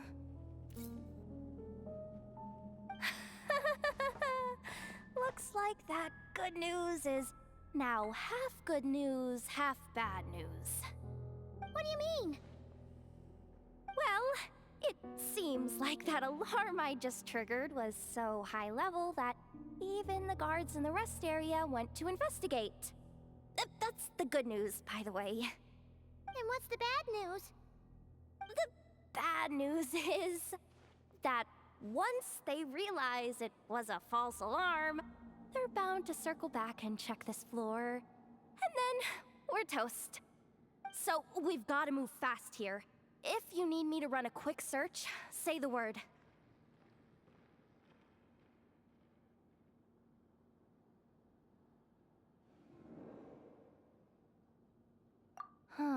Analysis of Kuvaki extracted from the moon marrow suggests that its energy core bears some close relation to the power of the former Three Moon Sisters. It is suspected that there is a link between the Frost Moon Scion's hidden relic and the shattered remnants of the Eternal Moon. Come on, none of this is important right now. Just tell us where you hid the darn thing. Access denied. You do not have permission to view this data? Even with a high-level access card? Who does have permission then?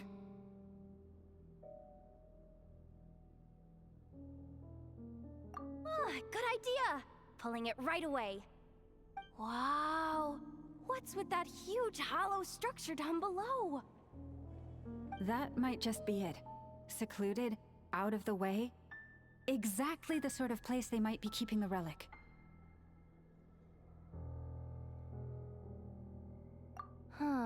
Analysis of It is suspected that there is a link between the Frost Moon Scion's hidden relic. Come on, none of this is important right now. Just tell us where you hid the darn thing. Access denied. You do not have permission to view this data? Even with a high-level access card? Who does have permission then?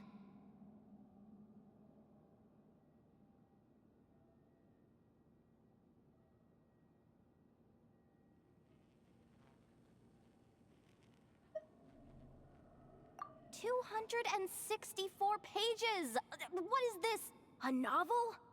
Can we just skip to the end? I'm flipping through it as we speak. Kuvaki, a weapon. Huh.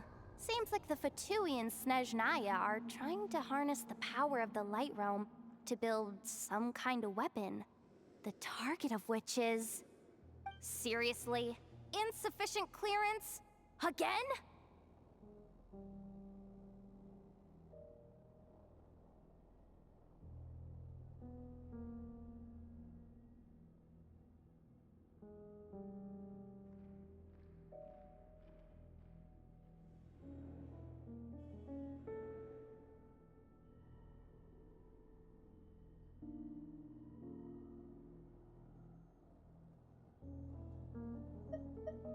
Looks like that's about all our current clearance gives us access to.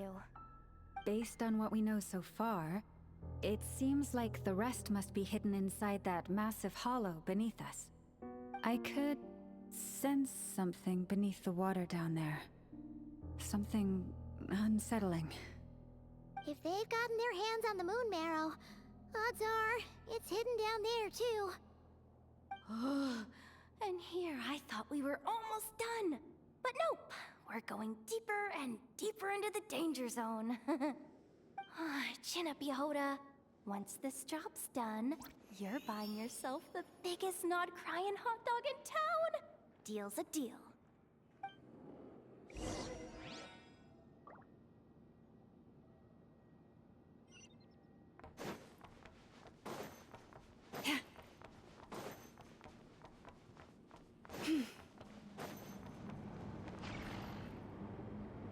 Watch out for that defense bot!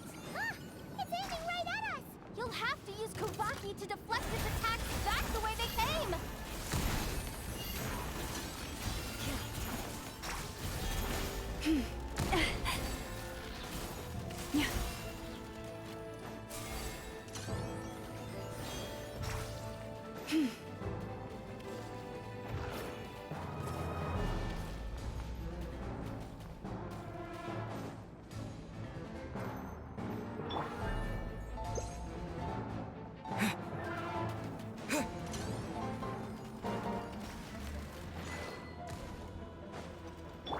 Leave this one.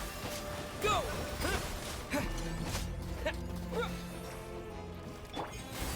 With one heart, we pray.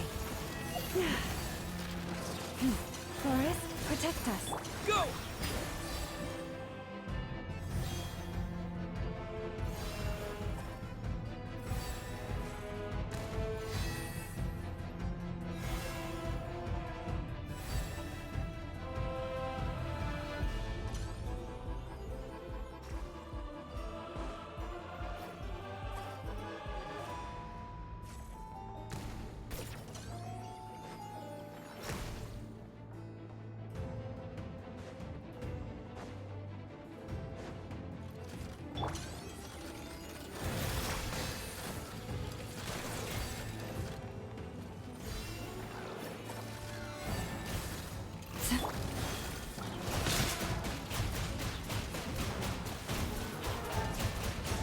Water jet! Ah! Its attacks are getting faster! Almost there. We're almost there.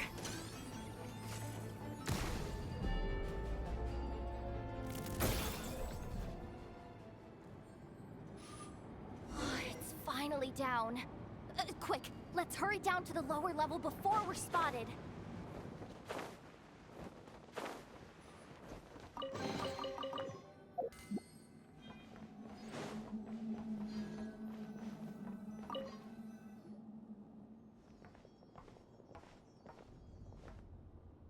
That switch looks suspiciously obvious. No way I'm pulling that. But you guys, go ahead. Hey, you spotted it first. Shouldn't you be the one to pull it? Not a chance. I'm just the guide, remember? At most, I'll help you look for an escape route. They don't seriously think pulling this thing's gonna lead to treasure, do they? I'd be amazed if it doesn't set off an alarm. Besides, I didn't even bring my smoke bombs. Which reminds me of the actual...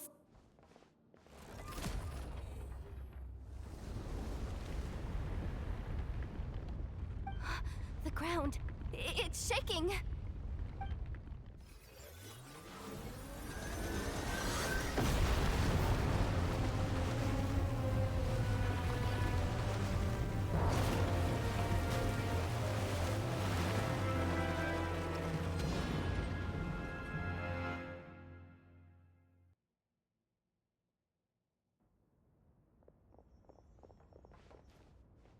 Wait, did the...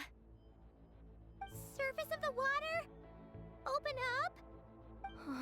This is bad. This is really bad. I'm getting put on the Fatui's blacklist for sure. Don't worry, Yehoda. You've helped us so much. If they try anything, we'll protect you. Aww. Come on, I was just kidding. I'm tough, okay? Just haven't had the chance to show off my fighting skills yet. Me, afraid of the Fatui? Ugh, not a chance. I suspect the relic is hidden down below. Yehoda, your commission ends here. I am truly grateful for everything you've done for us. You don't need to put yourself in any further danger. I'm coming with you. This has nothing to do with the commission, or the danger, or whatever. This has already gotten way out of hand, so I'm coming too. End of story. Ah, she's blushing. Hey! Zip it! Why'd you keep staring?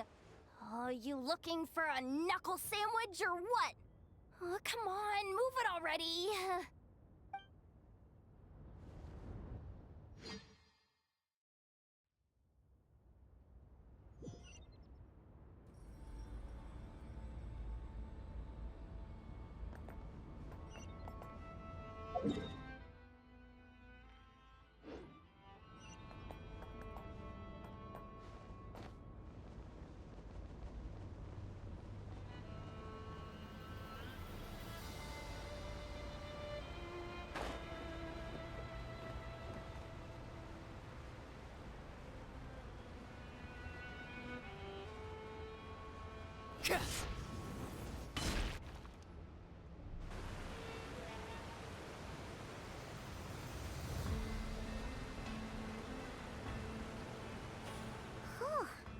It's really deep down here.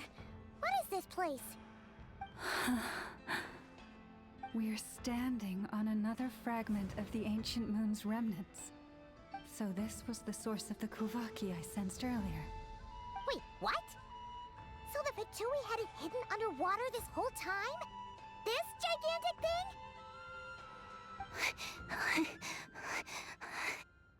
Yehoda, you've been kind of quiet since we got down here. What? Me? Have I? It's nothing. Really. We're doomed. How are we even supposed to get back up from here? Oh, my grappling hook's not nearly long enough. And if someone spots us here after all that commotion, we'll be sitting ducks!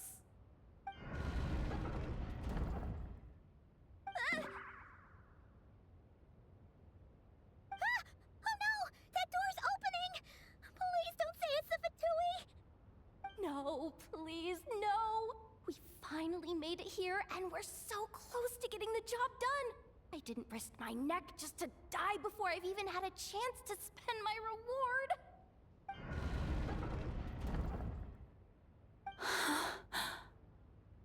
What happened? Why did the underwater barrier open? How could this be? Huh? Lauma? And... you guys... Wilhelmina? What's going on here? Looks like... there's no point trying to hide it anymore. What are you talking about? I thought you might come, but I didn't expect to see you here so soon. Forget it. The Moon Marrow isn't here. You joined the Fatui? Yes. When? The day I could no longer bear to live a lie. At first, the Fatui wouldn't accept me. But then, one of their harbingers noticed me and said she'd give me a chance.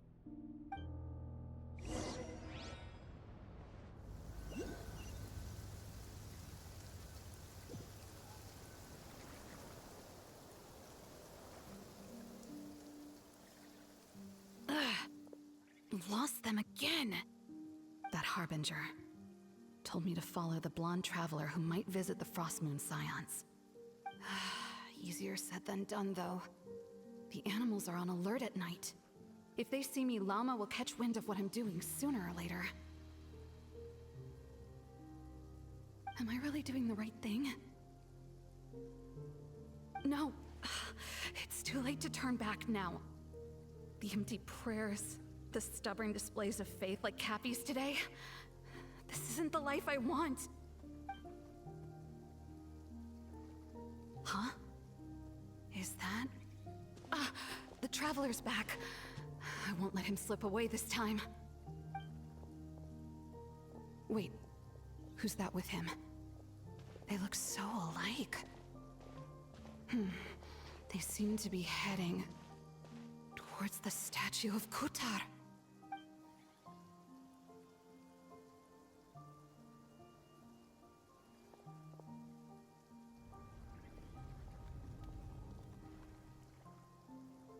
They've opened the secret chamber? But wasn't it meant to be sealed?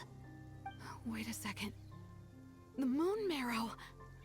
Surely they're not after the Moon Marrow. I'd better go report this straight to... Hold on. If they do actually make it to the final room, then maybe I'll be able to get my hands on the relic. The one thing the Fatui have been after this whole time. If someone's going to take it, it might as well be me. This could be my ticket to joining them.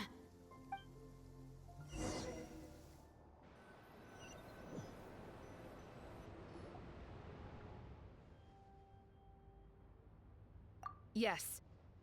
And in your final moment of hesitation, I took the chance. And then you gave it to the Fatui? But when we talked to you before, you seemed so genuinely worried about Lauma. Because I thought she was as fed up with the Frostmoon Scions as I was. We grew up together, Llama. I know you were chosen to be the next Moon Chanter when you were just a child. They never gave you a choice in that. I saw the look in your eyes when you were treating that child. That sense of helplessness. Surely you too must see that this blind, inherited faith of ours is simply holding us back. If our prayers are never answered, then why keep praying? Do they really deserve all of your devotion? Or are you trapped by the responsibilities they imposed on you? So those are your reasons for wanting to leave the Frostmoon Scions? Isn't that reason enough? When we pray to the moon, we do so to show our gratitude for the life it granted us long ago. It reminds us to strive for something higher within ourselves. But I know that's not what you want to hear. You're right, Philomena. I have indeed kept secrets from you.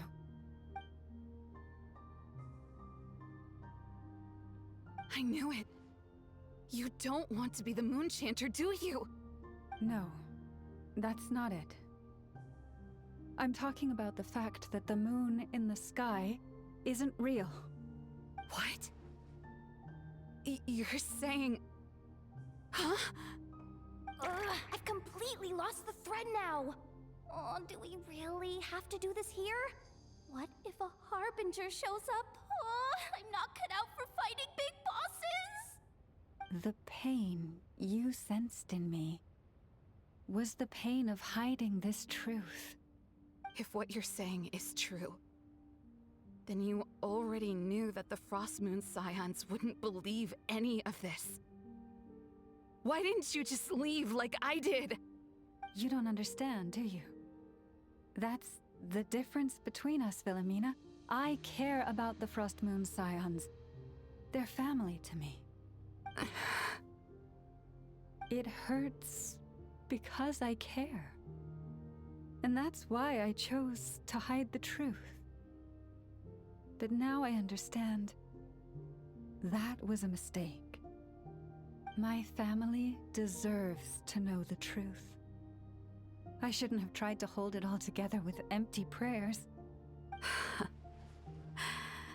Are you trying to say that I only ever cared about myself?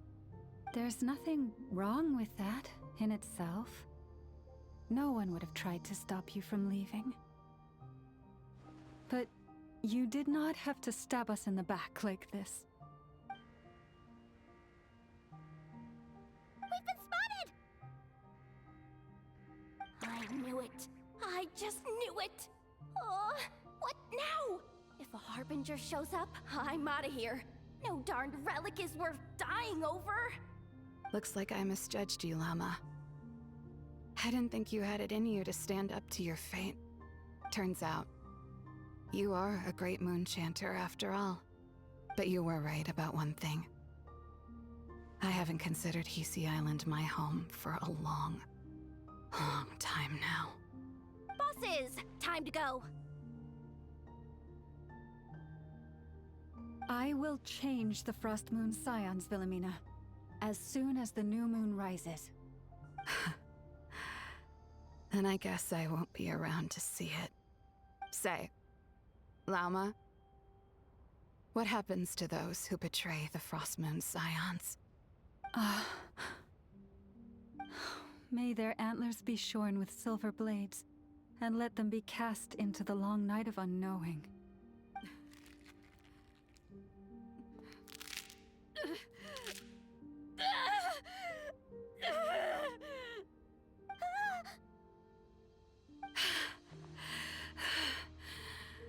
I have honored the ways of the Frost Moon Scions one last time. Think of it as a gesture of respect, Llama. There they are! Grandma? Marionette has the Moon Marrow. She went to Star Sand Shoal. Don't flatter yourself now. I'm not trying to atone. I just don't believe you'll actually be able to change them.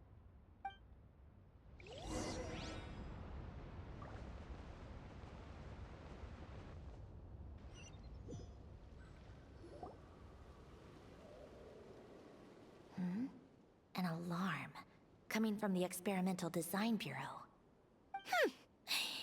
Interesting. Hey, wrap things up and get yourselves ready. Looks like we might be having some guests. Yes, milady. Perfect timing.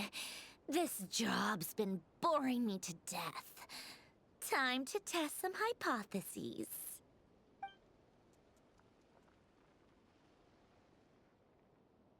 Bosses! I mean, esteemed clients. I mean, generous benefactors. Wait up! Come on! Sure you don't want to consider heading home first and coming back another day? Nasha Town's that way. You are aware that this is the way too. A little ahead of schedule, aren't you? Oh no, it really is a Harbinger this time. Marionette. So you are here after all. Hand over that relic right now. It belongs to the Frost Moon Scions. You mean that thing your antlered turncoat brought us? I have never much cared for trophies given up without a fight. But watching you tear each other apart over it? Priceless. I'm not in the mood for warnings today. Ooh, how frightening. Had I a Trimble function, I'd have rattled off at least a dozen screws by now. Or perhaps I've just set my sense of humor parameter too high. Were you trying to be funny just now? You don't honestly believe you're a match for me, do you? Go on then. Let's serve our guests a little appetizer.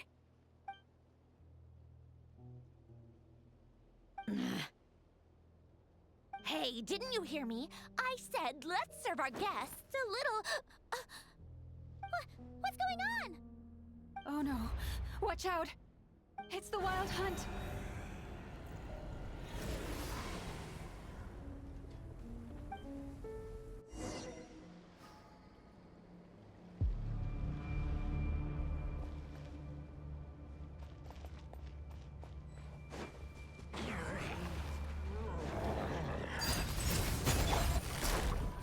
Gotcha. Get to work.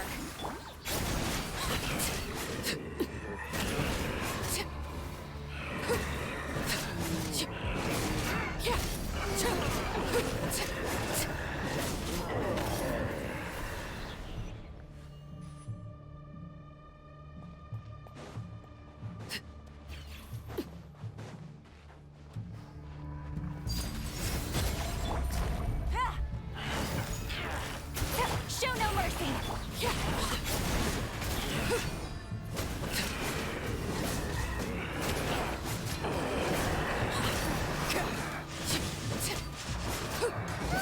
These things just keep coming! Isn't there anything we can do? Transfix. Busted. Get to work.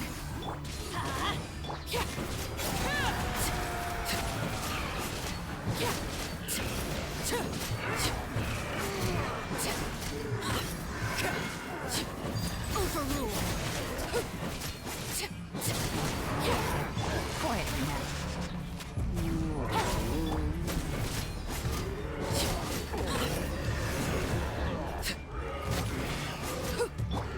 Let's light it up.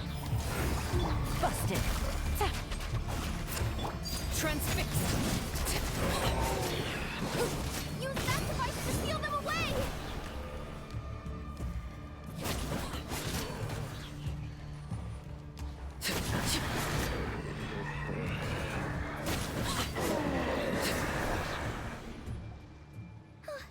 Is that it? At least that's what the Lightkeeper's handbook says. Careful. It's not over yet.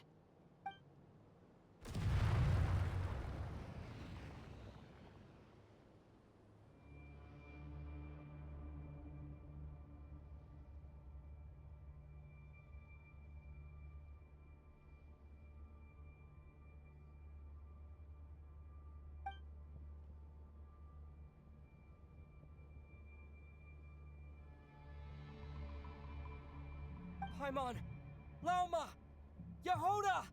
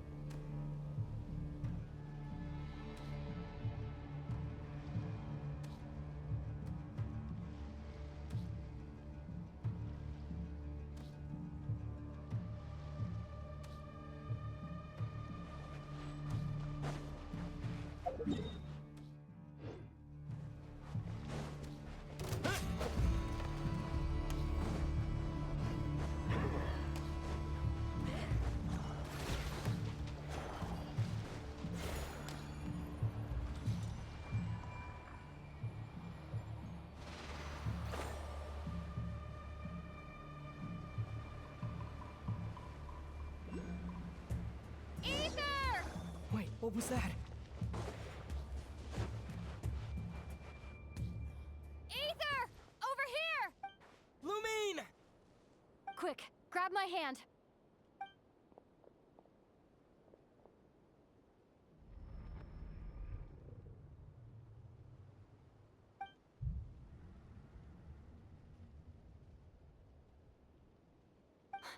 Ether?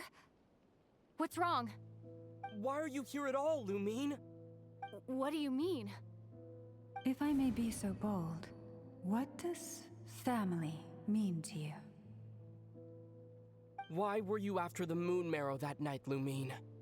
Among those who entered the final chamber, there was either someone with impure intent, or else an abyssal presence.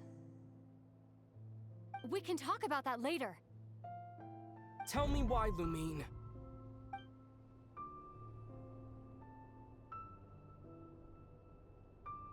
You know, this is only the second time we fought together since the day we both woke up in Teyvat. No. Ether?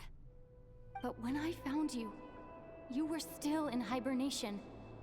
Even the key to the chamber was still secure on your person.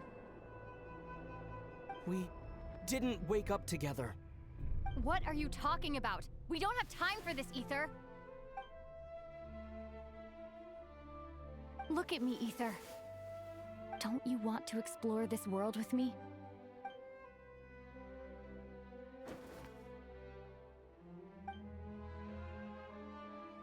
You think I'd lie to my big bro?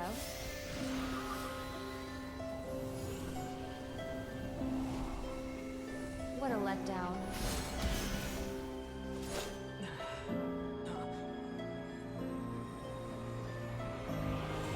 Go get it for me, Ether.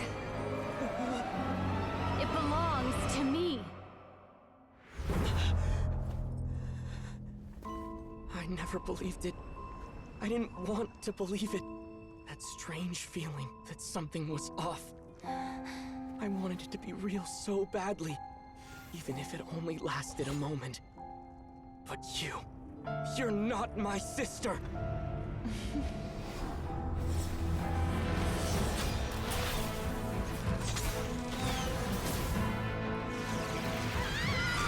Moon goddess, please save us! Why is this happening to us?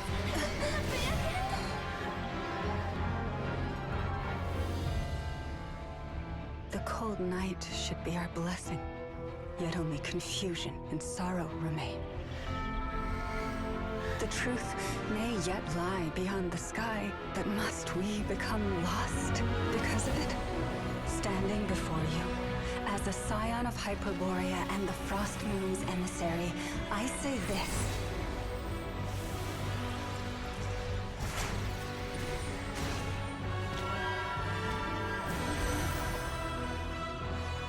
Should the false sky above dim the light of the moon, then from silver blood that flows as rivers, let us weave moonlight anew.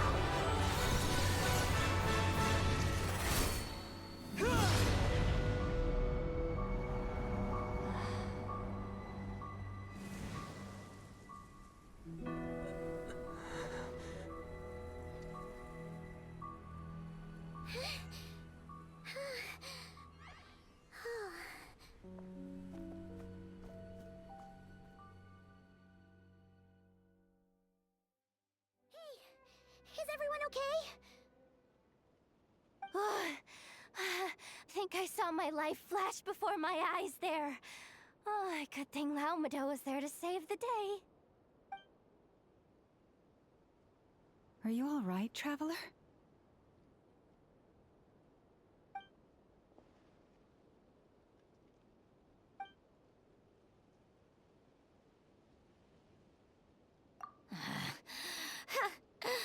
Well, that took you long enough. Seriously, how many of you are there? Pathetic. Oh no. Oh, I spoke too soon. Totally forgot we still have a Harbinger to deal with.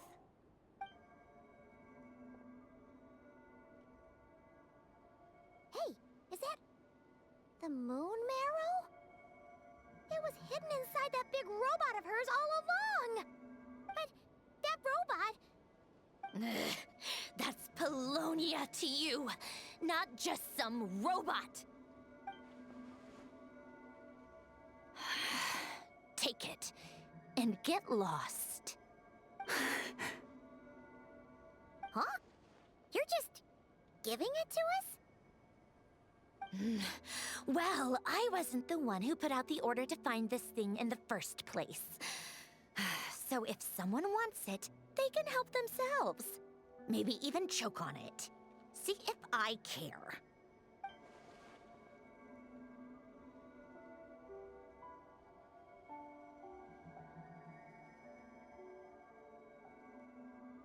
So, are you waiting for me to change my mind or what? I'd be more than happy to pick up where we just left off. But I should warn you, I'm in a bad mood right now. Let's go.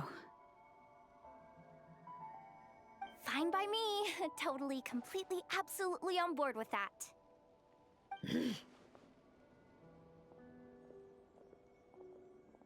It's finally over. If that doesn't make the most thrilling commission of the year, I don't know what will. Looks like the Fatui are all gone now.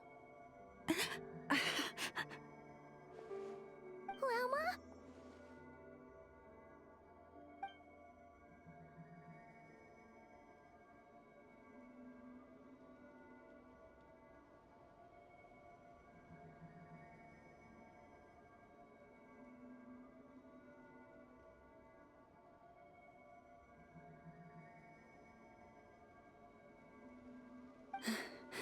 I'm all right.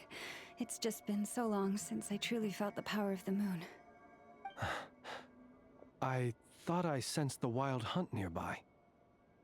Don't tell me you've already taken care of it. Hey, it's Flynn's! Hey, he's that Ratnik. Unless I am mistaken, you are the Moonchanter of the Frost Moon Scions, are you not? May I ask, what is that in your hand? Please, don't get me wrong. I've been tracking the wild hunt lately, and I've come to suspect that its actions aren't as aimless as they might seem. When I saw what you were holding, I could not help but start connecting the dots.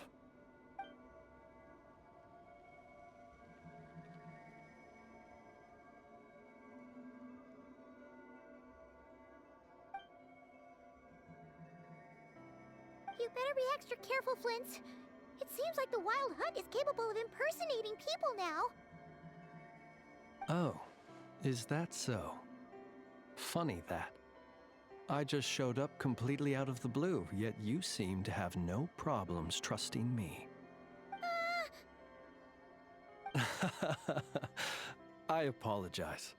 I shouldn't be making jokes like that right now. Anyway, I understand. Thank you for the tip-off. It seems that the Wild Hunt has somehow changed in nature. I'll have to report this to HQ right away. For now, let us part ways here.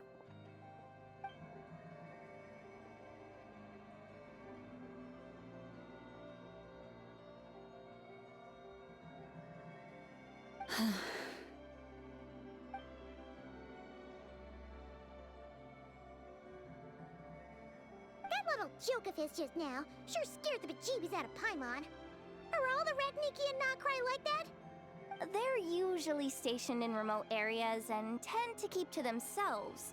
So, it's not surprising they end up a little eccentric. No, he's different. Really? How so? The animals.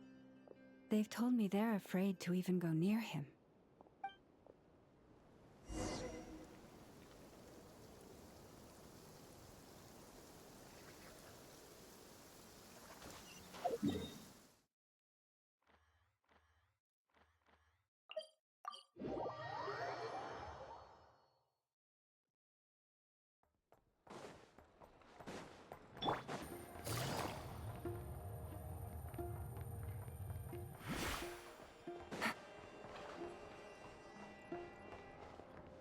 New letter from an informant. Looks like the situation has changed again.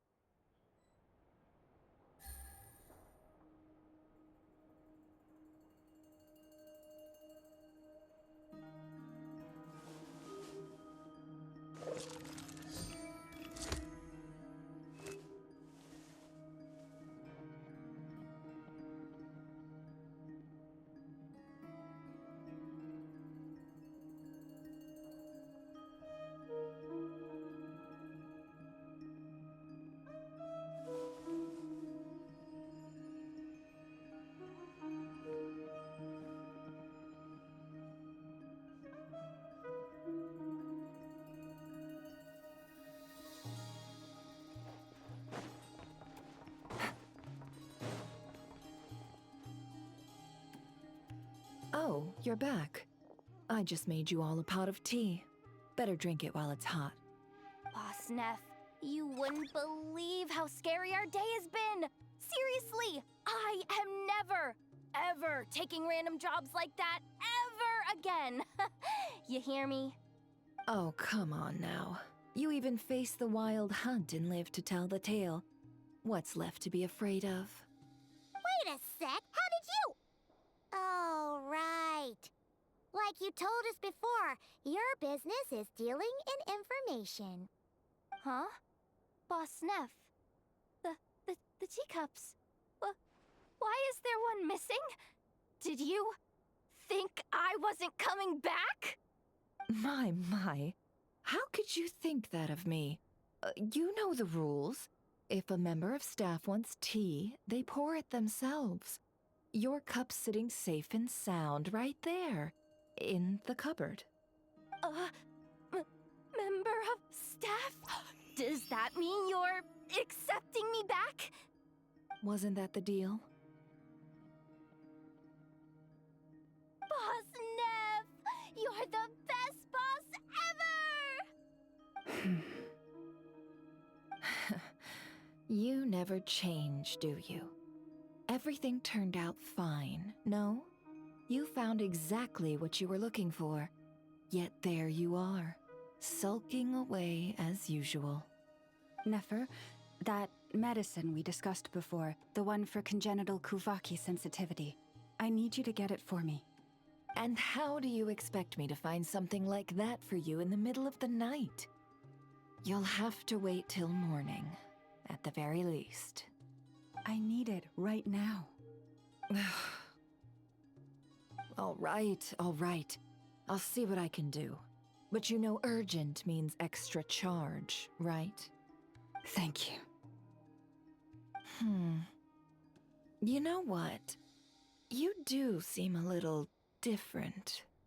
In a good way? Or a bad way? Who can say? I'll take it either way, so long as you don't start making a habit of asking me for ridiculous favors.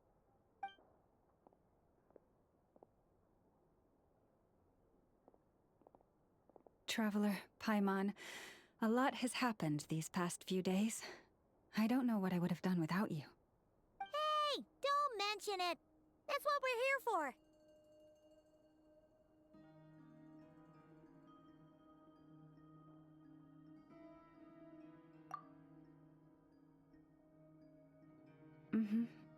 You're right.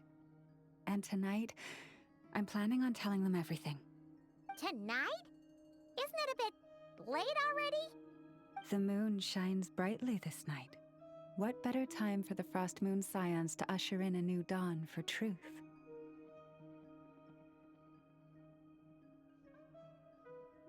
Thank you for your kind words. But before I do, there's one more thing we need to deal with. Oh yeah! Now that we have the moon marrow... You'll have to forgive me. I used too much of my strength in the battle earlier. I fear I won't be able to help you uncover the truth of the past. Not right away, at least. That's fine. We're gonna be in Notcry for a while anyway, so there's no rush, right?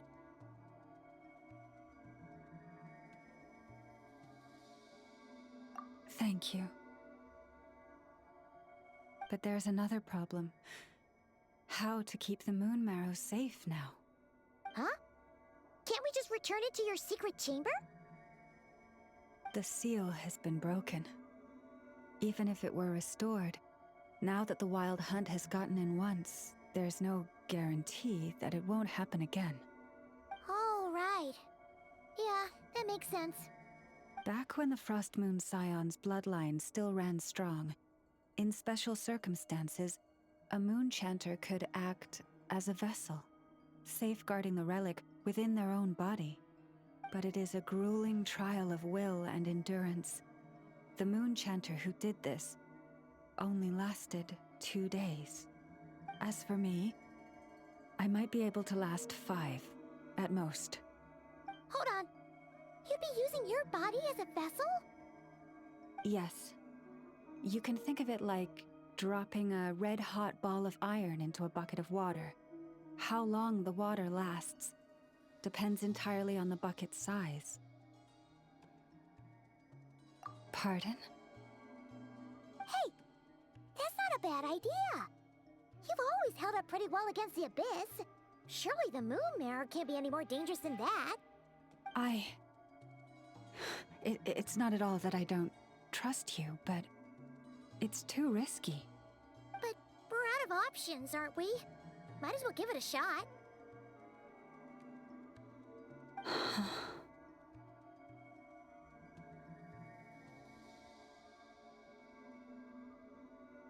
All right. Well, I'll be right by your side. If anything feels off, please tell me immediately.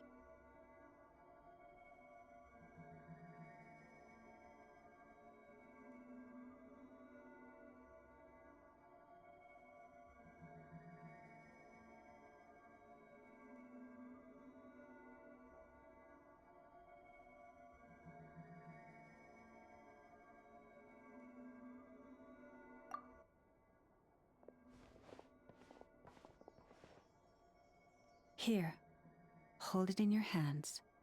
Feel its power. Imagine you're a lake, a cluster of stars. Let the moon become a part of you. Whoa! It went into your body! How is that? Are you feeling any discomfort?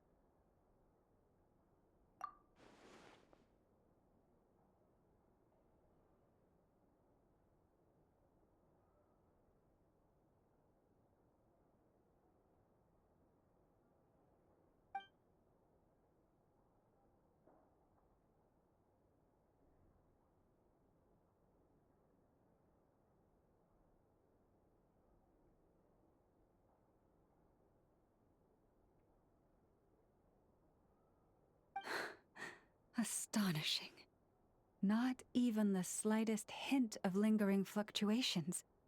It's as if all that power just sank to the bottom of the ocean. Well, looks like we won't have to worry about the wild hunt catching its scent now.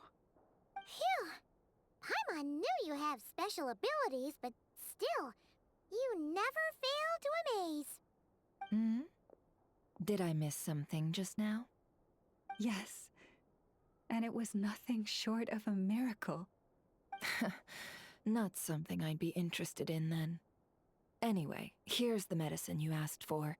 This is all I've got for today. I'll have someone send the rest over when we have it. Thank you, Nefer.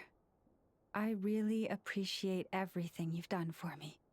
Please stop being so nauseatingly friendly. It's creeping me out. So, what exactly did you all go through during that wild hunt attack? I'd prefer to hear it straight from you.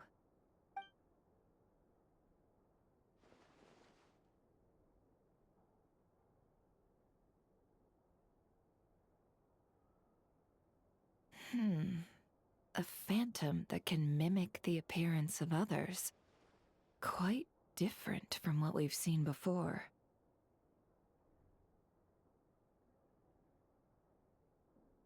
Yeah, and both times it appeared, its goal was pretty clear. It seems like it was after the moon marrow. And on both occasions, it was accompanied by the wild hunt, too. It appears there must be some close connection between the two. I must say, I don't often see you look this serious, Nefer. Too late in the day for thinking, that's all. We'll pick this up again later. You all feel free to keep chatting, though. Just don't forget to lock up when you leave. On that note, Traveler, please keep the moon marrow stored within your body for the time being. We'll take it back off your hands as soon as the wild hunt's been taken care of. Once and for all.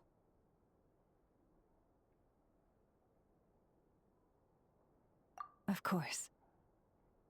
Anyway, if the two of you will excuse me, I'm heading back to Hisi Island now. It's time I came clean with the Frost Moon Scions. Hey, we're coming with you.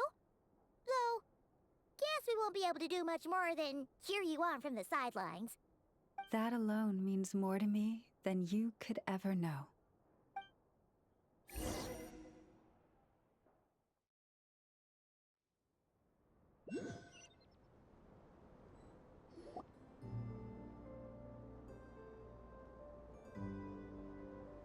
What's going on? I'm not sure. It seems like the Moon Chanter has something important to tell us. I heard the relic's already been retrieved. That's Our Lady Lauma, all right.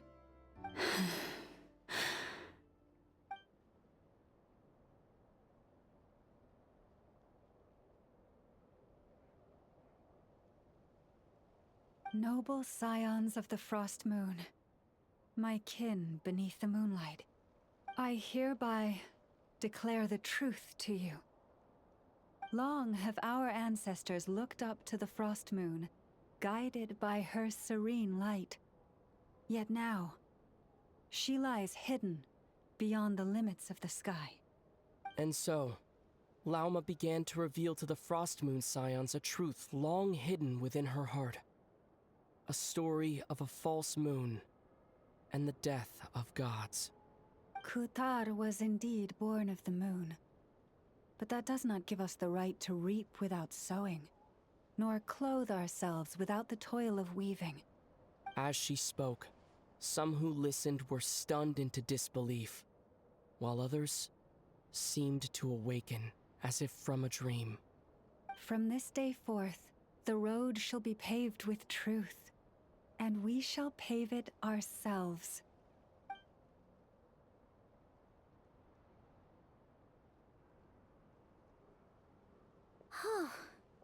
After everything Lauma said last night, Paimon wonders how everyone's adjusting.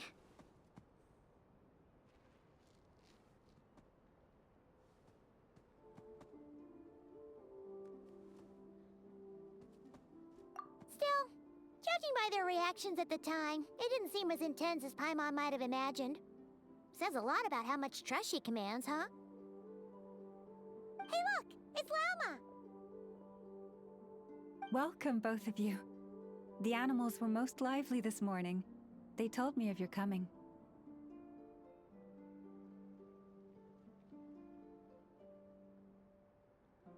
Nothing too dramatic happened, did it? No one took it so hard that they went on a binge-eating rampage and ended up cleaning up the whole pantry? Or something?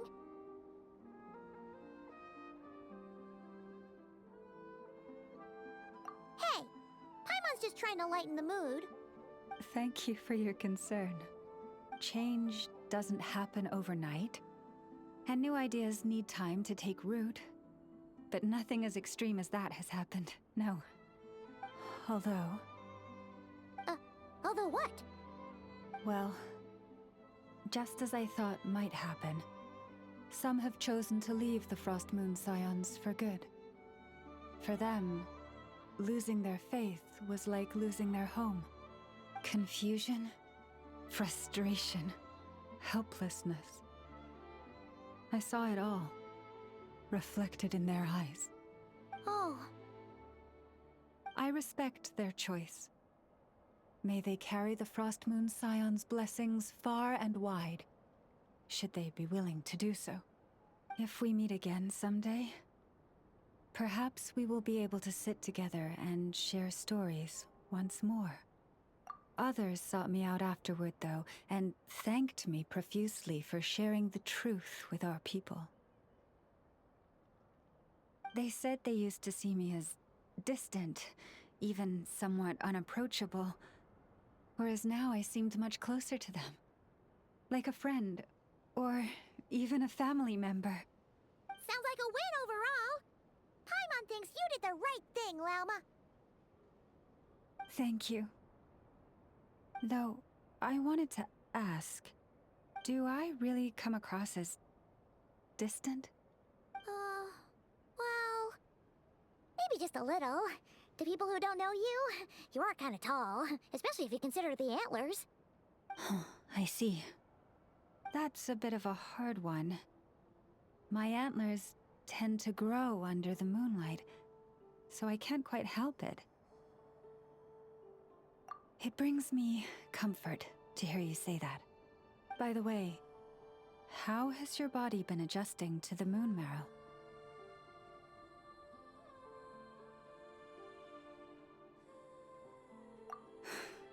I'm glad to hear it. I've also suggested to Nefer that we meet within the next few days.